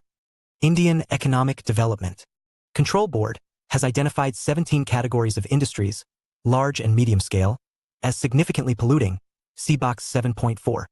Allow all future generations to have a potential average quality of life that is at least as high as that which is being enjoyed by the current generation. The concept of sustainable development was emphasized by the United Nations Conference on Environment and Development, UNCED, which defined it as development that meets the need of the present generation without compromising the ability of the future generation to meet their own needs. Read the definition again. You will notice that the term need and the phrase future generations in the definition are the catchphrases. The use of the concept needs in the definition is linked to distribution of resources. The seminal report Our Common Future that gave the above definition explained sustainable development as meeting the basic needs of all and extending to all the opportunity to satisfy their aspirations for a better life. Meeting the needs of all requires redistributing resources and is hence a moral issue. Edward Barbier defines sustainable development as one which is directly concerned with increasing the material standard of living of the poor at the grassroots level. This can be quantitatively measured in terms of increased income, real income, educational services, healthcare, sanitation, water supply, etc. In more specific terms, sustainable development aims at decreasing the absolute poverty of the poor by providing lasting and secure livelihoods that minimize resource depletion. Environmental. The above points highlight the challenges to India's environment. The various measures adopted by the Ministry of Environment and the central and state pollution control boards may not yield reward unless we consciously adopt a path of sustainable development. The concern for future generations alone can make development last forever. Development to enhance our current living styles without concern for posterity will deplete resources and degrade environment at a pace that is bound to result in both environmental and economic crisis. 7.4 SD. Environment and economy are interdependent and need each other. Hence, development that ignores its repercussions on the environment will destroy the environment that sustains life forms. What is needed is sustainable development, development that will work this out. You can see a column on the measure of air pollution in any national daily. Cut out the news item a week before Diwali, on the day of Diwali, and 2 days after Diwali. Do you observe a significant difference in the value? Discuss in your class. 125. Environment and sustainable development. Degradation, cultural disruption, and social instability. Sustainable development is, in a sense, a development that meets the basic needs of all, particularly the poor majority, for employment, food, energy, water, housing, and ensures growth of agriculture, manufacturing, power, and services to meet these needs. The Brundtland Commission emphasizes on protecting the future generation. This is in line with the argument of the environmentalists who emphasize that we have a moral obligation to hand over the planet Earth in good order to the future generation, that is, the present generation should bequeath a better environment to the future generation. At least we should leave to the next generation a stock of quality of life assets no less than what we have inherited. The present generation can promote development that enhances the natural and built environment in ways that are compatible with I. Conservation of natural assets. 2. Preservation of the regenerative capacity of the world's natural ecological system. 3. Avoiding the imposition of added costs or risks on future generations. According to Herman Daly, a leading environmental economist, to achieve sustainable development, the following needs to be done. I. Limiting the human population to a level within the carrying capacity of the environment. The carrying capacity of the environment is like a plimsoll line of the ship, which is its load limit mark. In the absence of the plimsoll line for the economy, human scale grows beyond the carrying capacity of the Earth and deviates from sustainable development. 2. Technological progress should be input efficient and not input consuming. 3. Renewable resources should be extracted on a sustainable basis, that is, rate of extraction should not exceed rate of regeneration. 4. For non-renewable resources, rate of depletion should not exceed the rate of creation of renewable substitutes. And v. Inefficiencies arising from pollution should be corrected. In 2015, the UN formulated 17 Sustainable Development Goals, SDGs, intended to be achieved by the year 2030. Collect the details of those goals and discuss them in the context of India. 7.5 Strategies for SD. Use of non-conventional sources of energy. India, as you know, is hugely dependent on thermal and hydro power plants to meet its power needs. Both of these have adverse environmental impacts. Thermal power plants emit large quantities of carbon dioxide, which is a greenhouse gas. It also produces fly ash, which, if not used properly, can cause pollution of water bodies, land, and other components of the environment. Hydroelectric projects inundate forests and interfere with the natural flow of water in catchment areas and the river basins. Wind power and solar rays are good examples of conventional. In recent years, some efforts are being taken to tap these energy resources. Collect the details of one such unit set up in your area, if any, and discuss in the class. 126. Indian economic development. LPG, gobar gas in rural areas. Households in rural areas generally use wood, dung cake, or other biomass as fuel. This practice has several adverse implications like deforestation, reduction in green cover, wastage of cattle dung, and air pollution. To rectify the situation, subsidized LPG is being provided. In addition, gobar gas plants are being provided through easy loans and subsidy. As far as liquefied petroleum gas, LPG, is concerned, it is a clean fuel. It reduces household pollution to a large extent. Also, energy wastage is minimized. For the gobar gas plant to function, cattle dung is fed to the plant and gas is produced, which is used as fuel, while the slurry which is left over is a very good organic fertilizer and soil conditioner. CNG in urban areas. In Delhi, the use of compressed natural gas, CNG, as fuel in public transport system has significantly lowered air pollution and the air has become cleaner. In the last few years, many other Indian cities also began to use CNG. Wind power. In areas where speed of wind is usually high, windmills can provide electricity without any adverse impact on the environment. Wind turbines move with the wind and electricity is generated. No doubt the initial cost is high, but the benefits are such that the high cost gets easily absorbed. Work this out. Why in Delhi, buses and other public transport vehicles uses CNG as fuel instead of petrol or diesel. Some vehicles use convertible engines. Solar energy is being used to light up the streets. What do you think about these changes? Delhi also adopted odd/even scheme to restrict the use of vehicles with registration ending with odd/even numbers on alternative days for specific period in a year. Organize a debate in class on the need for sustainable development practices in India. Figure 7.4 Gobar gas plant uses cattle dung to produce energy. 127. Environment and sustainable development. Solar power through photovoltaic cells. India is naturally endowed with a large quantity of solar energy in the form of sunlight. We use it in different ways.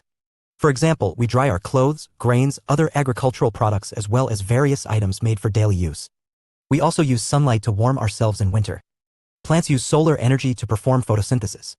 Now, with the help of photovoltaic cells, solar energy can be converted into electricity. These cells use special kind of materials to capture solar energy and then convert the energy into electricity. This technology is extremely useful for remote areas and for places where supply of power through grid or power lines is either not possible or proves very costly. This technique is also totally free from pollution. In recent years, India is taking efforts to increase the power generation through solar. India is also leading an international body called International Solar Alliance, ISA. Many hydel plants in mountainous regions, streams can be found almost everywhere. A large percentage of such streams are perennial. Many hydel plants use the energy of such streams to move small turbines. The turbines generate electricity which can be used locally. Such power plants are more or less environment friendly as they do not change the land use pattern in areas where they are located. They generate enough power to meet local demands. This means that they can also do away with the need for large-scale transmission towers and cables and avoid transmission loss. Traditional knowledge and practices. Traditionally, Indian people have been close to their environment. They have been more a component of the environment and not its controller. If we look back at our agriculture system, healthcare system, housing, transport, etc., we find that all practices have been environment-friendly. Only recently have we drifted away from the traditional systems and caused large-scale damage to the environment and also our rural heritage. Now it is time to go back. One apt example is in healthcare. India is very much privileged to have about 15,000 species of plants which have medicinal properties. About 8,000 of these are in regular use in various systems of treatment, including the folk tradition. With the sudden onslaught of the Western system of treatment, we ignored our traditional systems such as Ayurveda, Unani, Tibetan, and folk systems. These healthcare systems are in great demand again for treating chronic health problems. Nowadays, every cosmetic produce, hair oil, toothpaste, body lotion, face cream, and whatnot is herbal in composition. Not only are these products environment-friendly, they are relatively free from side effects and do not involve large-scale industrial and chemical. Not only are these products environment-friendly, they are relatively free from side effects and do not involve large-scale industrial and chemical processing. Biocomposting. In our quest to increase agricultural production during the last 5 decades or so, we almost totally neglected the use of compost and completely switched over to chemical fertilizers. The result is that large tracts of productive land have 128. Indian economic development been adversely affected. Water bodies including groundwater system have suffered due to chemical contamination, and demand for irrigation has been going up year after year. Farmers in large numbers all over the country have again started using compost made from organic wastes of different types. In certain parts of the country, cattle are maintained only because they produce dung, which is an important fertilizer and soil conditioner. Earthworms can convert organic matter into compost faster than the normal composting process. This process is now being widely used. Indirectly, the civic authorities are benefited too, as they have to dispose reduced quantity of waste. Biopest control. With the advent of Green Revolution, the entire country entered into a frenzy to use more and more chemical pesticides for higher yield. Soon, the adverse impacts began to show. Food products were contaminated, soil, water bodies, and even groundwater were polluted with pesticides. Even milk, meat, and fishes were found to be contaminated. To meet this challenge, efforts are on to bring in better methods of pest control. One such step is the use of pesticides based on plant products. Neem trees are proving to be quite useful. Several types of pest-controlling chemicals have been isolated from neem, and these are being used. Mixed cropping and growing different crops in consecutive years on the same land have also helped farmers. In addition, awareness is spreading about various animals and birds which help in controlling pests. For example, snakes are one of the prime group of animals which prey upon rats, mice, and various other pests. Similarly, large varieties of birds, for example, owls and peacocks, prey upon vermin and pests. If these are allowed to dwell around the agricultural areas, they can clear large varieties of pests, including insects. Lizards are also important in this regard. We need to know their value and save them. Sustainable development has become a catchphrase today. It is indeed a paradigm shift in development thinking. Though it has been interpreted in a number of ways, adherence to this path ensures lasting development and non-declining welfare for all. 7.6c. Economic development, which aimed at increasing the production of goods and services to meet the needs of a rising population, puts greater pressure on the environment. In the initial stages of development, the demand for environmental resources was less than that of supply. Now the world is faced with increased demand for environmental resources, but their supply is limited due to overuse and misuse. Sustainable development aims at promoting the kind of development that minimizes environmental problems and meets the needs of the present generation without compromising the ability of the future generation to meet their own needs. 129. Environment and sustainable development. 1. What is meant by environment? 2. What happens when the rate of resource extraction exceeds that of their regeneration? 3. Classify the following into renewable and non-renewable resources. I. Trees. 2. Fish. 3. Petroleum. 4. Coal. V. Iron ore. 6. Water. 4. Two major environmental issues facing the world today are and 5. How do the following factors contribute to the environmental crisis in India? What problem do they pose for the government? I. Rising population. 2. Air pollution. Exercises. Recap. Why environment performs 4 functions: supplies resources, assimilates wastes, sustains life by providing genetic and biodiversity, and provides aesthetic services. Why? Population explosion, affluent consumption, and production have placed a huge stress on the environment. Developmental activities in India have put immense pressure on its finite natural resources, besides creating impact on human health and well-being. Why the threat to India's environment is of 2 dimensions: threat of poverty-induced environmental degradation and the threat of pollution from affluence and a rapidly growing industrial sector. Why, though the government through various measures attempts to safeguard the environment, it is also necessary to adopt a path of sustainable development. Why sustainable development is development that meets the need of the present generation without compromising the ability of the future generation to meet their own needs. Why promotion of natural resources, conservation, preserving regenerative capacity of ecological system, and avoiding the imposition of environmental risks on future generations would lead to sustainable development. 130. Indian economic development. 3. Water contamination. 4. Affluent consumption standards. V. Illiteracy. 6. Industrialization. 7. Urbanization. 8. Reduction of forest coverage. 9. Poaching and X. Global warming. 6. What are the functions of the environment? 7. Identify 6 factors contributing to land degradation in India. 9. Outline the steps involved in attaining sustainable development in India. 10. India has abundant natural resources. Substantiate the statement. 11. Is environmental crisis a recent phenomenon? If so, why? 14. Correction for environmental damages involves opportunity costs. Explain. 16. Highlight any 2 serious adverse environmental consequences of development in India. India's environmental problems pose a dichotomy. They are poverty-induced and, at the same time, due to affluence in living standards. Is this true? 17. What is sustainable development? 18. Keeping in view your locality, describe any 4 strategies of sustainable development. 19. Explain the relevance of intergenerational equity in the definition of sustainable development. 8. Explain how the opportunity costs of negative environmental impact are high. 12. Give 2 instances of A. Overuse of environmental resources. B. Misuse of environmental resources. 13. State any 4 pressing environmental concerns of India. 15. Explain how the supply-demand reversal of environmental resources account for the current environmental crisis. 1. Suppose 70 lakh cars are added every year to the roads of metropolitans. Which type of resources do you think are undergoing depletion? Discuss. 2. Make a list of items that can be recycled. Suggested additional activities. 131. Environment and sustainable development. 3. Prepare a chart on the causes and remedies of soil erosion in India. 4. How does population explosion contribute to the environmental crisis? Debate in the classroom. 5. The nation has to pay heavily for correcting environmental damages. Discuss. 6. A paper factory is to be set up in your village. Arrange a role play consisting of an activist, an industrialist, and a group of villagers. B. ANSN. 1996. Global Warming in an Unequal World. Center for Science and Environment, reprint edition, New Delhi. BE 2005. Textbook of Environmental Studies for Undergraduate Courses, Universities Press, India, Private Ltd. See Entree for S. Science and E. 1996. State of India's Environment 1, The First Citizens Report 1982. Reprint edition, New Delhi. See Entree for S. Science and E. 1996. State of India's Environment 2, The Second Citizens Report 1985, reprint edition, New Delhi. Karpagam, M. 2001. Environmental Economics, a textbook. Sterling Publishers, New Delhi. R. 2005. Environmental Studies, From Crisis to Cure.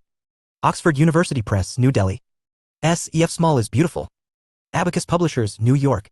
Reports. State of India's Environment for various years, Center for Science and Environment, New Delhi. Journals. Scientific American, India, Special Issue, September 2005. Down to Earth, Center for Science and Environment, New Delhi. Websites. References. Development Experiences of India, a comparison with neighbors. In today's globalized world, where geographical boundaries are slowly becoming meaningless, it is important for neighboring countries in the developing world to understand the development strategies being pursued by their neighbors. This is more so because they share the relatively limited economic space in world markets. In this unit, we will compare India's developmental experiences with 2 of its important and strategic neighbors, Pakistan and China. After studying this chapter, the learners will figure out comparative trends in various economic and human development indicators of India and its neighbors, China and Pakistan, assess the strategies that these countries have adopted to reach their present state of development. See Comparative Development Experiences of India and its neighbors. 8. 135. Comparative Development Experiences of India and its neighbors. 8.1i. In the preceding units, we studied the developmental experience of India in detail. We also studied the kind of policies India adopted, which had varying impacts in different sectors. Over the last 2 decades or so, the economic transformation that is taking place in different countries across the world, partly because of the process of globalization, has both short as well as long-term implications for each country, including India. Nations have been primarily trying to adopt various means which will strengthen their own domestic economies. To this effect, they are forming regional and global economic groupings such as the SARC, European Union, ASEAN, G8, G20, BRICS, etc. In addition, there is also an increasing eagerness on the parts of various nations to try and understand the developmental processes pursued by their neighboring nations, as it allows them to better comprehend their own strengths and weaknesses vis-a-vis their neighbors. In the unfolding process of globalization, this is particularly considered essential by developing countries as they face competition not only from developed nations but also amongst themselves in the relatively limited economic space enjoyed by the developing world. Besides, an understanding of the other economies in our neighborhood is also required, as all major common economic activities in the region impinge on overall human development in a shared environment. In this chapter, we will compare the developmental strategies pursued by India and the largest 2 of its neighboring economies, Pakistan and China. It has to be remembered that despite being endowed with vast natural resources, there is little similarity between the political power setup of India, the largest democracy of the world which is wedded to a secular and deeply liberal constitution for more than half a century, and the militarist political power structure of Pakistan or the command economy of China that has only recently started moving towards a democratic system and more liberal economic restructuring respectively. 8.2 de VELOPMENTALPASV. Do you know that India, Pakistan, and China have many similarities in their developmental strategies? All the three nations have started towards their developmental path at the same time. While India and Pakistan became independent nations in 1947, People's Republic of China was established in 1949. In a speech at that time, geography has made us neighbors. History has made us friends. Economics has made us partners, and necessity has made us allies. Those whom God has so joined together, let no man put asunder. John F. Kennedy. 136. Indian economic development. Jawaharlal Nehru had said, these new and revolutionary changes in China and India, even though they differ in content, symbolize the new spirit of Asia and new vitality which is finding expression in the countries in Asia. All three countries had started planning their development strategies in similar ways. While India announced its first five-year plan for 1951 to 56, Pakistan announced its first five-year plan, now called the Medium-Term Development Plan, in 1956.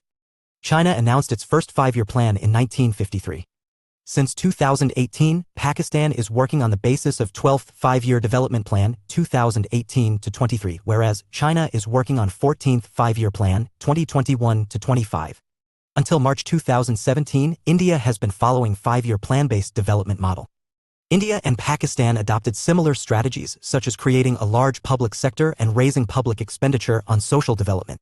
Till the 1980s, all the three countries had similar growth rates and per capita incomes. Where do they stand today in comparison to one another? Before we answer this question, let us trace the historical path of developmental policies in China and Pakistan. After studying the last three units, we already know what policies India has been adopting since its independence. China, after the establishment of People's Republic of China under one-party rule, all critical sectors of the economy, enterprises and lands owned and operated by individuals were brought under government control. The Great Leap Forward (GLF) campaign initiated in 1958 aimed at industrializing the country on a massive scale. People were encouraged to set up industries in their backyards. In rural areas, communes were started. Under the commune system, people collectively cultivated lands.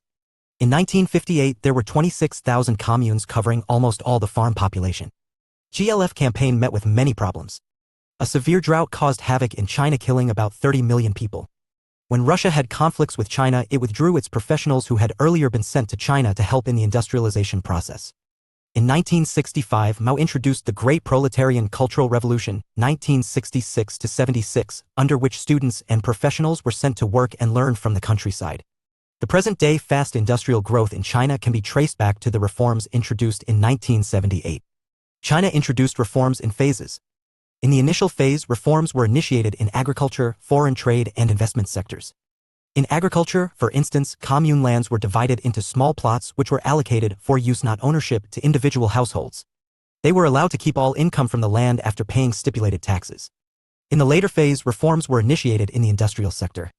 Private sector firms in general and township and village enterprises, i.e., those enterprises which were owned and operated by local collectives in particular, were allowed to produce.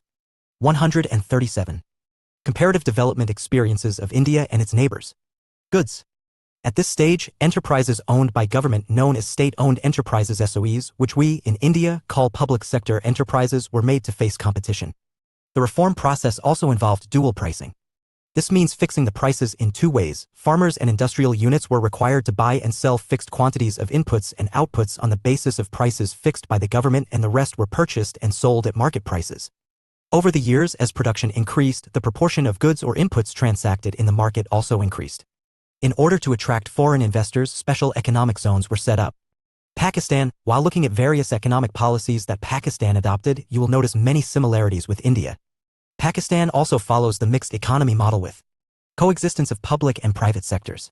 In the late 1950s and 1960s, Pakistan introduced a variety of regulated policy framework for import substitution-based industrialization.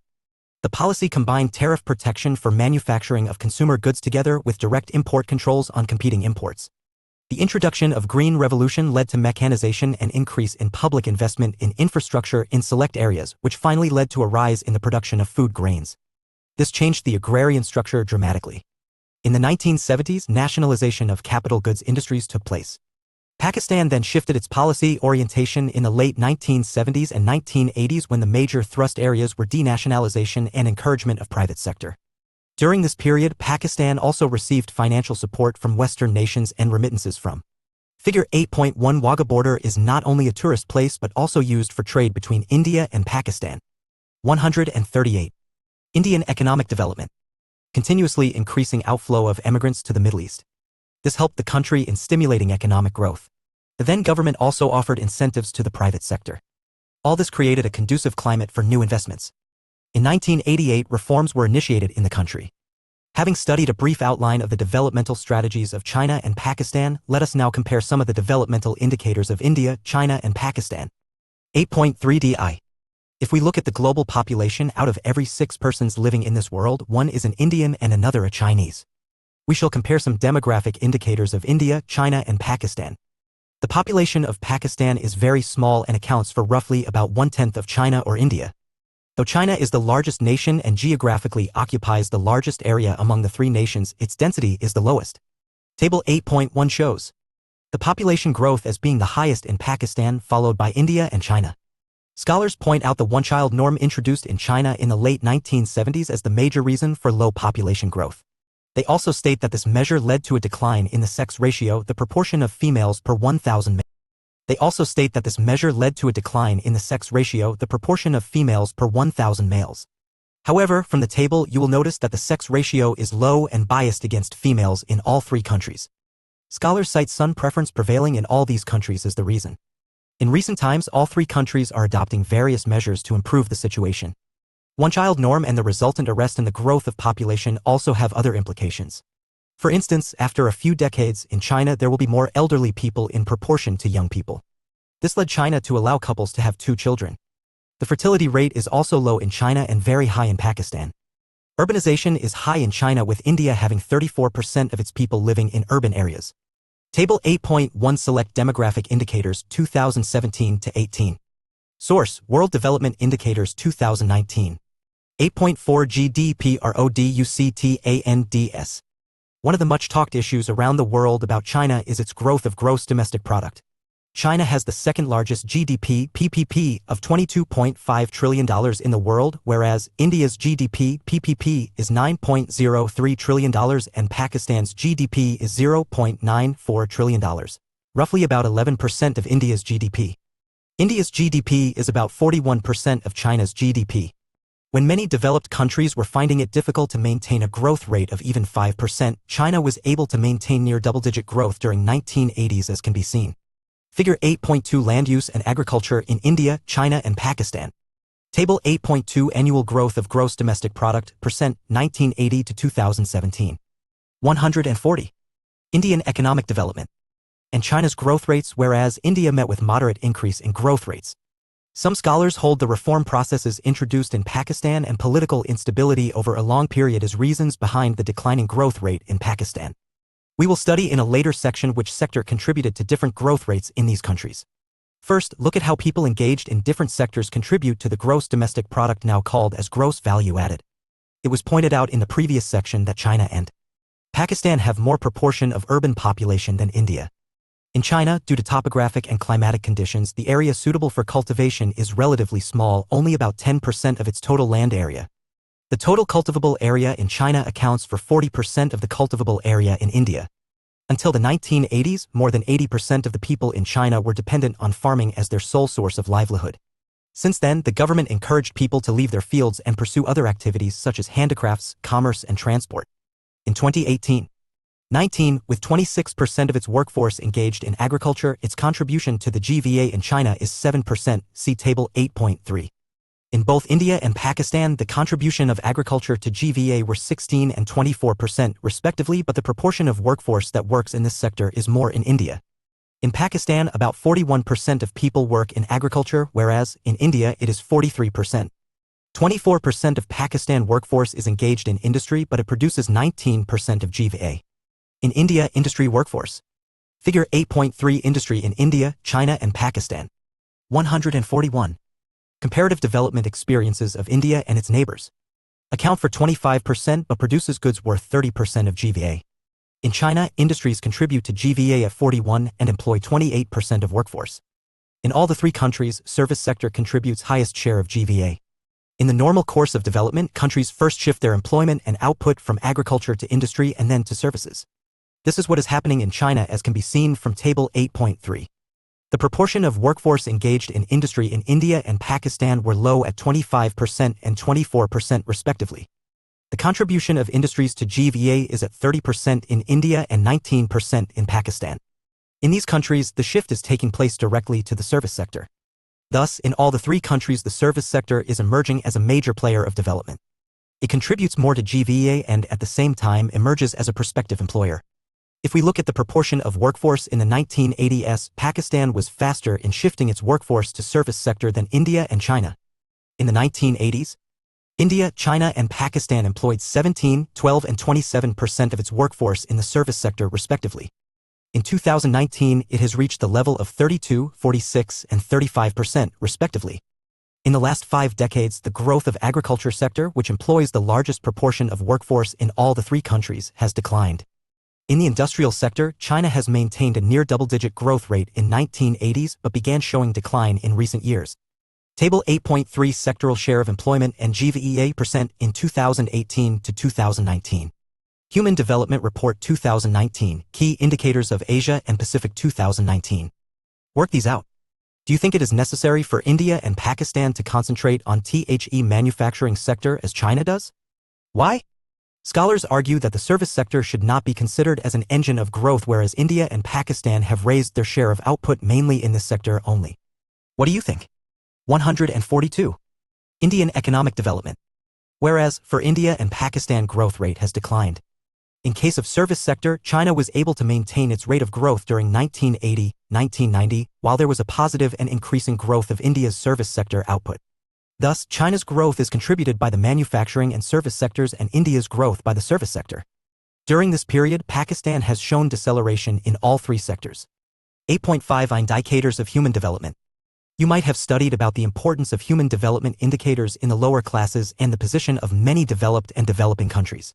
Let us look how India, China, and Pakistan have performed in some of the select indicators of human development. Look at Table 8.5. Table 8.4 Trends in output growth in different sectors, 1980 to 2015. Table 8.5 Some selected indicators of human development, 2017 to 2019. Note, asterisk for the year 2011, for the years 2015. Sources, Human Development Report 2019 and 2020 and World Development Indicators Key Indicators for Asia and the Pacific 2019, Asian Development Bank, ADB. 143. Comparative development experiences of India and its neighbors. Table 8.5 shows that China is moving ahead of India and Pakistan. This is true for many indicators, income indicators such as GDP per capita or proportion of population below poverty line, or health indicators such as mortality rates, access to sanitation, literacy, life expectancy, or malnourishment. China and Pakistan are ahead of India in reducing proportion of people below the poverty line and also their performance in sanitation. But India and Pakistan have not been able to save women from maternal mortality. In China, for 1 lakh births, only 29 women die, whereas in India and Pakistan, about 133 and 140 women die respectively. Surprisingly, all the three countries report providing improved drinking water sources for most of its population. China has the smallest share of poor among the three countries. Find out for yourself how these differences occur. In dealing with or making judgments on such questions, however, we should also note a problem while using the human development indicators given above with conviction. This occurs because these are all extremely important indicators, but these are not sufficient. Along with these, we also need what may be called liberty indicators. One such indicator has actually been added as a measure of the extent of democratic participation in social and political decision-making, but it has not been given any extra weight. Some obvious liberty indicators, like measures of the extent of constitutional protection given to rights of citizens or the extent of constitutional protection of the independence of the judiciary and the rule of law, have not even been introduced so far. Without including these, and perhaps some more, and giving them overriding importance in the list, the construction of a human development index may be said to be incomplete and its usefulness limited. 8.6 DSA. It is common to find developmental strategies of a country as a model to others for lessons and guidance for their own development. It is particularly evident after the introduction of the reform process in different parts of the world. In order to learn from economic performance of our neighboring countries, it is necessary to have an understanding of the roots. In order to learn from economic performance of our neighboring countries, it is necessary to have an understanding of the roots of their successes and failures. It is also necessary to distinguish between and contrast the different phases of their strategies. Though countries go through their development phases differently, let us take the initiation of reforms as a point of reference. We know that reforms were initiated in China in 1978, Pakistan in 1988, and India in 1991. Let us briefly assess their achievements and failures in pre- and post-reform periods. Why did China introduce structural reforms in 1978? China did not have any compulsion to introduce. 144. Indian economic development. Reforms as dictated by the World Bank and International Monetary Fund to India and Pakistan. The new leadership at that time in China was not happy with the slow pace of growth and lack of modernization in the Chinese economy under the Maoist rule.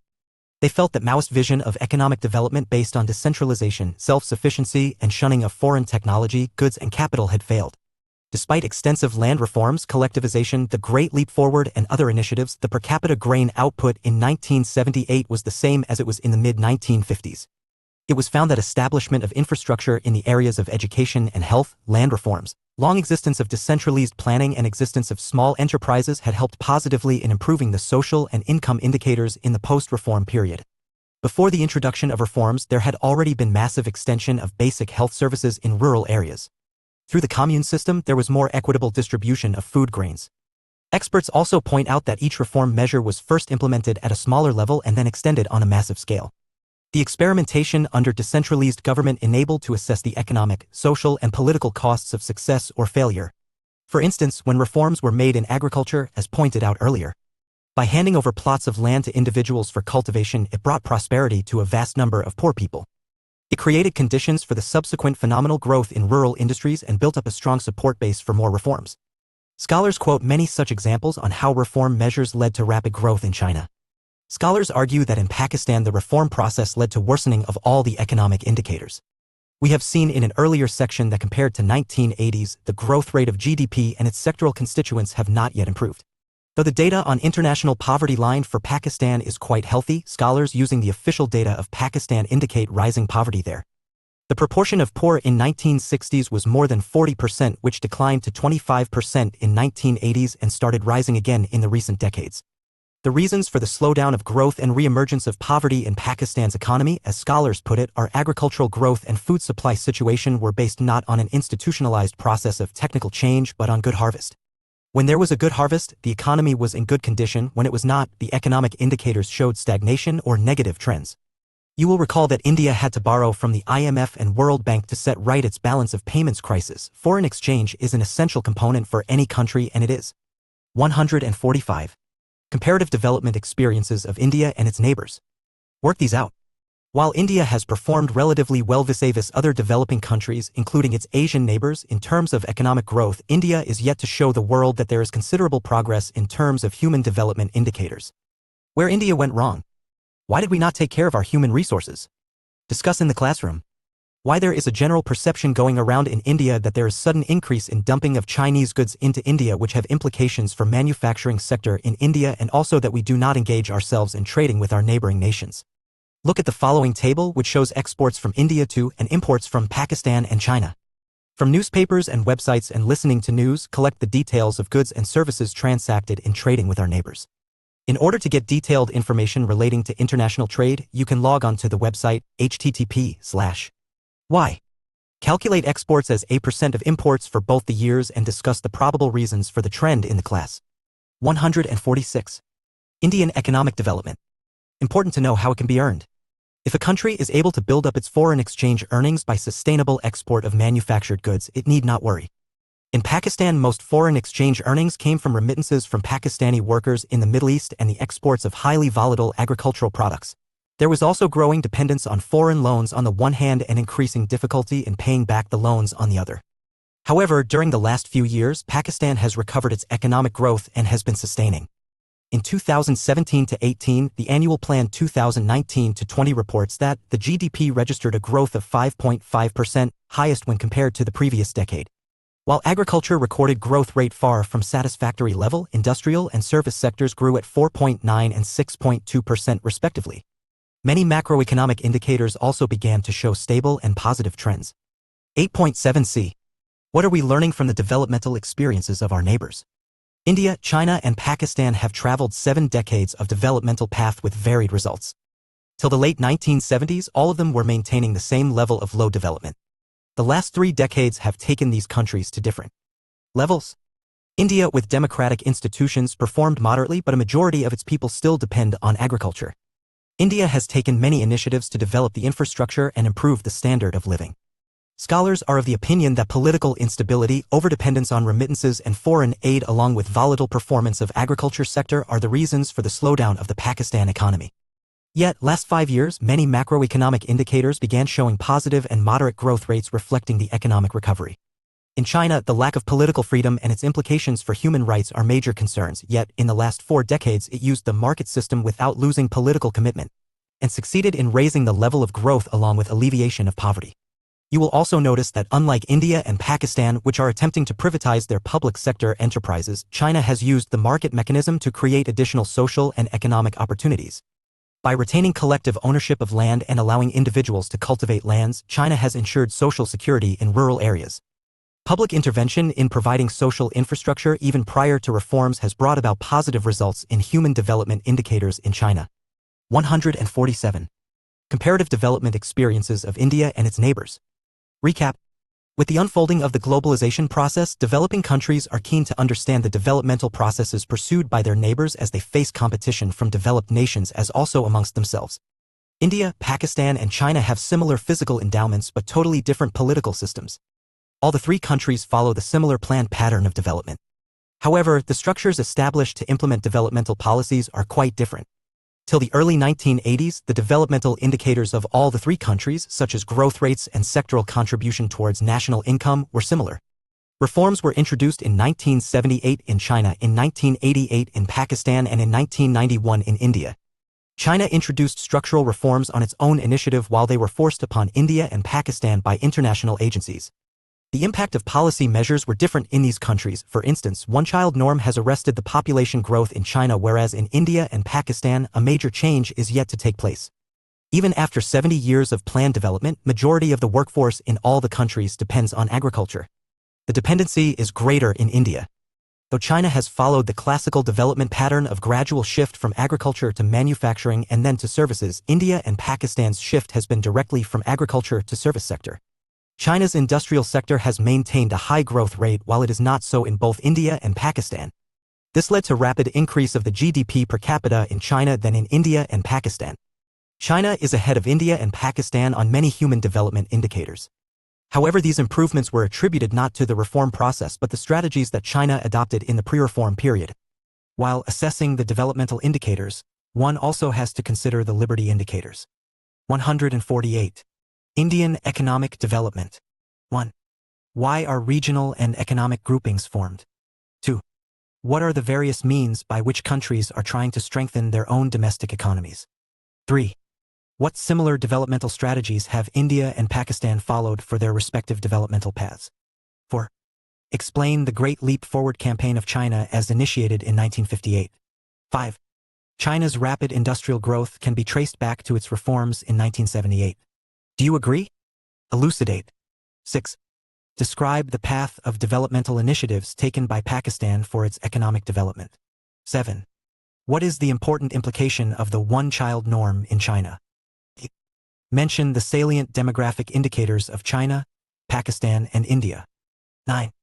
Compare and contrast India and China's sectoral contribution towards GVA/GDP. What does it indicate? 10. Mention the various indicators of human development. 11.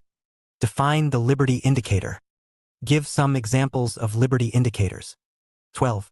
Evaluate the various factors that led to the rapid growth in economic development in China. 13. Group the following features pertaining to the economies of India, China, and Pakistan under 3 heads.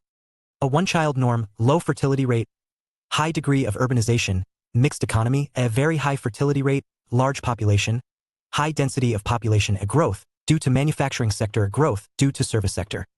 Exercises. 149. Comparative development experiences of India and its neighbors. 14. Give reasons for the slow growth and reemergence of poverty in Pakistan. 15. Compare and contrast the development of India, China, and Pakistan with respect to some salient human development indicators. 16. Comment on the growth rate trends witnessed in China and India in the last 2 decades. 17. Fill in the blanks. A first 5-year plan of commenced in the year 1956. Pakistan/China. B. Maternal mortality rate is high in China/Pakistan. C. Proportion of people below poverty line is more in India/Pakistan. D. Reforms in were introduced in 1978. China/Pakistan. 1. Organize a class debate on the issue of free trade between India and China and India and Pakistan. 2. You are aware that cheap Chinese goods are available in the market, for example, toys, electronic goods, clothes, batteries, etc. Do you think that these products are comparable in quality and price with their Indian counterparts? Do they create a threat to our domestic producers? Discuss. 3. Do you think India can introduce the one-child norm like China to reduce population growth? Organize a debate on the policies that India can follow to reduce population growth. 4. China's growth is mainly contributed by the manufacturing sector and India's growth by the service sector. Prepare a chart showing the relevance of the statement with respect to the structural changes in the last decade in the respective countries. 5. How is China able to lead in all the human development indicators? Discuss in the classroom. Use Human Development Report of the latest year. Suggested additional activities. 150. Indian Economic Development. Books. D. J. Een and A.S. 1996. India. Economic Development and Social Opportunity. Oxford University Press, New Delhi. Articles. R.A. 2002. The Chinese Economic Miracle. Lessons to be learnt. Economic and Political Weekly, September 14, pp. 3835 to 3848. Z.S. A. 1999. Is poverty now a permanent phenomenon in Pakistan? Economic and Political Weekly, October 9, pp. 2943 to 2951. Government Reports. Annual Plan 2016-17, Ministry of Planning, Development and Reform, Government of Pakistan accessed from http:// on January 2, 2017. Economic Survey, Ministry of Finance, Government of India, for various years. Human Development Report 2005, United Nations Development Programme, Oxford University Press, Oxford. Labor Market Indicators, 3rd edition, International Labour Organization, Geneva. Pakistan, National Human Development Report 2003, United Nations Development Programme, 2nd impression 2004. World Development Report 2005, The World Bank, Oxford University Press, New York. World Development Indicators for various years, World Bank, Washington. Human Development Report for various years, United Nations Development Programme, Geneva. Key Indicators of Asia and Pacific 2016, Asian Development Bank, Philippines. Websites. References. Glossary. The Association of Southeast Asian Nations, ASEAN. It is a political, economic, and cultural organization of countries located in Southeast Asia, Thailand, Indonesia, Malaysia, Singapore, the Philippines, Brunei Darussalam, Cambodia, Laos, Myanmar, and Vietnam. Balance of Payments, BOP. It is a statistical statement summarizing all the external transactions, receipts, and payments on current and capital account in which a country is involved over a period of time, say, a year. As the BOP shows the total assets and obligations over a time period, it always balances. Barriers to entry. This refers to the factors which make it disadvantageous for new entrants to enter an industry as compared with the firms already established within the industry. Better compliance.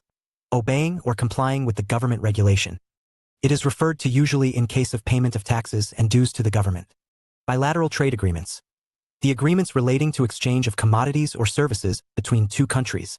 Brundtland Commission. A commission established by United Nations Organization in 1983 to study the world's environmental problems and propose agenda for addressing them. Came out with a report. The definition provided by the Commission for the term sustainable development is very popular and widely cited all over the world. Budgetary deficit. A situation when the government's income and tax receipts fail to cover its expenditures. Bureau of Energy Efficiency, BE. It is a government organization that aims to develop policies and strategies with a thrust on self-regulation and market principles. It promotes energy conservation in different sectors of the economy and undertakes measures against the wasteful uses of electricity. Business Process Outsourcing, BPO. Outsourcing of business processes, activities constituting a service, by companies to other companies. This term is frequently associated with outsourcing of such activities, e.g. receiving and making calls on behalf of other companies, popularly known as call centers, by foreign companies to Indian companies in the field of This term is frequently associated with outsourcing of such activities, e.g. receiving and making calls on behalf of other companies, popularly known as call centers, by foreign companies to Indian companies in the field of IT-enable services. 152. Indian economic development. Carrying capacity, it is the measure of habitat to indefinitely sustain a population at a particular density. A more technical definition for carrying capacity is the largest size of a density-dependent population for which the population growth rate is 0. Hence, below carrying capacity, populations will tend to increase, while they will decrease above carrying capacity. Population size decreases above carrying capacity due to either reduced survivorship, e.g. due to insufficient space or food, or reproductive success, e.g. due to insufficient food, or behavioral interactions, or both. The carrying capacity of an environment will vary for different species in different habitats and can change over time due to a variety of factors, including trends in food availability, environmental conditions, and space. Cascading effect. When tax imposition leads to a disproportionate rise in prices, i.e. by an extent more than the rise in the tax, it is known as cascading effect. Cash reserve ratio, CRR, a proportion of the total deposits and reserves of the commercial banks that is to be kept with the central bank, RBI, in liquid form. It is used as a measure of control of RBI over the commercial banks. Casual wage laborer, a person who is casually engaged in others' farm or non-farm enterprises and, in return, receives wages according to the terms of the daily or periodic work contract. Colonialism, the practice of acquiring colonies by conquest or other means and making them dependent. It also means extending power, control, or rule by a country over the political and economic life of areas outside its borders. The main feature of colonialism is exploitation. Commercialization of agriculture, it implies production of crops for the market rather than for self-consumption, i.e. family consumption. During the British rule, the commercialization of agriculture acquired a different meaning. It became basically commercialization of crops. The British started offering higher price to farmers for producing cash crops rather than for food crops. They used these cash crops as raw materials for industries in Britain. Communes, known as people's communes or Renmin Gongxi in China, were formerly the highest of three administrative levels in rural areas in the period from 1958 to 1982 to 85, when they were replaced by townships. Communes, the largest collective units, were divided in turn into production brigades and production teams. The communes had governmental, political, and economic functions. Consumption basket, group of goods and services consumed by a household. In order to estimate the consumption pattern of people, statistical agencies identify such items. For instance, NSSO has identified 19 groups of items in the consumption basket. Some of them are I cereals, 2 pulses. 153. Glossary. 3 milk and milk products, 4 edible oil, v vegetables, 6 fuel and light, and 7 clothing. Default, failure to make repayment of the principal and interest on a debt, e.g. sovereign debt, loan obtained by the government to the lenders, say, international financial institutions on the scheduled date, causing loss of credibility as a debtor. Deficit financing, a situation where the expenditure of the government exceeds its revenue. Demographic transition, it is a concept developed by demographer Frank Notestein in 1945 to describe the typical pattern of falling death and birth rates in response to better living conditions associated with economic development. Notestein identified 3 phases of demographic transition: pre-industrial, developing, and modern industrialist societies. Later, another phase, post-industrial, was also included. Dereservation, allowing an individual or group of enterprises to produce goods and services which were hitherto produced by a particular individual or group of enterprises. In India, it refers to allowing large-scale industries to produce goods and services which were produced only by the small-scale industries. Devaluation, a fall in the exchange rate which reduces the value of a currency in terms of other currencies. Disinvestment, a deliberate sale of a part of the capital stock of a company to raise resources and change the equity and/or management structure of a company. Employers, those self-employed workers who by and large run their enterprises by hiring laborers. Enterprise, an undertaking owned and operated by an individual or by group of individuals to produce and/or distribute goods and/or services mainly for the purpose of sale, whether fully or partly. Equities, shares in the paid-up capital or stock of a company whose holders are considered as owners of the company with voting rights and dividends in the profit. Establishment, an enterprise which has got at least one hired worker for major part of the period of operation in a year. European Union, it is a union of 25 independent states founded to enhance political, economic, and social cooperation within the European continent. The member countries of European Union are Austria, Belgium, Cyprus, Czech Republic, Denmark, Estonia, Finland, France, Germany. 154. Indian economic development. Greece, Hungary, Ireland, Italy, Latvia, Lithuania, Luxembourg, Netherlands, Portugal, Spain, Sweden, United Kingdom, Malta, Poland, Slovakia, and Slovenia. Export duties, taxes imposed on goods exported from a country. Export promotion, a set of measures including fiscal and commercial support measures and steps aimed at removal of trade barriers, taken by a government to promote the export of goods with a view to achieve higher economic growth and accumulation of foreign exchange earnings. Export-import policy, the economic policies of the government relating to its exports and imports. Family labor/worker, a member who works without receiving wages in cash or in kind in a farm, an industry, business, or trade conducted by the members of the family. Financial institutions, institutions that engage in mobilization and allocation of savings. They include commercial banks, cooperative banks, developmental banks, and investment institutions. Fiscal management, the use of taxation and government expenditure to regulate the economic activities. Fiscal policy, all the planned actions of a government in mobilizing financial resources for meeting its expenditure and regulating the economic activities in a country. Foreign direct investment, investment of foreign assets into domestic structures, equipment, and organizations. It does not include foreign investment into the stock markets. Foreign direct investment is thought to be more useful to a country than investments in the equity of its companies because equity investments are potentially hot money which can leave at the first sign of trouble, whereas FDI is durable and generally useful whether things go well or badly. Foreign exchange, currency or bonds of another country. Foreign exchange markets, a market in which currencies are bought and sold at rates of exchange fixed now for delivery at specified dates in the future. Foreign institutional investment, foreign investments which come in the form of stocks, bonds, or other financial assets. This form of investment does not entail active management or control over the firms or investors. Foreign institutional investors, FIs, banking and non-banking financial institutions of foreign origin, e.g. commercial banks, investment banks, mutual funds, pension funds, or other such institutional investors, as distinct from the domestic financial institutions investing, whose investment. 155. Glossary. In stocks and bonds in the country through stock markets have significant influence. Formal sector establishments, all the public sector establishments and those private sector establishments which employ 10 or more hired workers. G20, a forum of countries that intends to promote global economic stability and sustainable growth. This forum brings together finance ministers and central bank governors from 19 countries: Argentina, Australia, Brazil, Canada, China, France, Germany, India, Indonesia, Italy, Japan, the Republic of Korea, Mexico, Russia, Saudi Arabia, South Africa, Turkey, the United Kingdom, the United States of America. The European Union is also a member of G20 and is represented by the President of the European Council and by head of the European Central Bank. G8, the group of 8, G8 consists of Canada, France, Germany, Italy, Japan, the United Kingdom of Great Britain and Northern Ireland, the United States of America, and Russian Federation. The hallmark of the G8 is an annual economic and political summit meeting of the heads of government with international officials, though there are numerous subsidiary meetings and policy research. The presidency of the group rotates every year.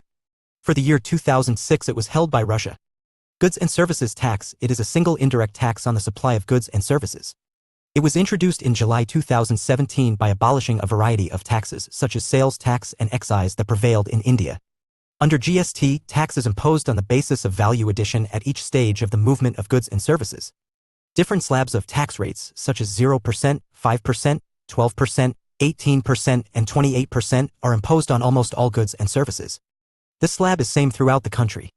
Gratuity, an amount of money given by the employer to the employee at the time of retirement for services rendered by the employee.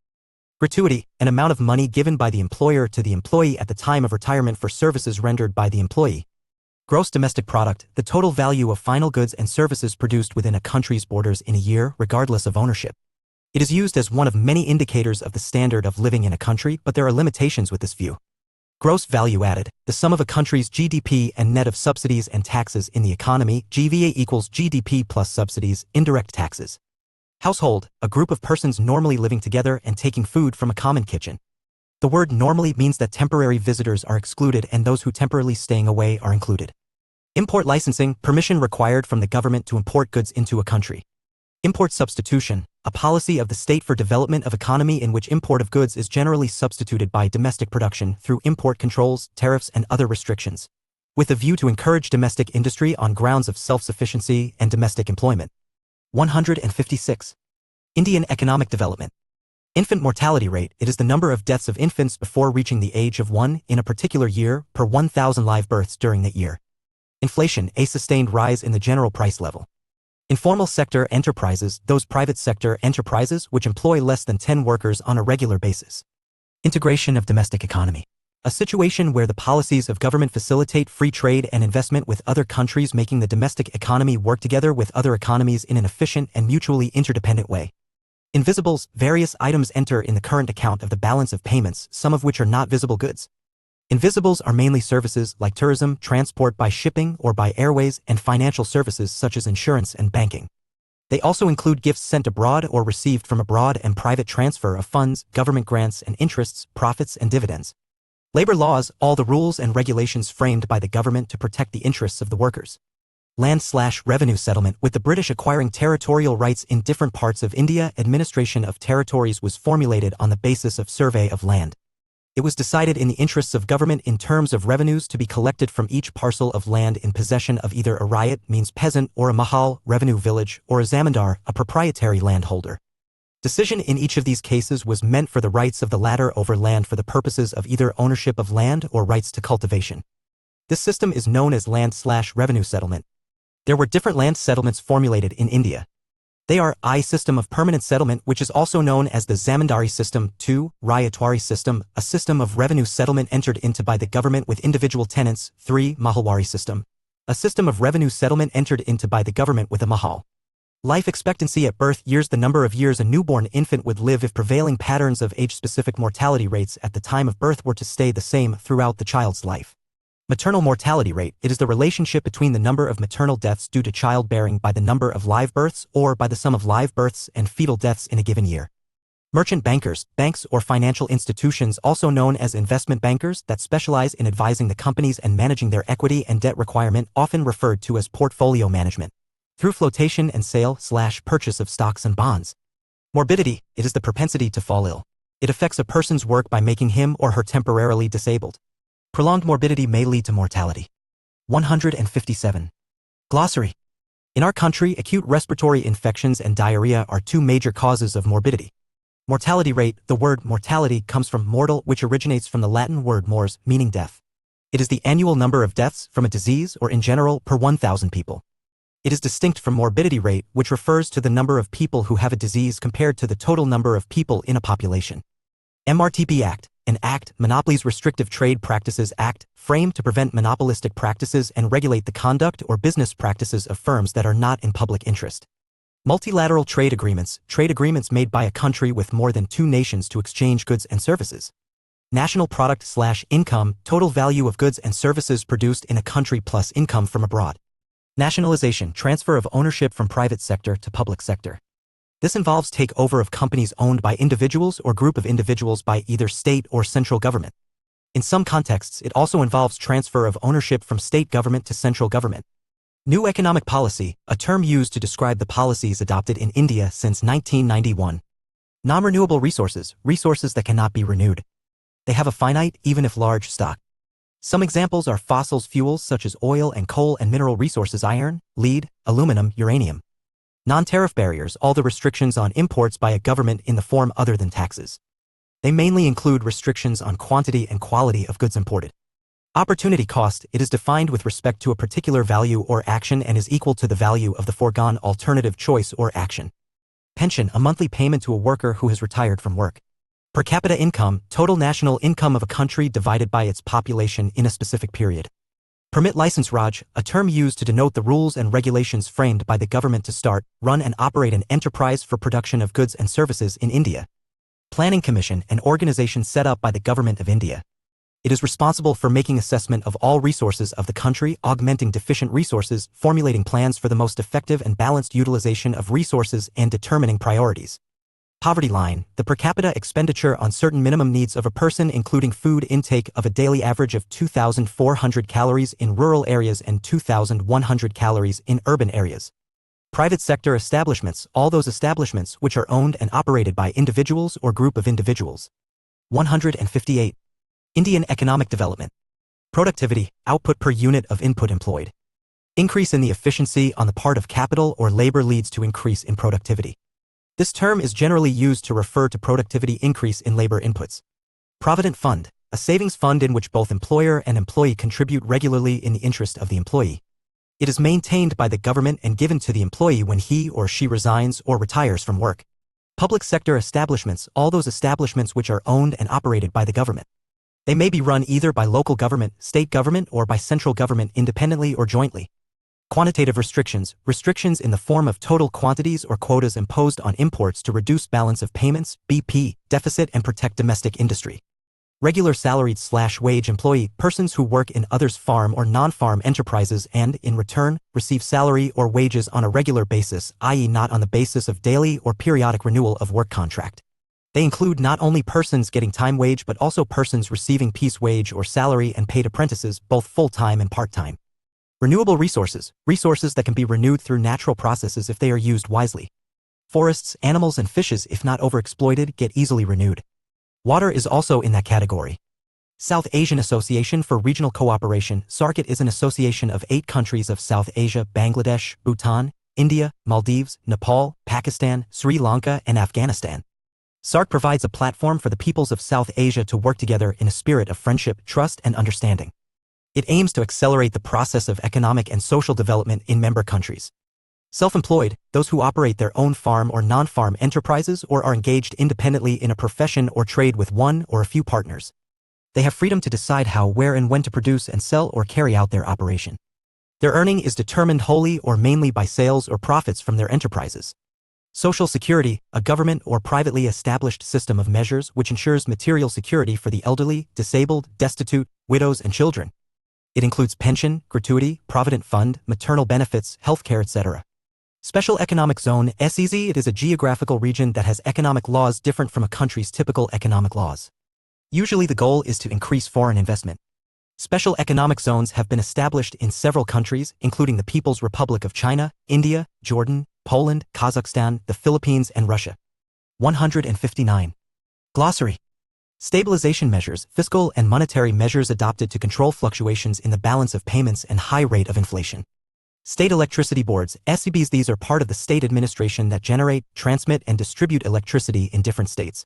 Statutory liquidity ratio, SLR. A minimum proportion of the total deposits and reserves to be maintained. Statutory liquidity ratio, SLR. A minimum proportion of the total deposits and reserves to be maintained by the banks in liquid form as per the regulations of the central bank, RBI. Maintenance of SLR, in addition to the cash reserve ratio, CRR, is an obligation of the banks. Stock exchange, a market in which the securities of governments and public companies are traded. It provides the facilities for stockbrokers to trade company stocks and other securities. Stock market, an institution where stocks and shares are traded.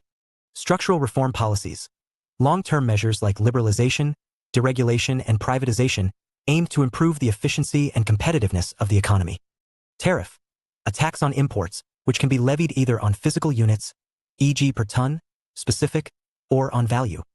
Tariffs may be imposed for a variety of reasons, including to raise government revenue, to protect domestic industry from subsidized or low-wage imports, to boost domestic employment, or to ease a deficit on the balance of payments. Apart from the revenue that they raise, tariffs achieve little good. They reduce the volume of trade and increase the price of the imported commodity to consumers.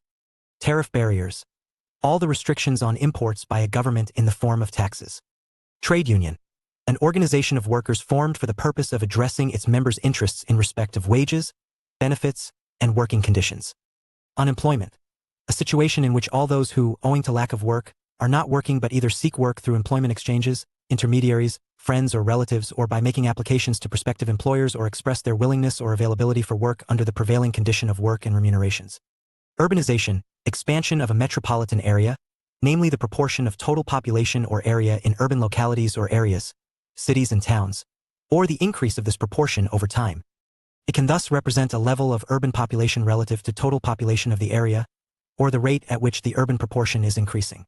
Both can be expressed in percentage terms, the rate of change expressed as a percentage per year, decade or period between censuses. Worker population ratio, total number of workers divided by the population. It is expressed in percentage. Macroeconomics, macroeconomics, macroeconomics, macroeconomics, macroeconomics. Textbook in Economics for Class 12. Contents. 3. 1. 1.1 Emergence of Macroeconomics 5 1.2 Context of the present book of Macroeconomics 6. 2. NIA 9. 2.1 Some basic concepts of macroeconomics 9. 2.2 Circular flow of income and methods of calculating national income 14 2.2.1 The product or value added method 17 2.2.2 Expenditure method 21 2.2.3 Income method. 22 2.2.4 Factor cost. Basic prices and market prices. 24 2.3 Some macroeconomic identities. 25 2.4 Nominal and real GDP. 29 2.5 GDP and welfare. 30 3 Amoni and B. 36 3.2 Demand for money and supply of money. 37 3.2.1 Demand for money. 37 3.2.2 Supply of money. 38 3.3 Money creation by banking system. 39 3.3.1 Balance sheet of a fictional bank. 43.3.2 Limits to credit creation and money multiplier. 40 3.4 Policy tools to control money supply. 42 4 Determination of I income and E. 53 4.1 Aggregate demand and its components. 53 4.1.1 Consumption. 54 4.1.2 Investment. 56 4.2 Determination of income in two-sector model. 56 4.3 Determination of equilibrium income in the short run. 57 4.3.3 The multiplier mechanism. 61 4.4 Some more concepts. 64 5 GB budget and the E. 66 5.1 Government budget meaning and its components. 66 5.1.1 Objectives of government budget. 67 5.1.2 Classification of receipts. 68 5.1.3 Classification of expenditure. 69 5.2 Balanced, surplus and deficit budget. 75.2.1 Measures of government deficit. 71 6 OEM. 85 6.1 The balance of payments. 86 6.1.1 Current account. 86 6.1.2 Capital account. 88 6.1.3 Balance of payments, surplus and deficit. 88 Introduction. You must have already been introduced to a study of basic microeconomics. This chapter begins by giving you a simplified account of how macroeconomics differs from the microeconomics that you have known. Those of you who will choose later to specialize in economics for your higher studies will know about the more complex analyses that are used by economists to study macroeconomics today. But the basic questions of the study of macroeconomics would remain the same, and you will find that these are actually the broad economic questions that concern all citizens. Will the prices as a whole rise or come down? Is the employment condition of the country as a whole, or of some sectors of the economy, getting better or is it worsening? What would be reasonable indicators to show that the economy is better or worse? What steps, if any, can the state take or the people ask for in order to improve the state of the economy? These are the kind of questions that make us think about the health of the country's economy as a whole. These questions are dealt within macroeconomics at different levels of complexity. In this book, you will be introduced to some of the basic principles of macroeconomic analysis. The principles will be stated, as far as possible, in simple language. Sometimes elementary algebra will be used in the treatment for introducing the reader to some rigor. If we observe the economy of a country as a whole, it will appear that the output levels of all the goods and services in the economy have a tendency to move together. For example, if output of food grain is experiencing a growth, it is generally accompanied by a rise in the output level of industrial goods. Within the category of industrial goods, also output of different kinds of goods tend to rise or fall simultaneously. Similarly, prices of different goods and services generally have a tendency to rise or fall simultaneously. We can also observe that the employment level in different production units also goes up or down together. If aggregate output level, price level, or employment level in the different production units of an economy. 2.2.2.2 Introductory macroeconomics bear close relationship to each other, then the task of analyzing the entire economy becomes relatively easy.